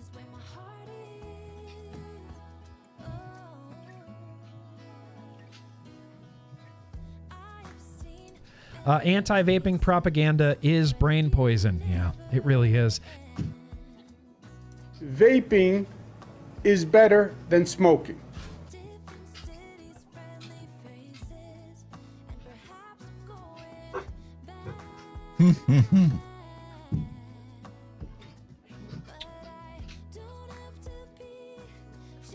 Well, I guess I'll have to check it out on the next stream because for some reason it's not working. Oh, sorry, my apologies. No worries, mate. I was trying to get Vaping is better than smoking. I got some more.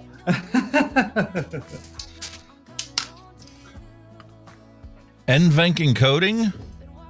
Mine's already doing NVENC encoding. I think most of the people are on that now, aren't they? NVENC. If you have a RTX card in your computer, you have to purposely tell it not to use it. Otherwise, it's going to use the NVENC chip. Yeah, it's NVIDIA cards, though, isn't it? It's not just a...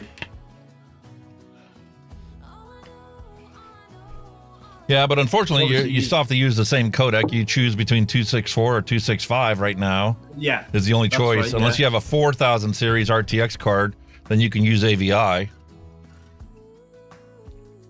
But otherwise, you're pretty much stuck with it. I kind of go H265, like, I'm not about you, but that's kind of where I gone.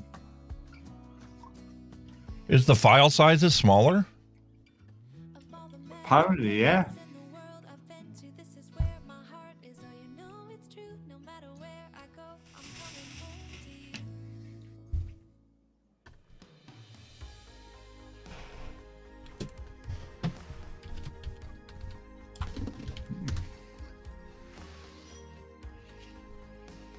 It's not working. What's not working?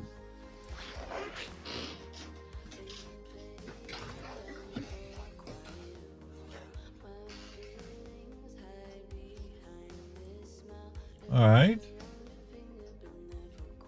Did I only have that set up on Twitch? Is that the problem?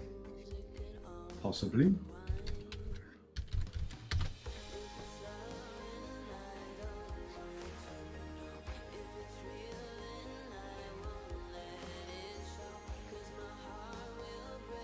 This should still work. I have commands set up for both. It's not working on Twitch either. Oh. And it's...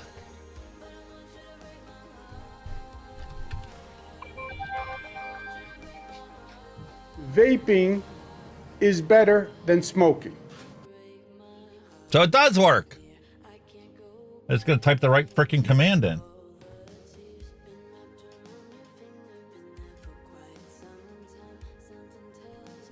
All right, let's try this.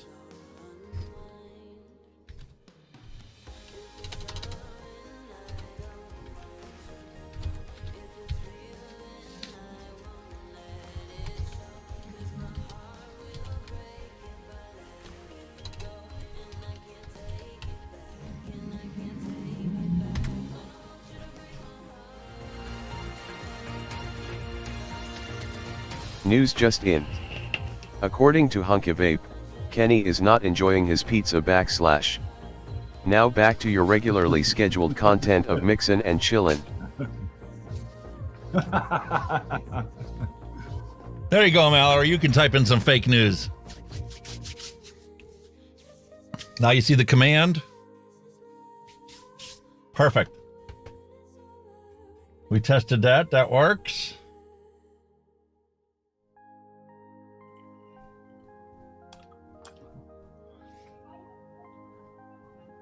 Wonder what happened to my Bloomberg command. More projects for me to work on.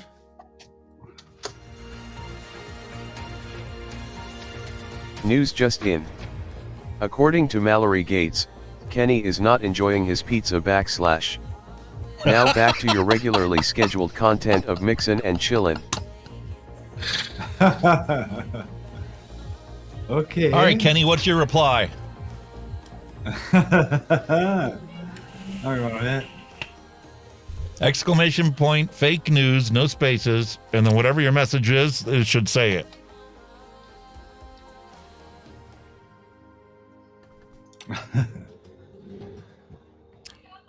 Oh, shit.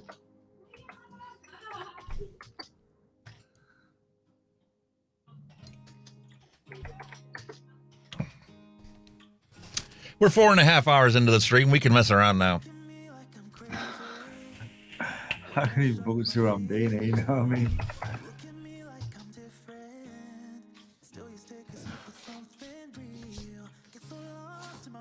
There's a space after the exclamation point. Oh shit, I put a dot, didn't I? Bollocks. Oh my God, see what you like.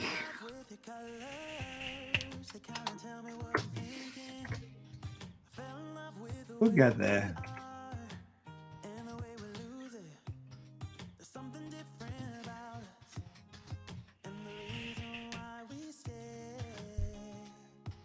Oop, wrong one.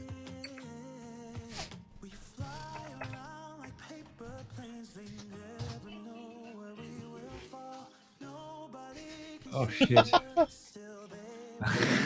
I can't type. I'll do it for you. Oh yeah, man, Christ. Nowadays I'm going with them mechanical keyboards and I hate it. Let's see how it pronounces it. News just in. According to Hunky Vape, Iodave is bloody delicious. Now back to your regularly scheduled content of Mixin and Chillin. I'm going with them silly mechanical keyboards and honestly, I mean, fucking have a look at this thing, right? I mean, come on, look at it. It's so clunky. Hang on, I'll just fucking hell, that's tight. Oh shit, that is tight. Hang on, who fucking tighten that like that? Regan, right. Look how fucking clunky this fucking keyboard is, man. Jesus. The keys stick What up the with hell's wrong with 10,000. that? It's too clunky. It's like one of them. Is it a mechanical keyboard or something to call them now? All the bloody vape oh, I don't know. All the gamers, they call them mechanical keyboards. The keys are about that high. You don't need them. You just have them nice and flush. I like my HyperX keyboard. And it's not true mechanical, it's a soft push. Wait, this is mechanical, and it's just like you press a button, you're like, is it working? And it goes, oh, fuck it has, honestly. Oh. I'm not used to it, mate. I'm not used to it. Ooh, fun times. Guess what? All gone. Look under the Guinness, like. Aha. Aha. I've got pizza sauce all over my fucking hands. It's barbecue sauce. Barbecue chicken and bacon. Fantastic pizza. I've got a barbecue chicken pizza, but I've been conned because like there's some people that put the barbecue sauce actually on the pizza base before they put it is, but this one they just squirted on. It's like fucking shit, mate. You know, I mean, it's crap. I'm not impressed. Becca Nicole's asked, is it normal for my coil build I did, if it's normal for my 0.75 ohm coil in my Flash E-Vapor MTL RDL, for that build to get hot from chain vaping, but the vapor isn't hot? That can happen. First off, you got a really high ohm resistance, okay? Which means there's a lot of mass there, a lot of resistance. And with resistance, you get heat buildup. What is your vaping that at? That's a good, that would be It'd be probably a pretty low wattage for 0.74. I mean, my little device. This is getting hot on the top. Pushing 100 watts into this, that metal is definitely heating up. Definitely 100 watts. Where are we? So I'm going. I've cut the airflow back, so I cut the wattage down to 85 now. 0.74, calculate.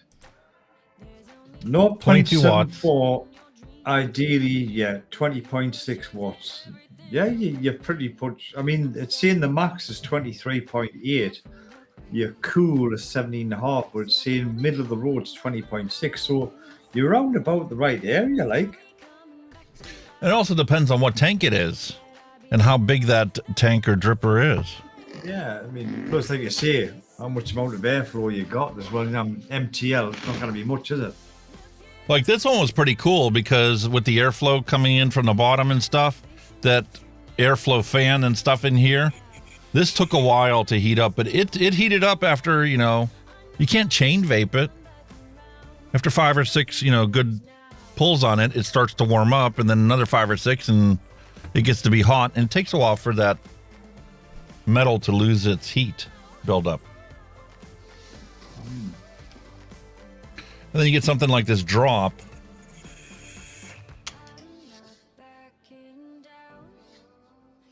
You know what I mean? That doesn't hold very much heat there because the airflow is legit coming underneath that coil and keeping it cool. Yeah, that's right, yeah. It's a combo of a lot of things like compositioning, airflow, wattage, what juice you vape, not what. Although this is like, Alex makes plenty of juices, but them juices themselves will have an optimal temperature where they shine, as well as your coils. So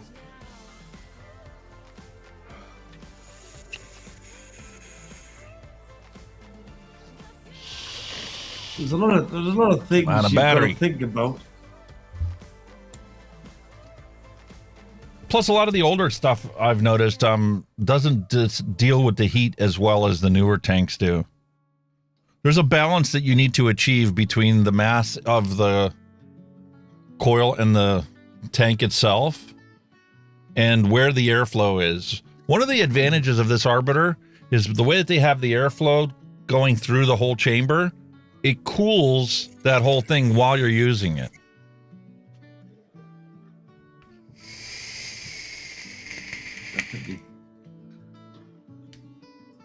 Yeah, I mean, if it gets a bit warm, you'll be fine. As long as it's vaping well, just, you know, you should be all right. A lot of devices do get warm, especially if you chain them.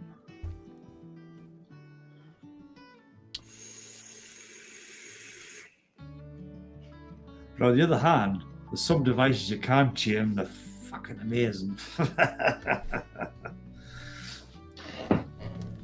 Oh.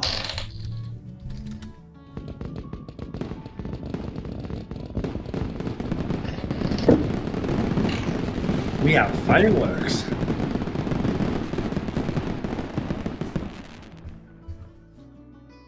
I'm giving away all my secrets. Now everybody knows what they can do next week to entertain themselves during the show. Was it? You got fake news. You got fireworks.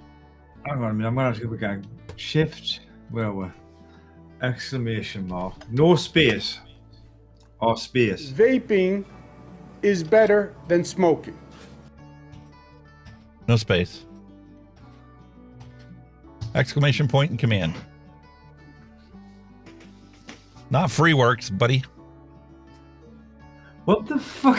You got an extra E in there. Come on, man. Go ahead. Feel free to play. Anybody wants to do it. There's no limit on it. I don't have it like restricted to mods or something. I just see it. What the fuck? This keyboard is so shit. You know that? I think your fingers have had too much alcohol. There's that as well, like. Hey!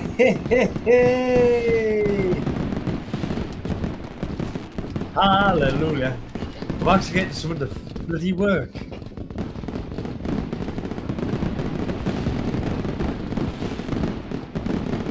Mallory Gates has done it. Oh, fuck off. You're not. Really.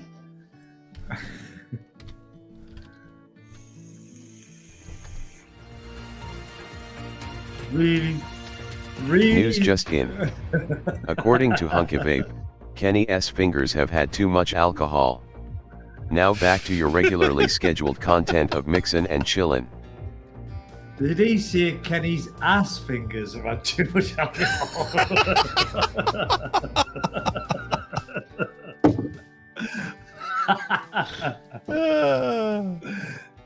I was just wondering. Is it your birthday?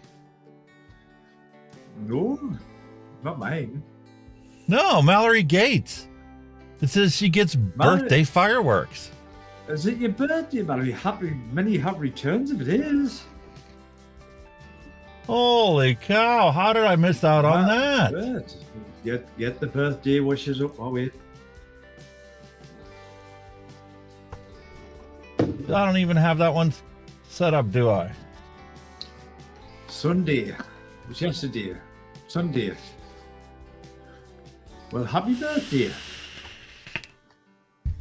For Sunday.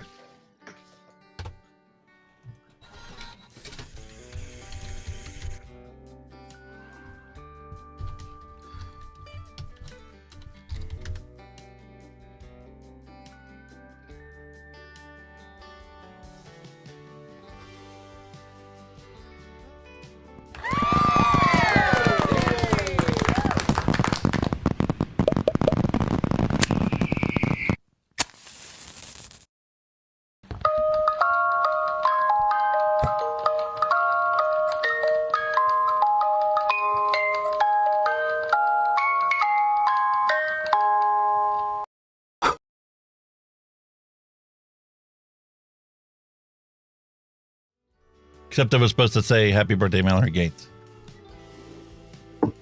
Lee Barry's typed in fake news and it doesn't look like it's worked.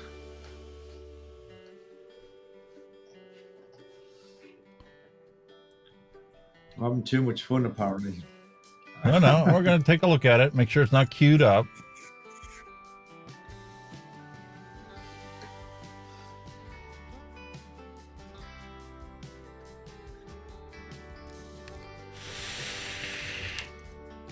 I know what the problem is.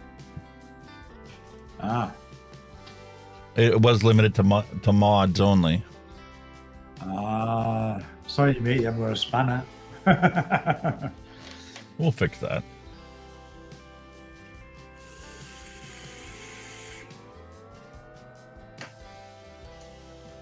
God, I love this setup, mate. Now give it a try, Leo. No, it is. You know, when you've like had a setup on a shelf for a while, you thought, yeah, I'll give it a go, and then when you give it a go, it's just heaven. That's this fella. Oh my God, I'm so thoroughly enjoying this bad lad. Back.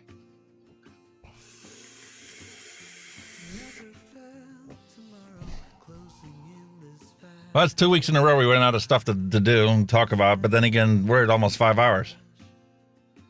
I haven't run out of stuff to talk about. We're just chilling out. That's all it is. We're having what they call the official wind down. It's the official wind down, my friend. That's what it is. It's just a chill. The dopamine dump? News just in. According to Leo Berry, word on the street is Mallory rules. Now back to your regularly scheduled content of Mixin and Chillin. Awesome. Mallory rules. I can agree with that. Now, this opens up a whole world of possibilities and other things I can put in there and allow you guys to go and do. It can be an Achilles heel as well. You know, we could be discussing something very serious and all of a sudden, boom, fake news. Mate, I can disable it just as easy as I can enable it. Well, you know what I mean. You know what I mean? Yeah. It would be fun to leave it open, though, wouldn't it? Yeah. Oh, we're talking about this vaping, now all of a sudden, Mallory Gates said, I think this company is full of shit. You get a F minus in my book. Oh, funny, very funny. I've never been an F minus, a D, but not an F. You know, that's not what I was looking for, though.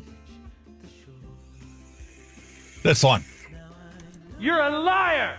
You know something that you're not telling us, you slimy scumbag liar! I'm speechless. I can relate to that.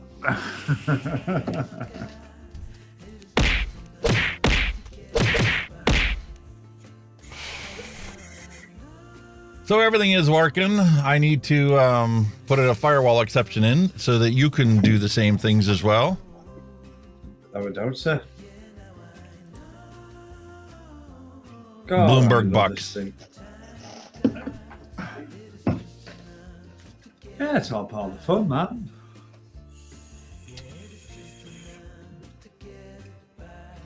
Have you noticed tonight I've been out this room how many times and there's been no fire alarm or smoke alarm, shall I say? You pulled the battery. Oh no, I've been shutting the door.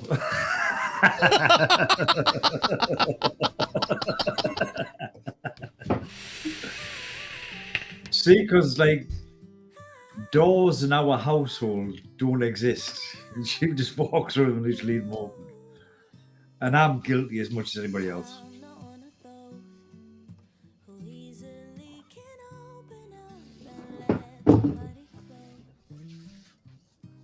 So I'm going to have to switch that around. I typed birthday in YouTube and it replied in Twitch. Oh. So I need to have it reply wherever it came from. That's all right. Give me something else to work on. That's odd. I know, but at the end of the day, mate, we don't want you to be working on it. We just want everything to be moving smooth. You know what I mean? You know, the intention is not to give you any stress and frustration, shall we say, over this bloody scenario. I love it. But yeah, you like problem solving, don't you? I do.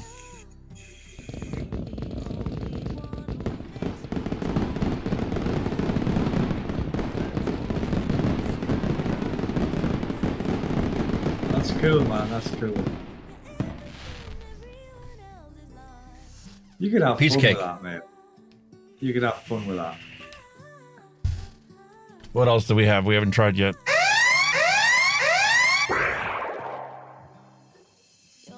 You know what it is? You should have done that before you ran that fucking video with that idiot.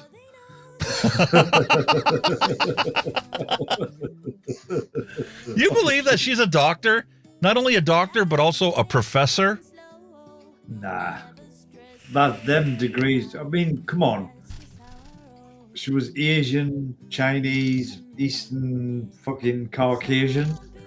So, you know, it's coming from her part of the world. No, it's Arkansas. She's a freaking Arkansas in the middle of our country. I know, but you know, judging by our state, she's either Chinese, whatever. She originates from the country. That's just fucking. Listen, they have a lot of cultural values, especially in the Asian countries, where man. Your academic achievements are looked upon as an expectation, not as an achievement. So, for her to get something that wrong, she's disgracing not only herself but her entire family. Oh God, something that wrong. Jesus, that's an understatement.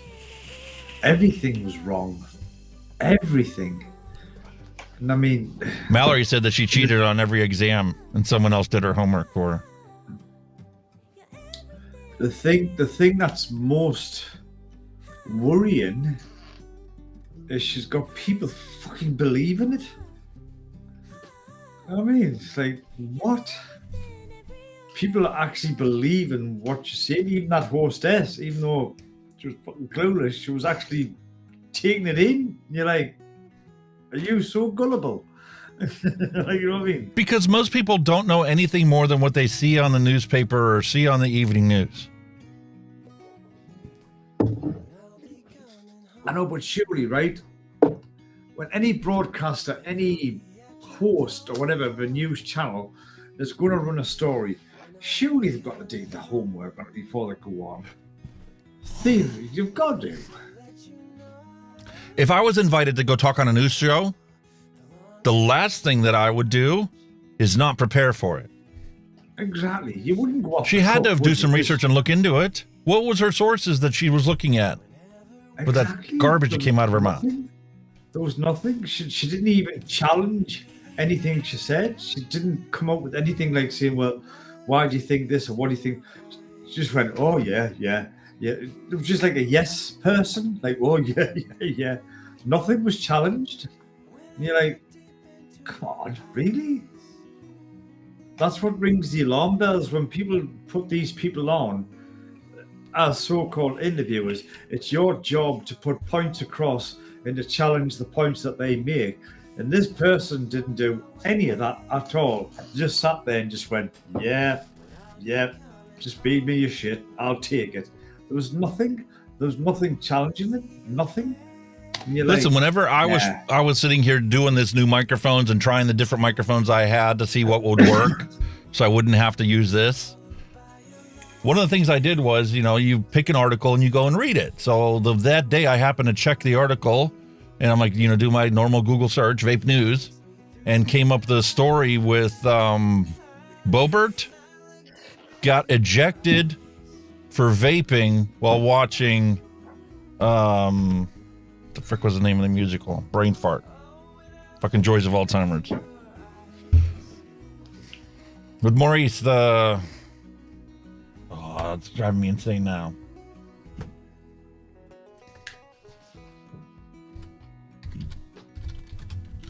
It's the New York Post.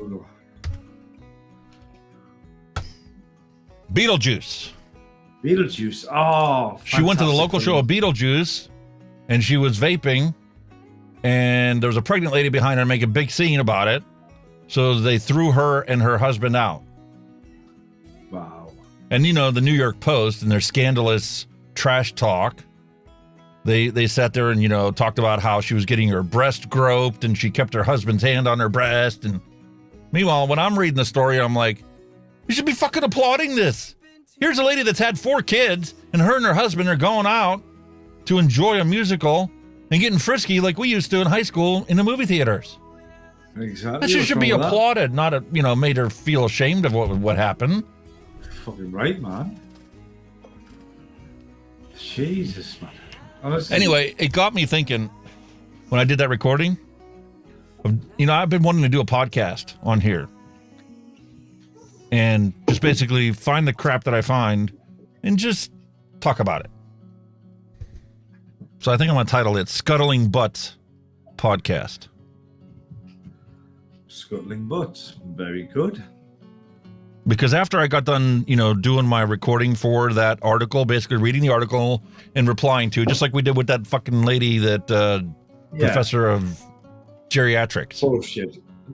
So I did the same thing with that New York Post article, and then I did my normal dig into the news and look into this lady and see who she really is, because I've never heard of her before. You know, this isn't the first time she's been thrown out of a theater for doing something inappropriate. Really? You know, her nickname is Bullets and Boobs Bobert. Bullshit. No way. Bullets and Boobs Bobert, and several religious sects have had misogyny awards for her. Fuck off. There was a website that said that she was actually a prostitute, and that's how she got into politics. Eh. And now she's a member of Congress. Well. Wow. I can't even answer that one. Like, well, that's the whole thing. You know, I want to be able to do this, and I think this is actually a pretty interesting way of doing it for my entertainment and your entertainment out there watching it. I go and I find a single article, flag it like I do with my normal demeanor, and then afterwards actually dig into it and just bury all the butts that can be buried because of this crap. Wow, still. Because my natural instinct was protecting this lady. Like, you know, just because she was vaping doesn't need to, you know, you don't need to trash talk her, right? Yeah. You should celebrate the fact she's had 4 kids and her and her old man are still going out and getting frisky. No wrong with that. Half the fucking people in society get a divorce. Mm-hmm. And here you want to belittle somebody just because they were vaping? And then I found out what kind of piece of trash she really is. It was basically went in with or the was, reputation. I should say. I can't say what she's like today. Wow. Well, in politics, I don't think much would have changed. She ended up exactly where she should be in her lot in life. Yeah.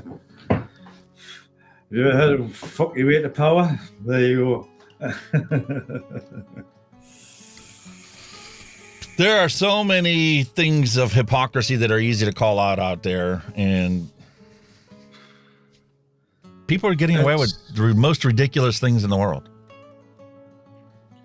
It's just like I say, all this just like,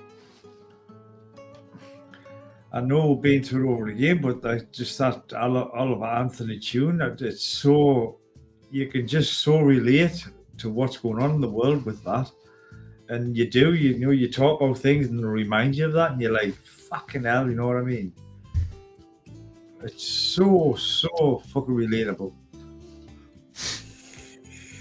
I was going based on the instinct of the fact that vaping is no different than fog juice. I can pour my e-liquid into a fog machine and it'll vape just fine. And I could vape fog juice that I've made myself because I know what's in it. They're the same ingredients. The only difference between the two of them is the nick. And if she was using, you know, a little disposable thing, well, what's the difference between that and the fog machine that's blowing shit out on the stage? I was watching the game 2 weeks ago. New York was playing Dallas, I think, the football game. And the beginning of the thing, they have the teams running into the thing.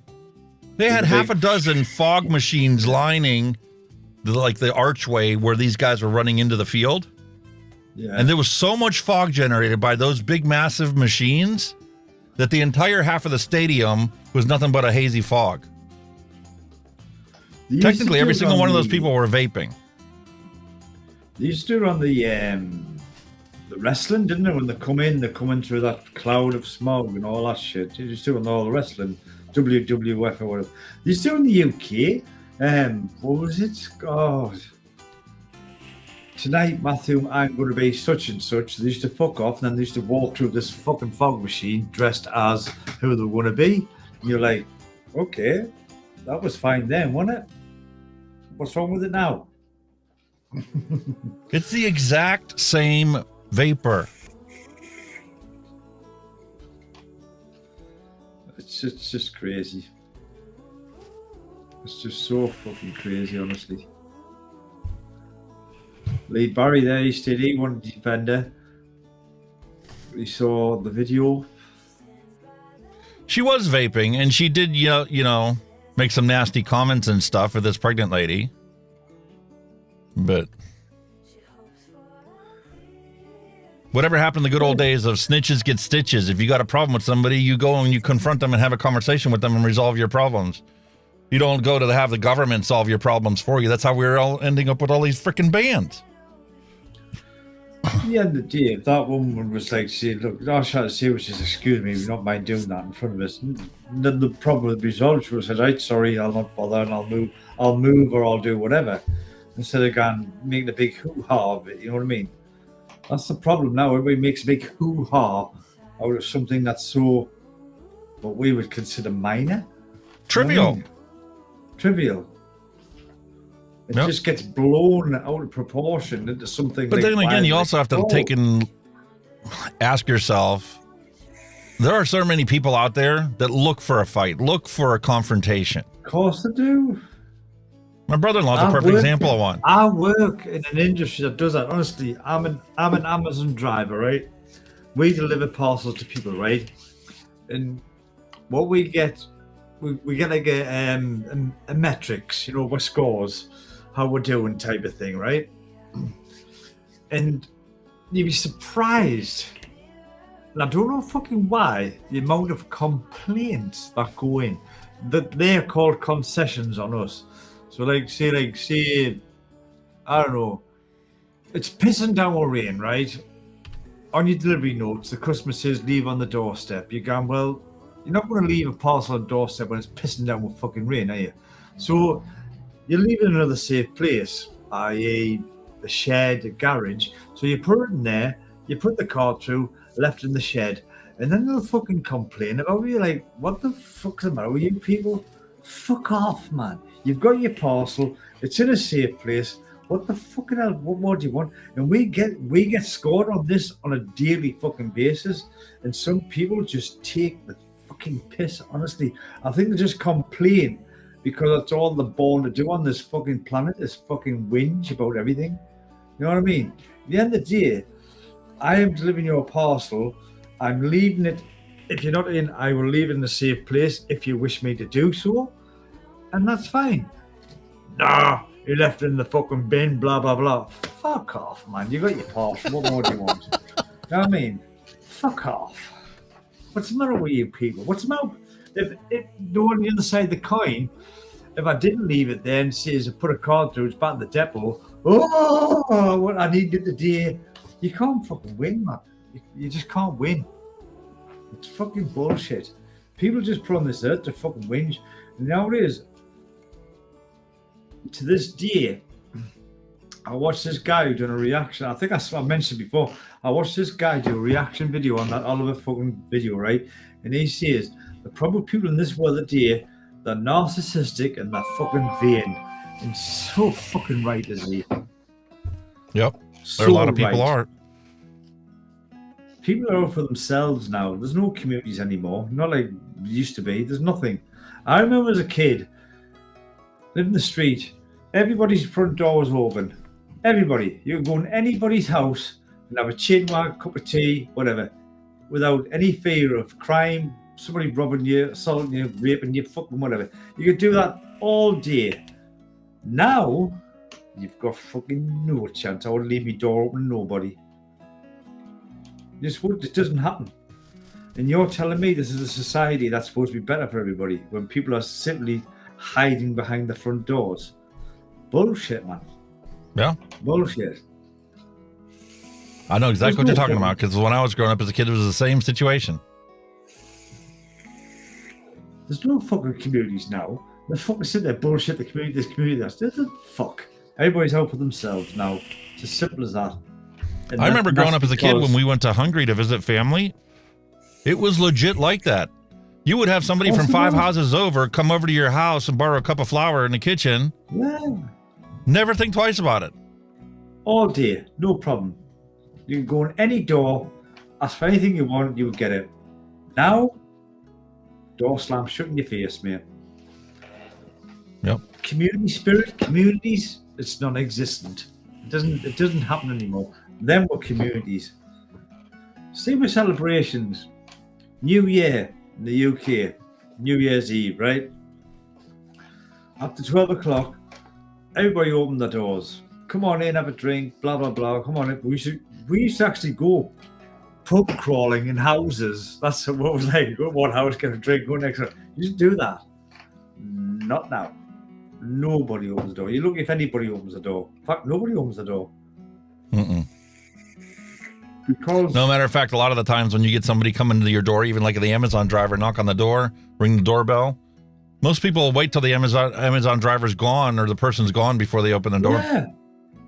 That's a common occurrence. I could put a car through a door and be in the van ready to pull away, and then we're going, "Hi, you fucking missed your chance, mate. I'm gone. Fuck you." You know what I mean? But yeah, it's just do you not think there's no trust in the world now? There's no trust. Nobody trusts no fucker. Not even your next door neighbor. Nobody. I think everybody's been burned multiple times. Big style. And the fact isn't that they were burned. It's the fact that they look around and they see what you and I see and what we keep talking about. The narcissism. Everybody's out for themselves. When I first came out to Pennsylvania, I ended up joining the ambulance service, and then the fire department was across the street. So I joined the fire department over there, all volunteer, right? Talk about brotherhood back in the day. If anybody had any problems whatsoever, they give you the shirt off their back and, anything they possibly could to help you out. Exactly. Over the last 30 years, that's just gone by the wayside. There's no trust. Nobody trusts anybody anymore. No, everybody's out for themselves. Yeah. I mean, your neighbour, would you trust your neighbour nowadays? I bet you 90%, at least 90%, maybe 100% people don't. I do because I know them. Yeah. Have conversations with them on a regular basis. But most people don't. Most people don't even know who their neighbors are. We've been where we are now just over a year. I know one neighbour. No, sorry, 2 neighbours. Tell a lie. 2 neighbours. Everybody else is an alien. And I live in a terrace street of terraced houses. I know 2 neighbours. It's fucking... What's the world fucking... It's a different world. And, part of that is social media to blame because, people are connecting on their phones and virtually connecting between people. So they lose track of the value of true human interaction and friendships. I have noticed that. I mean, you see, yourself, I drive for I do Chinese tea on a Monday night. And as many times I've sit in the shop and I'm waiting for my deliveries. You've got customers in and everybody, I'm talking everybody, are doing. There's no conversation, they're just doing that. All engrossed. And no conversation. The bloke next to them could probably die of a heart attack and they wouldn't bat an eyelid because they're all staring at phones. I get the pros of I do get the pros of social media, but the cons to me are very much outweighing the But social media itself has changed. When it first got started, you had MySpace and Facebook was all about connecting you to family and friends and relatives from all around the world, right? That's the whole idea behind Instagram, is to be able to share pictures of family get-togethers and whatnot with, relatives and stuff. Yeah. But it has changed. It's no longer about that. It's about manipulating. There's a wonderful documentary that was put out on Netflix about this. Social media, the people that actually created these platforms and developed them from their infancy got out to speak about their concerns and their fears of what social media has turned into and what it's doing to society. It's given people with money the power to shift public opinion little by little, gradually over time. Yeah, but it's went the wrong way, because now, especially with women, young women, it's saying you should look like this, you've got to do this. There's even fucking filters on how to make you look better. Fuck off, man. What's all that about? Mm-hmm. And that's where the vanity comes. There's a lot of vanity in the world as well. You should look like this, and you should be this size, you should be that size. Fuck off. That's the amount of teenage girls and shit that commit suicide. We just had a suicide thing on this new. The amount of teenagers that are committing suicide now because they can't live up to the expectations that social media fucking puts on you, fucking rams down your fucking throat, and they can't fucking deal with it. And it's bullshit. You look at mental health surveys all around the globe, I don't care what country you pick, you will see over the past couple decades a rapid increase in teenage depression, anxiety, feelings of loneliness, all those things that you can clearly point to social media. Yeah. I've got an 19-year-old daughter who suffers from anxiety through fucking social fucking media bullshit. Mm-hmm. And as much as you say to them, well, it's not real, it's just, just people try and do this, it's very real to them. It is, and they take it literally. You're thinking, you don't need to look like her. You're beautiful as you are. No, not good enough. Fuck off, man. Mm-hmm. You don't need this shit, really. It hurts. It really, we didn't bulb of that fucking when we were kids. You know what I mean? Fuck me. No, that's not true. When we were kids growing up, the people that were portrayed on TV were all of that type of look, right? Yeah. But we never had an expectation, because when we went to school, our social media was a pencil sharpener. Hey, man, nice new shoes you got there. Those Jordan Airs, what are they? That's the way it is nowadays. It's got a lot to answer for. Yes, there's some good things with it. There's some pros, plenty pros, but there are an awful lot of cons popping up, and it's causing a lot of Of course there is, because you got a whole platform. Snapchat is dedicated to the idea that whatever you send disappears forever. Yeah. But we all know it doesn't disappear. All that stuff's being collected on a server to aggregate all that data. It's hard. I think I find it very heartbreaking, especially for the the younger generation now. How they're expected to live up to looking like this and looking like that. I think it's absolute crap. My philosophy: if you're happy with yourself, then be happy with yourself. You know what I mean? It doesn't matter what fucking shape or size you are. If you are happy with yourself, you're happy. You know what I mean? When you got bullied at school, at least you could, get home to escape it. Yeah, that's true. But you know what? Yeah. With the community we were growing up with at the time, if you got bullied and your friends and family found out about it, guess what? We went after the fucking bulliers that were out there. Yeah, and brought them to justice. Yeah. Now the kids are immersed in this stuff and they've got nobody to go to because it's all in 5-second TikTok videos. They make fun of people, and you may not even know that you were being made fun of. And then you might find out about it years later. There's no escape from it, because like I say, it's been a lot of internet bullying is a thing. You get bullied at school, you go home. But I mean, I've said the kids, I've said, right, so you're on whatever, Facebook, whatever, right? Somebody's giving you grief. Block them, delete them, fuck them off. You can still do that. So why don't you do that? Why do you engage with it? Just say, look, fucking not my cup of tea, piss off. But they don't. And I can't understand why. Like, well, they have this unrealistic expectation of what they're supposed to do. Yeah. I get that because, like, she says I'm this, so I'm going to tell her she says he says I'm this. And then you're like, no, just fucking block, end up. Because trust us, the person you block will be more frustrated at you than what you will be at them, because they can't actually get to you now. That's my philosophy. They can't get to you. They can't. Yeah, but Kenny, you know yourself. They can't do that. If you block this person, they just create a fake account, become your friend, and then they start all over again. Yeah, but those type of people never let go. It is until they get their justice. And that's the sad thing about it all, isn't it? You know what I mean? You can be banned, blocked, whatever. You know, I could get banned from my channel can get shut down tomorrow on YouTube, but I could pop up as another one. You know what I mean? It's just, that's the sadness about it. You know, these.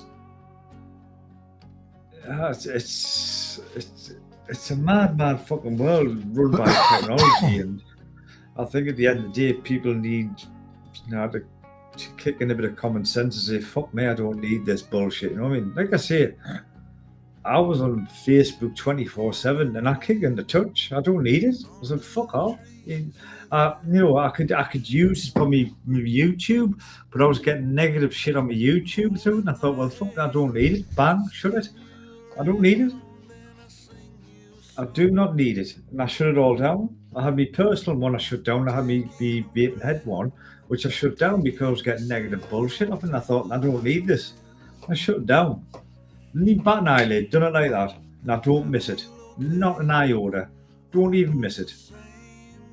You look at my channel, you look at my social media links, non-existent, because I don't need the crap off them. Don't need it, and I've made that choice that I'll not put up with it. I don't put up with some fucking wanker fucking calling me shit and all that fucking reason when they don't know who I am, what I do. Fuck you, bye bye, gone, and that's my choice, and I'm a happier guy for doing it. I don't want to sit there like looking on whatever social stream thing and all such and such a, well, what's he said about this? Fuck you, goodbye, end up. That's my philosophy. That's the way I think, mate. Don't let them get you. Don't let them fucking get you, mate. The fuck you about, fuck them off. Simple as. Honestly, I've lost good friends over it. I've lost, I've lost good friends who turned bad friends. I thought, well, fuck you. You want to fuck? I've opened my heart to people that I thought my friends, and then they got on Facebook and started fucking slapping me life story all over. Fuck you. Goodbye. Fuck off. Don't need it. It's all about the show. Having to put on a show for everyone in the world. Yeah. It's fucking scary shit, mate. Honestly, if there's something, my advice to you, there's something you're not happy with, you're uncomfortable with, fucking get rid. Really, not with hassle. Take charge of your own life and make the decisions to move your life in the direction it needs to be. Exactly, man. It's like an old. I was a punk rock on me time. I'll throw it out to you. Listen to a song by a band called Crass, CRASS. It's called Big A Little A, right? Okay, it's Nicotine bullshit, but some of the stuff they say, when you listen to the lyrics, makes sense. It's, it's like, be exactly who you want to be, do what you want to do. I am he and she is you, but you are the only you. Stuff like that, The problems that you suffer from are problems that you make. The shit you choose to climb through is the shit you choose to take. It's very educational. Yeah, that's shall we say. Even though it's like all anti-government and all at the time, I think it was 70s, 80s, But when you think about some of what they're saying, that was going on then. Remember now, that stuff was going on then because they knew then what the world was kind of fucking churning to. You know To what a I mean? certain extent, though, you have to take a look at it and say, you know what, the previous generations went through the same basic type of things we did. The difference is as generations go on, it's amped up more than the last one because the technology's amped up. Yeah. So, I mean, when we were growing up as kids, you had to read about shit in the newspaper. Yeah. Now you don't even have to read about it. You get Facebook pop-up notification. Yeah. You think about them days, right? You know, your music kind of went with that kind of thing as well. I mean, punk rock was a big anti this. It was an anarchist. It was against every fucking. It was people speaking out against governments, religion, whatever. That's what it was. That's why it was frowned upon, because in them days it was, you know, Sex Pistols, anarchy in the UK because they were fucked up with the government and all that. Big A, Little B because they were pissed off with the system. It was out then. People knew then that they were getting pissed about. So you're moving on 20 years and you're like, nothing much has fucking changed, has it? You know what I mean? Thanks for coming by, mate. Thanks, bud. Appreciate having you here, Leo. But nothing much has changed, has it? It's still pretty much the same. Everybody's pissed off with whoever's running the fucking whatever. And now it's getting to a point where it's worse. You and I can continue this chat afterwards. I didn't realize we've been streaming for 5.5 hours. Really? No shit. Wow. 10:30, so. Wow. Moment by bedtime, you Raji. Yeah. So I'm going to wish everybody a peace, love, as I beat my microphone up. Wow. Peace, love, and a hunky vape to answer our combustion. Hope you guys all have a fantastic day. I'll see you again next week. Yeah, guys, girls, thanks to all you guys in chat. I mean, 5.5 hours, man. We must be one of the longest live streams going on YouTube. Gotta be. Everybody else does an hour and they go, can't do no more. But yeah, thank you one and all for joining us as always. You know, our regular guys, much appreciated. Again, you know, like, share this video, you know, does us the world of good, gets us out there. And as always, guys, till the same time next week, stay safe, vape safe. I'll see you all next week. You take care, bye. Boys and girls, take care. Bye now. Thanks for listening. We'll be back next week again for a fresh round.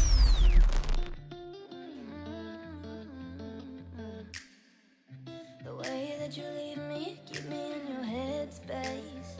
No, and creeping in the night, keeping me in the back.